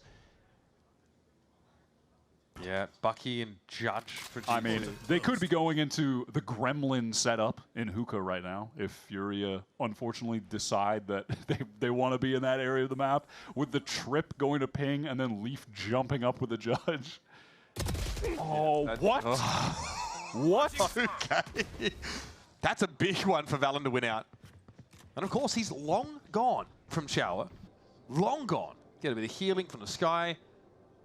I mean, Furia are posted up for exactly just that kind of play, and it doesn't get punished. Here comes Allen going forward. Oh no, he hinders himself, so he's got to get the hell out of there. Okay, so now Furia trying to fight for this front side control, but Enu's actually gone straight through the smokes before Furia actually hit the front side at all. Here's the Bucky though for Jorg. And it's a legendary skin in the hands of a legendary player. EU dealt with in the Nerve. We'll come back in from... I don't think Nerve can get to the spike. Yeah, no. Sadly. With the amount of time left? No. I think he'll be saving that. Pretty important round for G2 though. Are really starting to try and build towards a map win. Why that round, oh, their economy was teetering. Yeah, non-Nerve just staring at the chamber TP. What are the odds that Dre takes that? Well, we know it's 0, but yeah, unfortunately, the timing with that Nightfall was a little bit off, and G2 were fighting forward in the smokes. This was a crucial moment, though, where a patient Furia were waiting for a push exactly like that, but it goes completely unpunished. All right, it's going to be a timeout here for Furia. What a weird half. The pistol round doesn't go their way. They force up 2 rounds consecutively. They win this. They win that second force round. Then, well, they have a decent buy, and G2's money isn't great either. They're on a couple of shotguns, but it's a Nightfall that comes down when G2 are already running at them. Like, Jorg is already in their face. He's able to really control that space quite nicely, get up onto the front of the site. So now it's back to the drawing board for Coach Shaw. Wouldn't be surprised if we see some shotguns in this round. That would be the least surprising thing, actually, if Furia pick those up and rush a site. Probably be. But we will find out. Also, just gotta say on a side note, this just seems to be the map where Valen goes crazy as an individual. Yeah. Like, if you remember on the run late last year in the final stage of Americas before he was Champions, like dropping 28 he was going to 34. crazy. Yeah, just playing Brim on this map. These are just, they're his angles. It was just the mid-rounding from him I thought was, you know, it's always been, you know, a feature of Valen's gameplay. 17-7 right now, it's 17 rounds. Baby Bear with the Tour de Force does not need to buy. We'll see with the fully stocked Headhunter. And that ultimate at his disposal. We're pretty good against what might end up being Furia running up with shotguns. Let's see. Baby Bay and Shower, iconic duo. Man's got to get clean. We had Valen also start the round close by him, just in case there was something fast coming. Yeah, Furia, they have no desire to go towards Shower, and I get it. I really do. They did not want to peek into the angle that there's a 70% chance that Baby Bay has chosen that, even though there are 4 lanes on the map. G2, though, on account of Baby Bay having that positioning, are comfortable with sitting 3 players in this B site. G2 do not want to sit off the side against this, and what is that? Allen's gotten into the side as well. Inside these smokes, with the Bucky, Koala's found his second. Trent is really playing off the site at the moment. He avoids that flash, and there's going to be a multi-swing, but he had just the weapon for it! Ungodly ace from Trent! Did he finally get it? Remember the joke? That he never got an ace? The Baby Bay got one before him? I think we just saw history. I think that was actually a historic moment in VALORANT that we just witnessed. I had to double check. I needed to wait for the graphic. That was an ace, right? From Trent. Can we get one of those little information pop-ups on the screen, please? Finally did it! Oh, we did yes! it! All right, that's the confirmation. Never scrap the graphic. We don't need That's it. Well, we know. Scrap the graphic. We know what happened. That is sick. All right, Trent gets his ace, man. That was also an upgraded version of the similar play on Abyss. This time he killed them all, though, and not just 4 of them. He actually did it. Well, with that being said, there's no way G2 loses this map how did they lose this map after that? Fury, though, have other plans. Okay, They're well. pretty quick on into this ace side, but Shower's control still persists for the defenders. Yeah, I mean, at this point, might as well just smoke it off and ignore it and fight everyone else forward. Just pay no attention to Baby Bay. If you don't acknowledge his existence, he can't hurt you. But VALORANT can, playing for a back triple, just swinging onto everyone. So hardy. It's so hard to get him off these parts of the map, and Baby Bay at extremely close range is able to find Nerve, but there's a timing that he's got to be aware of here. EU cuts him down. Yeah, he really does find his moment. Look at these Seekers on the flank, by the way, going up short as Leaf peeks out. Journeyman cabbages getting across the map. All in the hands of EU. There's a double swing here, EU. Danger abounds, and G2 will move to map point. Feels like this one might be done and dusted, though. On this round, Furia have 3 significant ultimates to play with, both of their dual assaults and a Cosmic Divide. So, you'd imagine that this game should continue for at least another one. But man, G2 really are making it look easy on this map. Understood why they've now decided to pick into it as something at the top of their pool. Honestly, I'm really looking forward to Split as the next map here too, Wyatt. That's where we see the breach from G2. Looks like we're going to get a clash at B-Long, deep flash, and a full push from G2 to close out this game. Trying to make a play to Hookah at the same time. There was going to be EU going down first. Leaf caught by Artazine. Still though, Furia haven't gotten deep on this B-Long now. Trying to play around this convergent pass. The shutdown from Jorg. Baby Bay and Trent also able to slow this one up. Now, so it's Artazine and Nerve. With poor weaponry, limited prospects, and an orbital strike nipping at their heels. This just feels like one of those games where no matter what you do, the other team, they're just invincible. They are. It's one of those games where the opposition are just the best players you've ever seen in your life, because it's not like they did anything wrong. They dimensional drift, locate the player, convergent paths, Qualnoob gets out of it, but he gets one tapped. I mean, what can you do? Sometimes the other team, they just don't miss. Cosmic Divide is about to expire, and so there needs to be a Nebula inside Vents. He's trying to get silly. I like this spot, however, might be a little telegraph, this one. Does anybody look down? They do not know. George spotted him. Spidey senses clearly tingling, and there you have it, folks. Bind, wrapped up in a neat little bow by G2. And they're going to take this series all the way. Dominant showing, courtesy of IGL Valen calling a great attack half, and also just putting up some superb numbers himself. Feels like this is just his map. This is where he goes off as an individual player. And Trent gets his first ace of VCT, something I'm sure he didn't want to let it seem obvious that maybe it bothered him a little bit, but a great performance from him across this game. He ends up 228 ACS, 18 and 9. I started with that clutch on the pistol round as well. What a round to win off the back of a map lost just to get that instant momentum.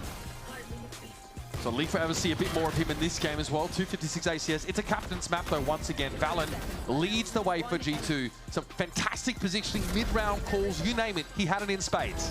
Look, Alan said before this game that the vibes on this Furia team are just naturally amazing. Let's see if this new squad have the resolve to bounce back against America's best team historically on American soil on a third map. Split it's going to be. We'll see you in a second. Who's next?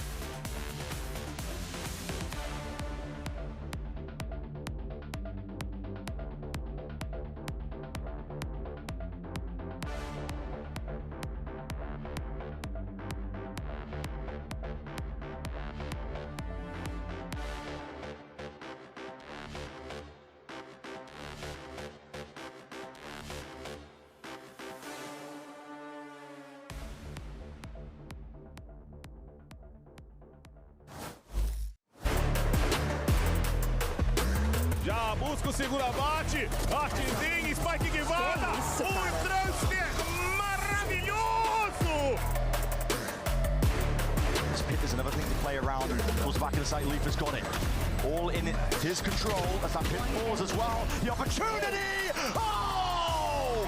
Of a lifetime!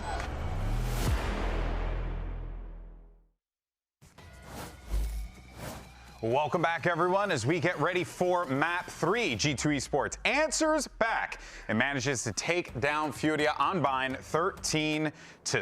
And there you can see the boys as they're getting ready for Map 3, celebrating after, you know, honestly, it was a really big tone shift from Map 1 to Map 2. You know, you felt like we were seeing the G2 of old kind of come to fruition here. And even though there were some great moments from Furia, you still saw the Americas champ pull through. And even from that first half to the second half, we saw a big difference where it seems like in that first half, towards the last couple of rounds, you saw Furia that was coming back, that was figuring out the way that they were setting up Koala Noob and the way that he was going to find those openings. But as we go into that second, there's just no. They were so solid playing on site. They denied a lot of that flood retake that we've seen Furia be super good at, especially that last map.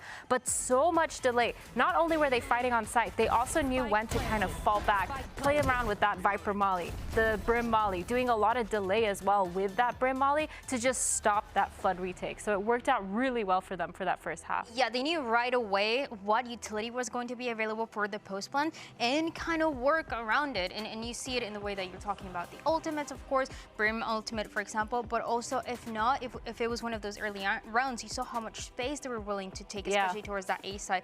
They were willing to take as much space as possible because if not, Furia was going to do a little bit of what we saw in that map 1. So G2 not only adapting, but feeling more like playing their own game. Yeah, no, I mean, it was reflected in the stats, right? Of course, big success. What is that? 7 out of 10, I believe, on the post plants there. So yeah, just like very well executed game plan here by G2. Does exactly what the doctor ordered. But now we move forward here, right? We go to split, and this is where, you know, we've been seeing some ideas. We've been seeing people throw some things out there. I'm really curious, like, what's going to happen, because we saw, you know, VALORANT, for example, really step it up. I mean, look at the difference in stats here. I mean, Athena, it's like night and day, pretty much. These stats are like quite literally insane. I think he should play What a Brim swing. a lot. I know. I think a lot of it contributed as well to the post plans, to knowing exactly how they're going to set up, constantly putting himself in those positions to kind of be getting 2 or 3 frags at a time. He was always really solid, and after he used his util, he wasn't scared to fight, which I felt like before on Abyss, it was kind of like they were never ready to fight. They weren't really in the correct position to go for it. And that is obviously very uncharacteristic, not only for G2, but for VALORANT. That seems to always be ready and always good for the skills. We always talk about him and how good he's at fragging on top of those IGL calls. So, I mean, he was joking about it in one of those rounds of that map number 1, that wasn't me. That wasn't me. That wasn't me. This is more like him. Yeah, and hey, you know what? I think the proof is obviously within the statistics there, but he's not the only one that has been performing well for G2, because we also had Leaf, who's had some big moments as well. And I mean, Athena, Leaf, we constantly praise his output for the team, no matter what role he's playing. But it does feel like whenever this guy gets activated in the server, as we always note, it's always going to be a problem for the other team, as we saw. I feel like especially in this bind game, we saw a lot of these 4-1 defaults on their attack side, and he was usually the one. They did switch it up a couple times, but he got a lot of those really good timings to open up pressure on the other side of the map, as well as getting on site, making sure he's playing really kind of, I want to say ratty is the best way to describe it, just being really annoying as that Viper. That's what you have to do, right? You have to harass your opponent. 100%. The util has been there, kind of sneaking in through those corners has been there, and just getting a lot of this map control that you kind of don't expect to see at certain times. He's been giggling the whole time. He literally has been giggling the whole He's time. giggling as he's in the back of your base, just destroying everything. It's sabotage of the highest order. Yeah, I think too he was a really big contributor to the post plants as well, with those Viper mollies and the delay. It just, everything kind of worked out really well for them. Yeah, Which is really impressive as well, because you see him play this 4-1 where he's kind of playing by himself and getting value completely by himself. But then you see, for example, in that map of Split that we're going to see, last time that they played it, it was the opposite, where you have Baby playing this completely by himself, and you have Leaf that has to play with the team, has to play a completely different play style. Yeah, now we go to Split. As you mentioned, Dan, this is going to be the final battleground here. And, you know, look, I think that for Furia fans or fans of this new team, right, you know, you were probably hoping you were going to see this 2-0. But I think something that I believe Mitch and Wyatt were talking about was now we're going to see, you know, the metal. We're going to see this team start to get tested. Folks, the question on everyone's mind is whether or not Furia can do the unthinkable. Make top 2. A spot in the upper bracket final is on the line. You don't want to miss it. We'll see you on the other side.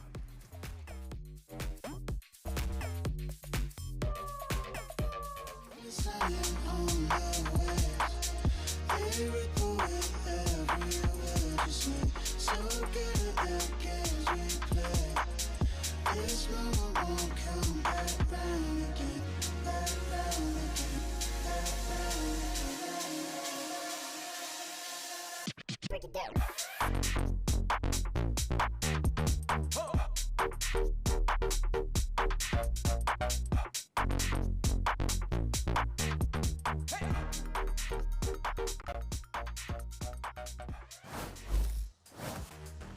And a side map in this series is going to be split. One that we've had the chance to see both of these squads on, and pretty different looks. We saw G2 in the past. They're still going with this breach setup, so a still big investment in the Waylay. Fade and breach, Waylay combined. Furia looked very, very good against Sentinels on this particular map. That was a really one-sided game, at 13-5 if I'm not mistaken. Their defense play from Furia in that game, I thought was pretty superb. They were constantly putting Koala Noob in positions to get easy op kills, exploit the comp that Sen were playing. But more than that, what I was so impressed with walking away from it is a point that we were making on Abyss. Their fundamental play, the way that their site anchors work off of each other, their understanding of where to position, to play for each other, to set up good crossfires, it just was always flowing so effortlessly. Now they're going to be starting on the attack side here. G2 historically just a dominant force when it comes to playing defense in VALORANT. All of last year, they were just a nightmare for any team to play against when it came to their setups, the discipline that they have, how good they are in retakes. This comp that G2 are running is insanely util dense. Having the breach and the fade to set up Jaw, it's a lot to deal with. It's certainly something worth looking out for, but with G2 starting on the defense side. Furia, Koala Noob this time. Saw him in the previous game, of course. He had that up to hand on a couple of occasions.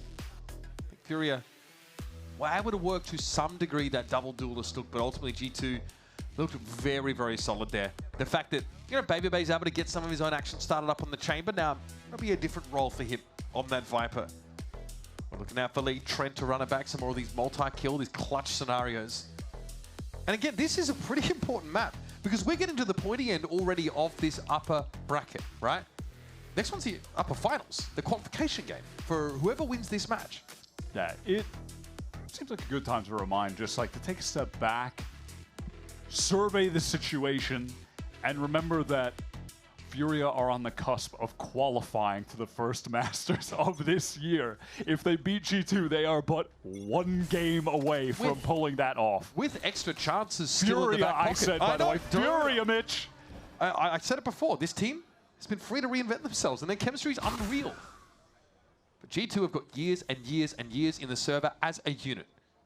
Now look, the setup here for Furia, it is simple. You have Koala Noob drawing some attention from G2, teleport back to B main where the execute's going to come through, and of course it is Alan. Of course he does have a shorty, does have to get out in that situation. Yeah, look where the positioning is for Valor. He's very far back, not to be caught out by the double dash in. Leaf able to find one, can they play off of that? Despite the snakebite being in the way of G2, they can still trade for Leaf's kill, but they will be caught out of the sight. This spot for BabyBay is going to be crucial on this pistol, and he's playing it pretty safely, pretty conservative. Just crouching, tucking his head so he doesn't get taken down. Listen, if I'm G2, I'm worried right now about the existence of EU. This guy has been a pistol round phenom in this series. Just jumping around with the classics. It doesn't matter. Right now he's got the Sheriff though. Just a tap of the spike for EU. Look at BabyBay. He has worked his way from heaven trying to get into B main. And the fact that Furia are just delaying getting the spike down is allowing him time. Yeah, possibly. Yeah, Nerv has been looking for it. He's been trying to bait the rap, and it comes. BabyBay May have walked into a trap there. Haunt is back up for EU as well. That's going to go out. Force Jaw to break, swings out, but that's 3 players ready to face him. This is more time for VALORANT though to step up, but now this the inserted player on the site is the Yoru. Koala ready to stand and deliver, but a shot catches its shot. Turns out it was the head. Fair enough. Jaw gets it to half. He's going to have to get off of it now and fights! Here comes Nerve. 3 on the round. Furia on the board. Yeah, he is back after having a crazy performance on Abyss, some struggles on Bind, but heats up immediately. Furia have been a solid pistol round team, as you mentioned prior. And they really just do a great job here of fighting together. I mean, Arc gets exposed in the open, but EU is there ready to just get an easy kill with one of those players vulnerable from the snake bite. This double swing is nice to close the round out. Yeah, we just kill guys and they make mistakes every time. We're fine. Again, the game is just so simple. That's a new one for me. Is that one for you? I'm writing that down. I'll be saying that in ranked. Woe betide anybody who gets queued up with Wyatt and gets the most insightful thoughts on why you're losing your ranked games. Now Furia just playing spread 1-3-1 to open up this round. Valen Goblin mode in the smoke with his shorty. Kualanoob is just going to relax on that angle. At least Furia know they don't have to worry about Vent at the moment. Oh my goodness. Well, that was pretty fortuitous timing for Alan. Babybase simply walked out. That really is the goal right now from Furia. Just get some of these G2 players to expose themselves to the open so they can get some nice and easy kills. It's validating for what EU said at the end of the last round. It really is. Valen, can he get this? That might be a little too far. Nope. All right. Gets up close. Don't know if that's enough, Wyatt. The 1-for-1. Was Valen at the weak side? I guess with the Viper seem down? likely. Doesn't seem likely. Leaf does have a Bucky, by the way. I'm curious to see what his buy is going to be on the buy round with the Bucky, but can he set this fault line up for... Okay, Jaw wants to join him. He needs the full kit. Oh, listen, I'm getting ahead of myself. Maybe he'll get some kills here on the exit. I don't hate this angle. If he's expecting something... Yeah, I think this is going to be a setup for Jaw. Okay, maybe a contain. EU does have the haunt. Surely he's going to throw it. But also, they just don't even need to actually get out of here. They can play in the corner. I mean, Prowler's top box. Know, and the C's. Okay. Fault line comes out. This is to dissuade Nerve, pushing up. Still don't know about Jorgamo here. Doesn't matter. Oh, he's going in. Okay. Alan falls. Or he's going out. Because he gets a free gun. Yeah, obviously those 3 players won't perish to the spike. They're in a safe pocket away from the blast. Honestly, that was handled quite well from Furia. They had a lot of extraneous utility they're able to use to make sure there's not some weird, funky fault line play that G2 throw at them. Unfortunately, though, they did lose the best gun that they had. That was the only small little thing at the end there, sadly. EU still with that Outlaw in his scoped weapons era. Furia, they are just 5 outside of A, ready to go. No one particularly close to an ult on this round. Probably won't be in play unless EU goes crazy. It is a weird little bonus. Now G2, they have control of B main with the smoke down from Val, and he's peeking that pretty aggressively. And they are in a position where they can get to this A site, get to that heaven side very fast. So it's very, very possible that they could try to fight Furia here. Nerve lining up the rafters snake bites. Yeah, Leaf already used his stun, but from this position, he could have had something to help Trent over in heaven.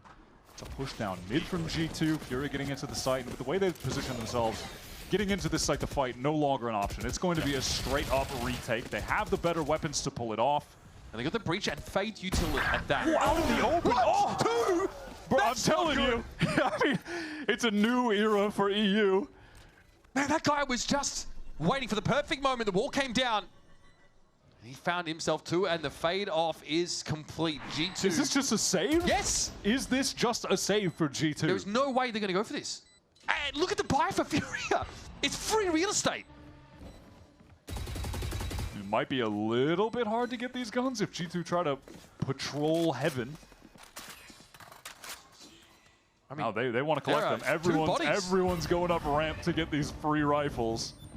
I mean, what an easy round for Furia. That's wraps. Super sick from Furia. That is crazy. I mean, EU just simply shot them when the wall dropped. Yep. I mean, honestly, though, that is, you know, a bit of Feels like laziness from G2, just not having that cover, not being prepared for anyone to fight that angle. Were they light armored?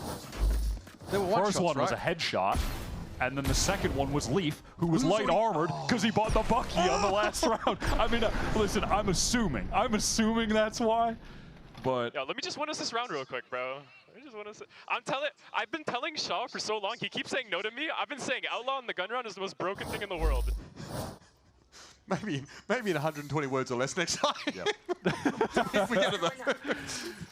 Point made. That was real nice. EU said, this gun? Yeah, you're not getting Qual noob. Sorry, buddy. There. He's playing for that rafter and ramp site. I'm going to need someone to check about the armor thing, by the way. Not that I'm going to be able to see it, but someone check.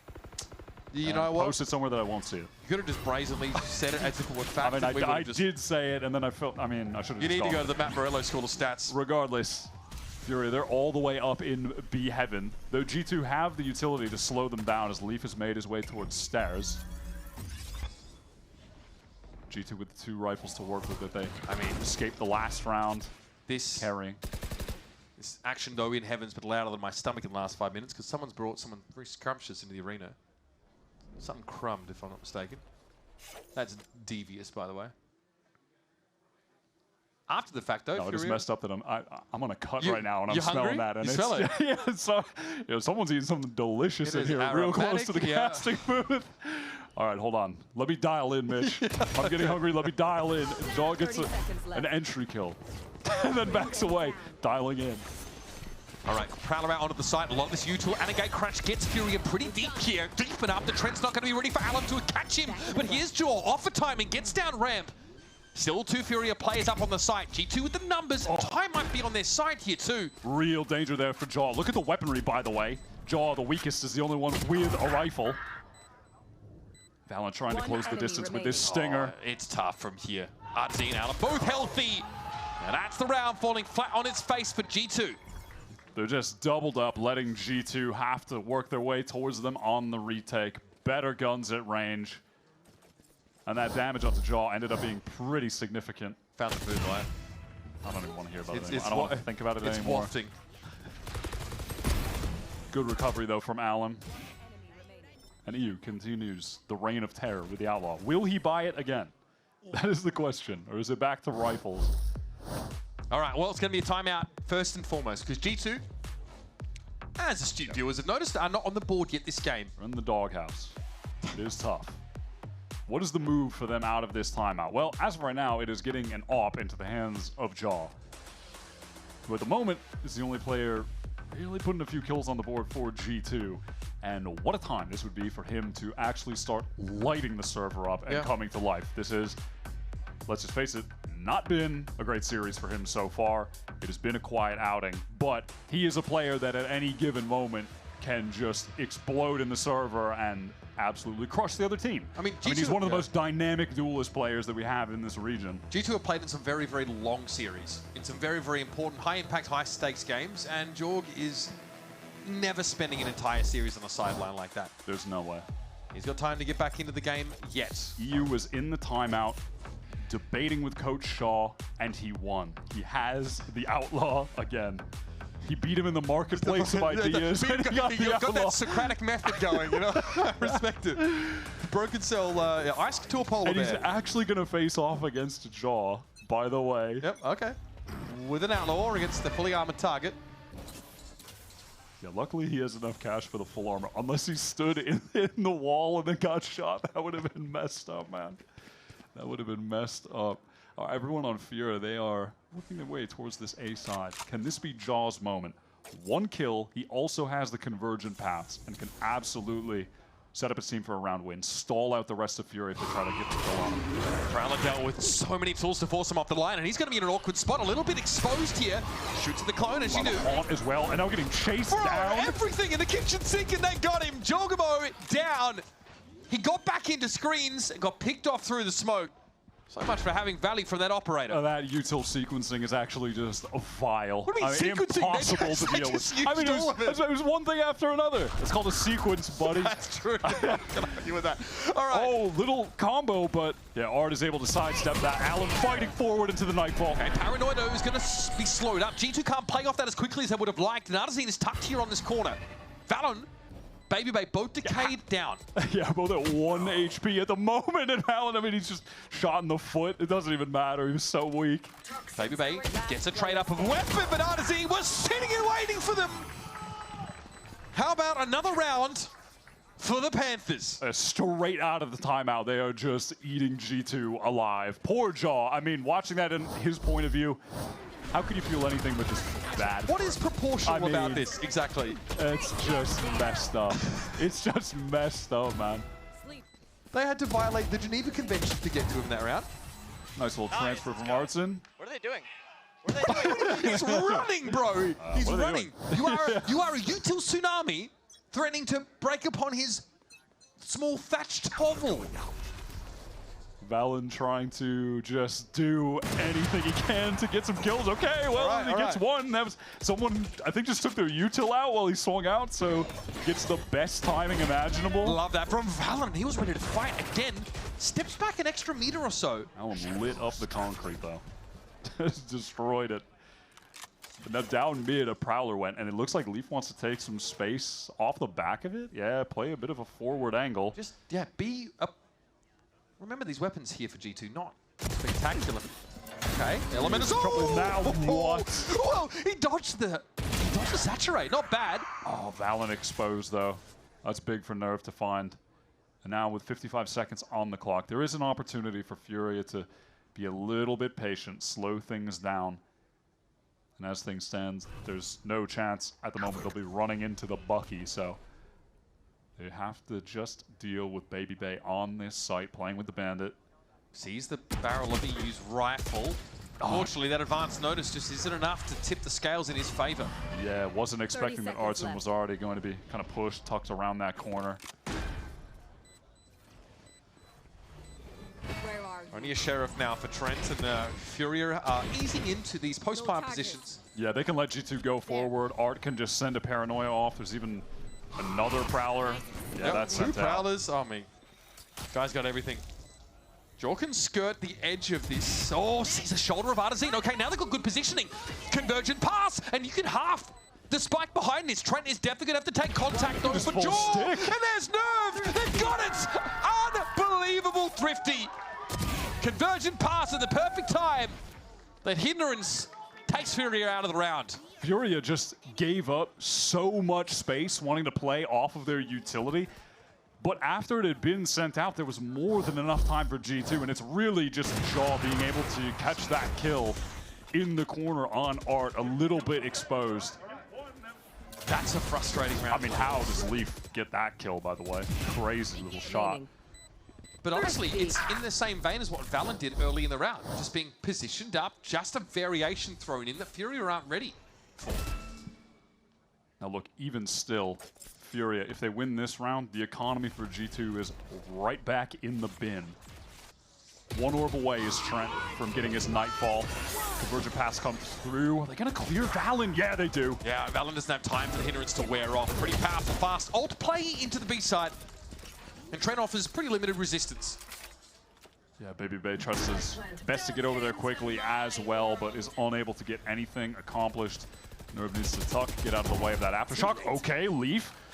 I mean, random spray kill onto Art, and all of a sudden, G2 have a chance. Rolling Thunder to come through. Alum gets popped up, I think, above the Viper's Pit, potentially. Hard to say, but Jaw going to drop in. Hit the Saturate as well. Nerve gets flattened, but the pit is now going to fall. EU steps up, and he knows he's going to be crossfire potentially, but Leaf doesn't have it set up in time. Turns to Flash. EU looks like a juggernaut out here. 10-2! You can't stop this guy! EU is a damn demon on this map right now. And he just cut that crossfire so comfortably. 11 kills, 2 deaths. Look at the way he was just mogging Leaf. He was just staring at that angle. He knew the flash was coming. Turn. Goes right back and is just standing there. Yo, I was so locked in, bro. I'm just waiting for this guy to swing me. I mean, we could see it. Yeah. We could see it. He was dialed. Nasty little flash turn. Probably got to be a timeout here for G2 if I were a betting man, which I'm not, but I mean, hey, it's paper money. And you won the bet. Yep. There is, in fact, a timeout because Furia, like I mentioned at the start of that round, they threw in, and I respect it, great call, they threw in the tactical round loss, where you let only one of them live, so when you win the next round, they don't have the round loss bonus, and you break their economy. Yeah, reset it, yeah. It's genius. Yeah, it's been a thing in attack shooters for quite some time, now, although it varies in severity game to game. In VALORANT, it's not too bad, but it's definitely a tough pill to swallow. And in doing so, like Fury do invest some pretty big ults, right? It's a conversion pass off the rip for them. They're going straight in. Viper's Pit also deployed by Nerve. So even though the Rolling Thunder is committed by G2 with that retake attempt, it's shaky at best. To widen the scope a little bit as well, it is just bizarre to see EU on Furia. Who would have had that in their off-season predictions? He's not even the strangest player in this strange collection of players. It, on paper, is just such a bizarre team, and yet they are working so well together. And what business do they have being this good this early? It's a revelation, I think, in terms of our playoffs performances for Americas. You have Artzin going back to lead this team after MIBR lose at Champs, and he really took that hard, put all the blame on himself, and is bounced back, is playing a super solid controller so far. Kuala Noob is just one of the hungriest players out there. Yep. Just a guy who he'll do whatever it takes. Go anywhere. Yep. You could see how much it meant to him in that interview, of course, a couple weeks ago now. And then you get that new talent, Alim, Star Duelist on core, Nerve, who's just been grinding forever, and then you're like, wait, EU's not on 100 Thieves anymore? Nope. It's not like he was ever bad. Nope, absolutely not. And then he's over here, and somehow this team are just the truth. Wall is in with the Outlaw. Pretty silly, but yeah, follow-up is nice. Yeah, look, I think tough to call a clear round here if you're G2. Thought that was about to be a headshot. I think Josh was probably game planning for round number 9. Yeah, definitely. Last player Spike. Joe looking for a timing there, but Alan was locked in on ramp. Valen trying to make it seem like he's going to walk out of screens, but Furia know that's a lie, except Elm was still looking forward. Despite that. Yeah, despite that, Elm still not looking the other direction. Maybe some input lag on that information over there. That's fine. Right. Chalk up another one here for Furia. Now, G2's timeout that they called, we're going to be looking now for what that timeout actually meant. Adaptations perhaps around this Viper's Pit, maybe you just send it mid, right? Force the game out to the extremities. You've got a Nightfall for the retake if you need it. Yeah, another Nightfall. EU, by the way, because EU's just frying. So he has another Nightfall. Boom. Alan, Boom, baby. He was orb maxing there. Maybe that's why he died on purpose. Got a kill, got the orb, dies, 3 orbs. Genius. All right, well, you can clearly see the plan for Baby Bay in mid. Judge, ult, hit. There you go. In the meantime, over on the, A side of the map, you have a patient Furia and a very active Furia towards B. Look at that teleport dimensional drift right in there. Leaf has to step up as the anchor. Jaw helping him out. That gets his. Alamo straight for Leaf. He's a little low, and there's no heaven control yet for Furia. Actually need some time. They need to buy time for these rotates to come in, but I love this from Jaw, inserting himself down ramp to catch this cross potentially. Nightfall comes out from G2.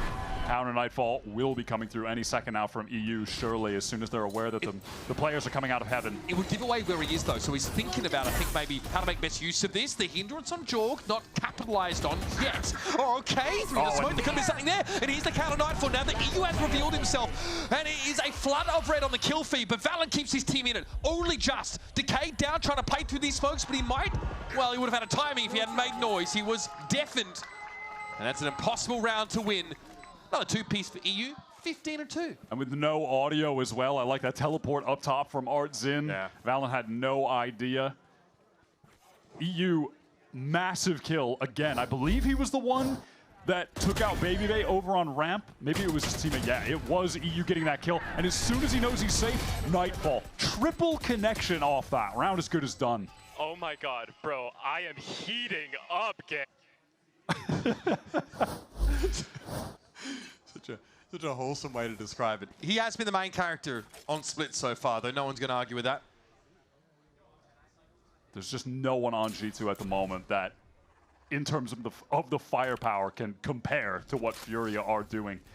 We are not seeing the Leaf performance that we had against 100 Thieves just yet. Okay. Sure. Right. Sure. G2 want to press a little bit forward and get some space. I mean, they know an Outlaw is there, and they're peeking out, but hey, they have one round. They're on an eco. They're taking risks. I can't really blame them for just having the feeling of, let me do something. Let me try to get a kill. Oh, the timing on the drop to the barrel. That's unlucky. Yeah, not much to be found in a round like this, I think, for G2. So Draw would like to fly high here, but on an eco round, I don't necessarily know if you're going to see Fury just jam everything through A main.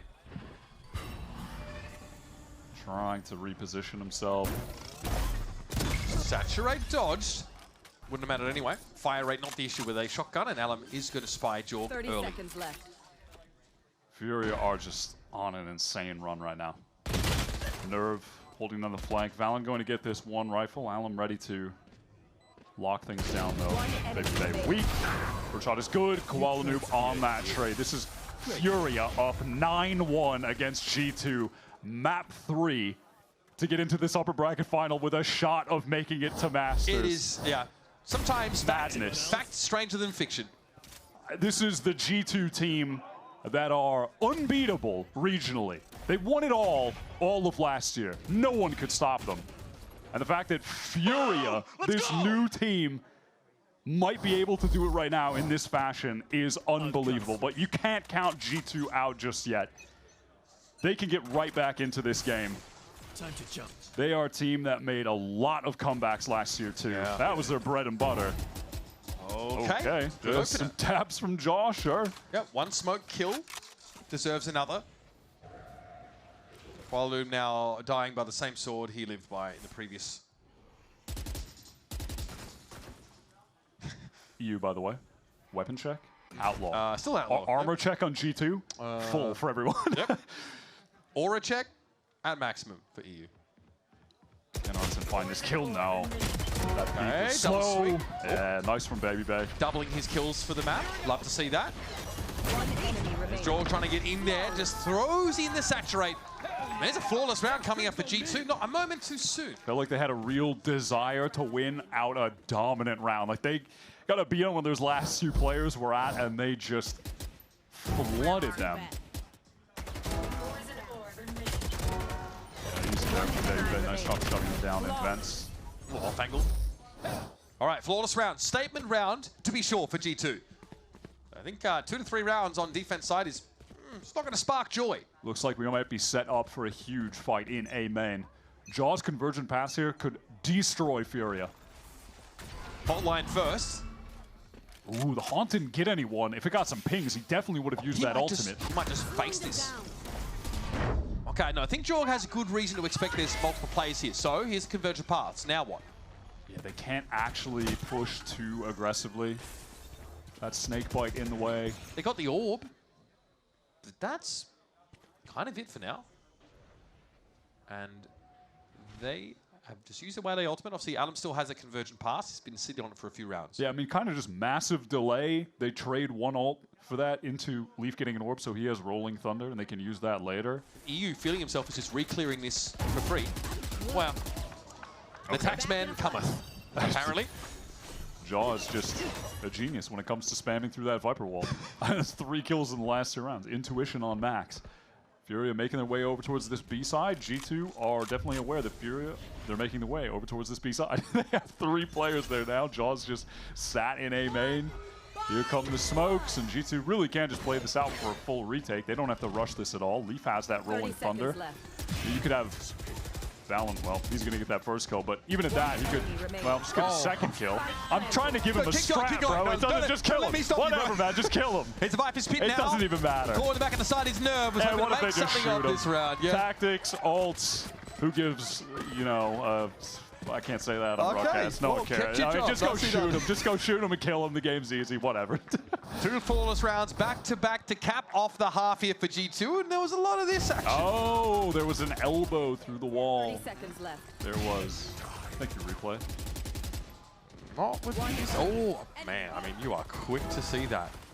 I am inclined not to believe that you saw anything at all. Right, 9-3 half. G2 finally coming alive towards the end, but still quite a mountain to climb. This is the decider map. Winner goes into our upper finals. Don't go too far. More of Split coming at you.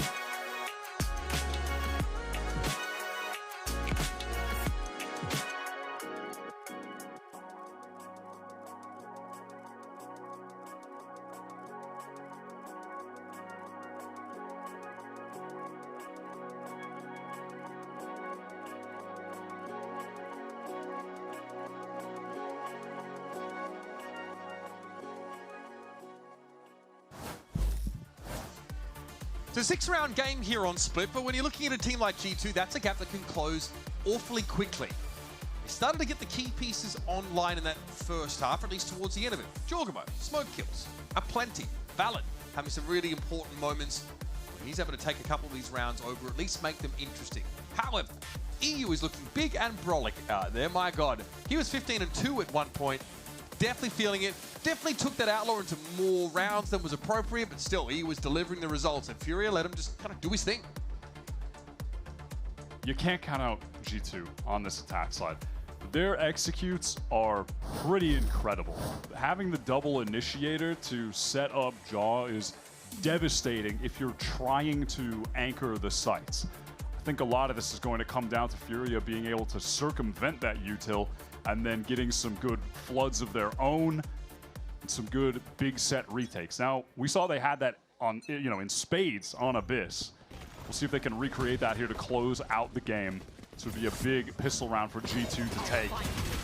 Chasing the fault line, Furia hastily try and get to the low ground here, and they've shut down this first thrust pretty effectively on the pistol. That's what I mean. They're able to dodge that util coming into sight, just fight out of heaven. Nerve, a bit of an awkward timing. Outpaces his players and screens. A lot of damage from Allen is significant, and Art's in easy swing. Trent sitting on a... Wow. Not the appropriate weapon for that. Frenzy out in the open.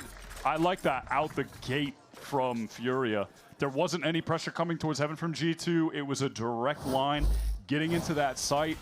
They were able to dodge out on that util. Allen drops down. EU had thrown a haunt just before that. And they are just able to clean up these G2 players trying to get out of the choke. Might have to drop him to 30% on calm audio. He's getting even louder. I feel it's like if Nikkei 30 got a little bit less family friendly, a little bit more sweaty. G2, they are opting for the Force. Real do or die buy here for them. Getting out into maybe what a shot! Man, he led that beautifully. Koala Noob, he's awake and he's frying. Felon's able to get around the corner, but the Spectre does him in, and Koala Noob gets the post back up on the spot. This is just effortless.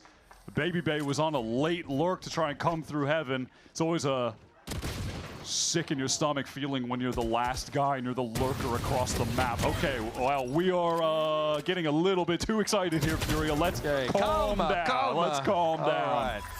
The stable hands of EU, all good, safe with him. Furia, though, carry those rifles out of the round. That's insane. He wasn't even, that was a quick scope. It was. That was about as FaZe Clan as you get. One enemy. Okay.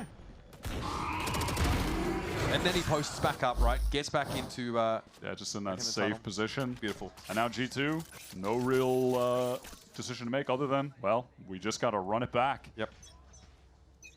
It's going to be the G2 Stinger buy with a Bucky. All the main characters of your favorite G2 rendition of an attack side round. They're just jiggling down mid. Not going to get spotted out by that Prowler.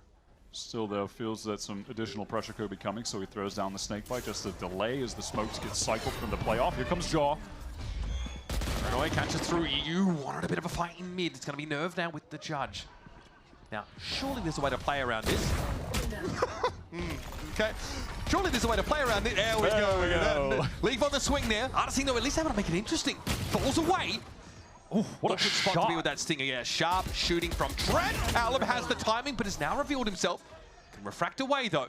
And this leaves Trent with the spike to hand, sure, but on his own in a 1v2. Another monster play would be demanded of Trent here. He was outrageous on bind. Started that game with a 1v2 clutch. Now G2 with their life on the line on map 3.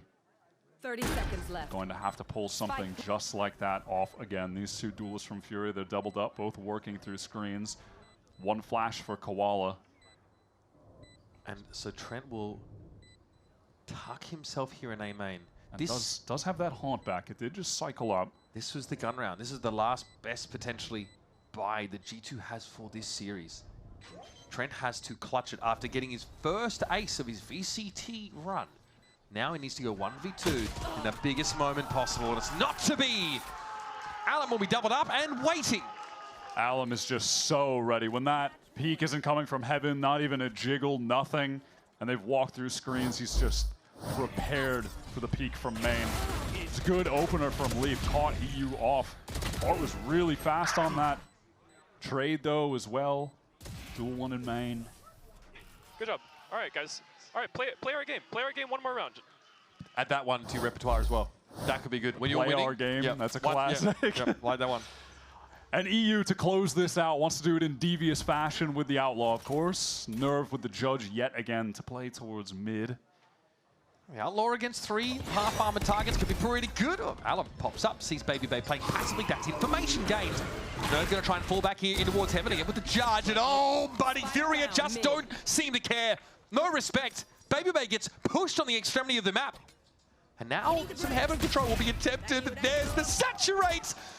And Jorgamo will vaporize in a burst of color. And Leaf just doesn't even want to test Alum further. It's 2 versus 5. Just Leaf remaining. One little Leaf against the full fury of the Panthers. A flawless round to close it out. This Furia team is something else. Koala Nu, man, this guy will go anywhere to play the game he loves, and there might just be a spot for him and this team at the top. So far in Americas, they are out in front, and they got themselves into the upper final. 1 game left to win for Furia to be the first team qualified to Masters.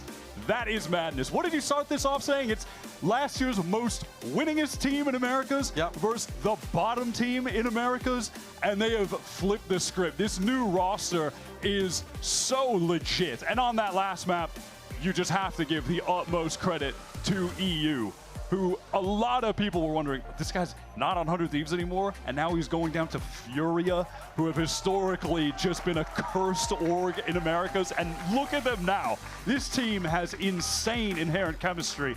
They look fantastic. And it's a 2-1 series, but the maps that Furia win, it's a 13-7 on Abyss, 13-3 on Split. The floated map, of course, but G2 look lackluster, sluggish, and frankly, Furia just had this head of steam, really, I think, helped by the fact that EU is popping off early on in that game, dominating, gets an Outlaw in his hands really early on, is punishing a lot of this contact play from G2, but really left them in his wake, in his dust, man. He was an absolute monster on this third map, unstoppable. It really did begin there. That Outlaw 2-piece on the bonus round.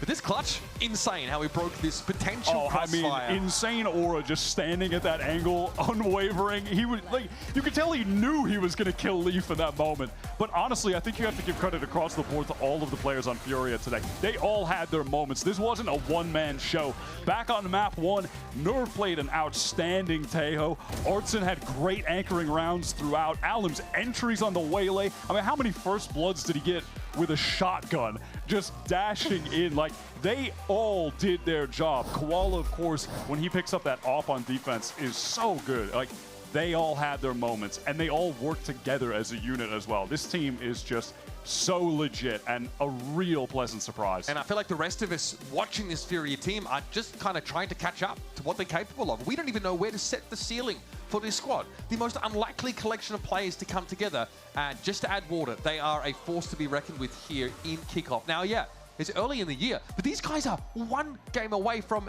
an international, a global event. It is crazy. We've got to hear it from the man himself. Let's head down to Emily at the stage for our Verizon post-match interview with EU.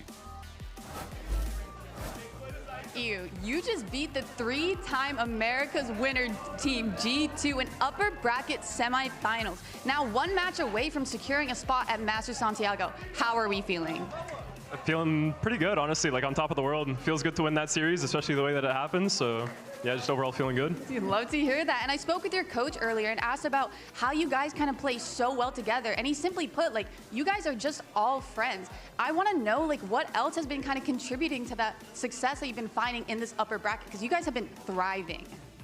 Yeah, I think, honestly, like, the biggest thing contributing to our success is a lot of us just playing to adapt off of each other's tendencies. Like, people have strengths on our team, certain ways that they like playing the game, and I think it's like a big priority of us and a big focus to just kind of fill in the gaps for what might not be like our strength. So adapting to people's strengths and tendencies, and also like, yeah, we live in a team house together, chilling.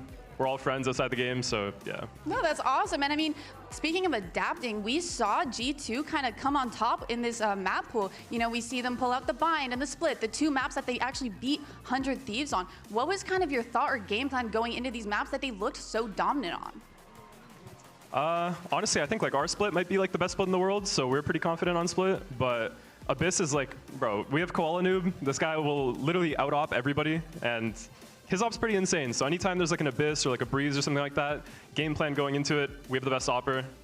Let him play his game. Split, good map for us. We're chilling. Yeah, love to hear that. And one more thing, when just watching you guys play, you guys are always so vocal. We hear you from the crowd. How do you kind of manage having like a super vocal team and not letting that get too hectic when you're playing? I came from 100 Thieves, and I think everybody remembers like the 100 Thieves comms. So honestly, like our team being vocal, it doesn't even really compare. Like it's not too vocal for me or like too hectic for me or anything. It just feels normal. That's good to hear. And one big thing I want to ask you, arguably the most important thing, on Bind, we saw you, Koala, and Alan both whip out an operator. Who's the best op on your team? Oh, easy Koala. Like really? Koala, yeah, no doubt? No, Koala's the best opper in the world. Easy Koala. Well, thank you so much for yapping with me. It's been fun. Congrats on the win. Well deserved. And as for you all at home, thank you all for watching. Same time, same place. See you all back here tomorrow.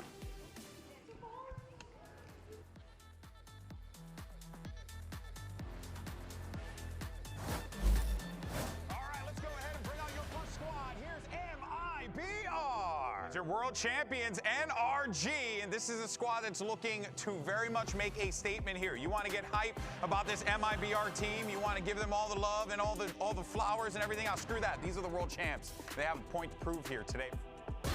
That's a shot from Scuba. It looks like he might just get backstabbed as well. I mean, that's 3 shots for a sheriff. All of them hitting. Ben Silly? Let's see, Brock's going to be the sentry for him to search. Scuba with the shot. The back of and it's the ace for Scuba to start it off. About to be a party at the backside, and Verno comes up huge with the Sheriff. Ospas answers as well, and it leaves Kiko to try and do what he may. Ooh, flawless. You heard this guy's flawless. The last one alive as the kills come through. TP to the other side. Tex is trying to find the kills. He heard the TP, so he's trying to swing it back and forth, and he keeps it alive for now. There's no time on the clock as it's been delayed, and NRG get a 13-6 Abyss. Not too much of that happening for Energy this round. Nice job by MIBR. 2v1 on that side, but Brock's been in this scenario before. Beautiful util to catch him already, and he's cooking. Wait a minute, that's it! It's gonna be just like that. They don't even have to see the player to get the kill. And now Scuba, a god in the Sheriff clutch. 1 and almost a second. The spike's not even at the half right now. Scuba's got one more shot. Ospas is gonna find it. Fast beep is already there, and Scuba does it again. And now it's only gonna be Ethan left alive, the captain, to bring him into another round to keep him alive. He's got the spray. It's almost a lineup, but it's second to capitalize for MIBR. The super dream is alive and MIBR take down NRG.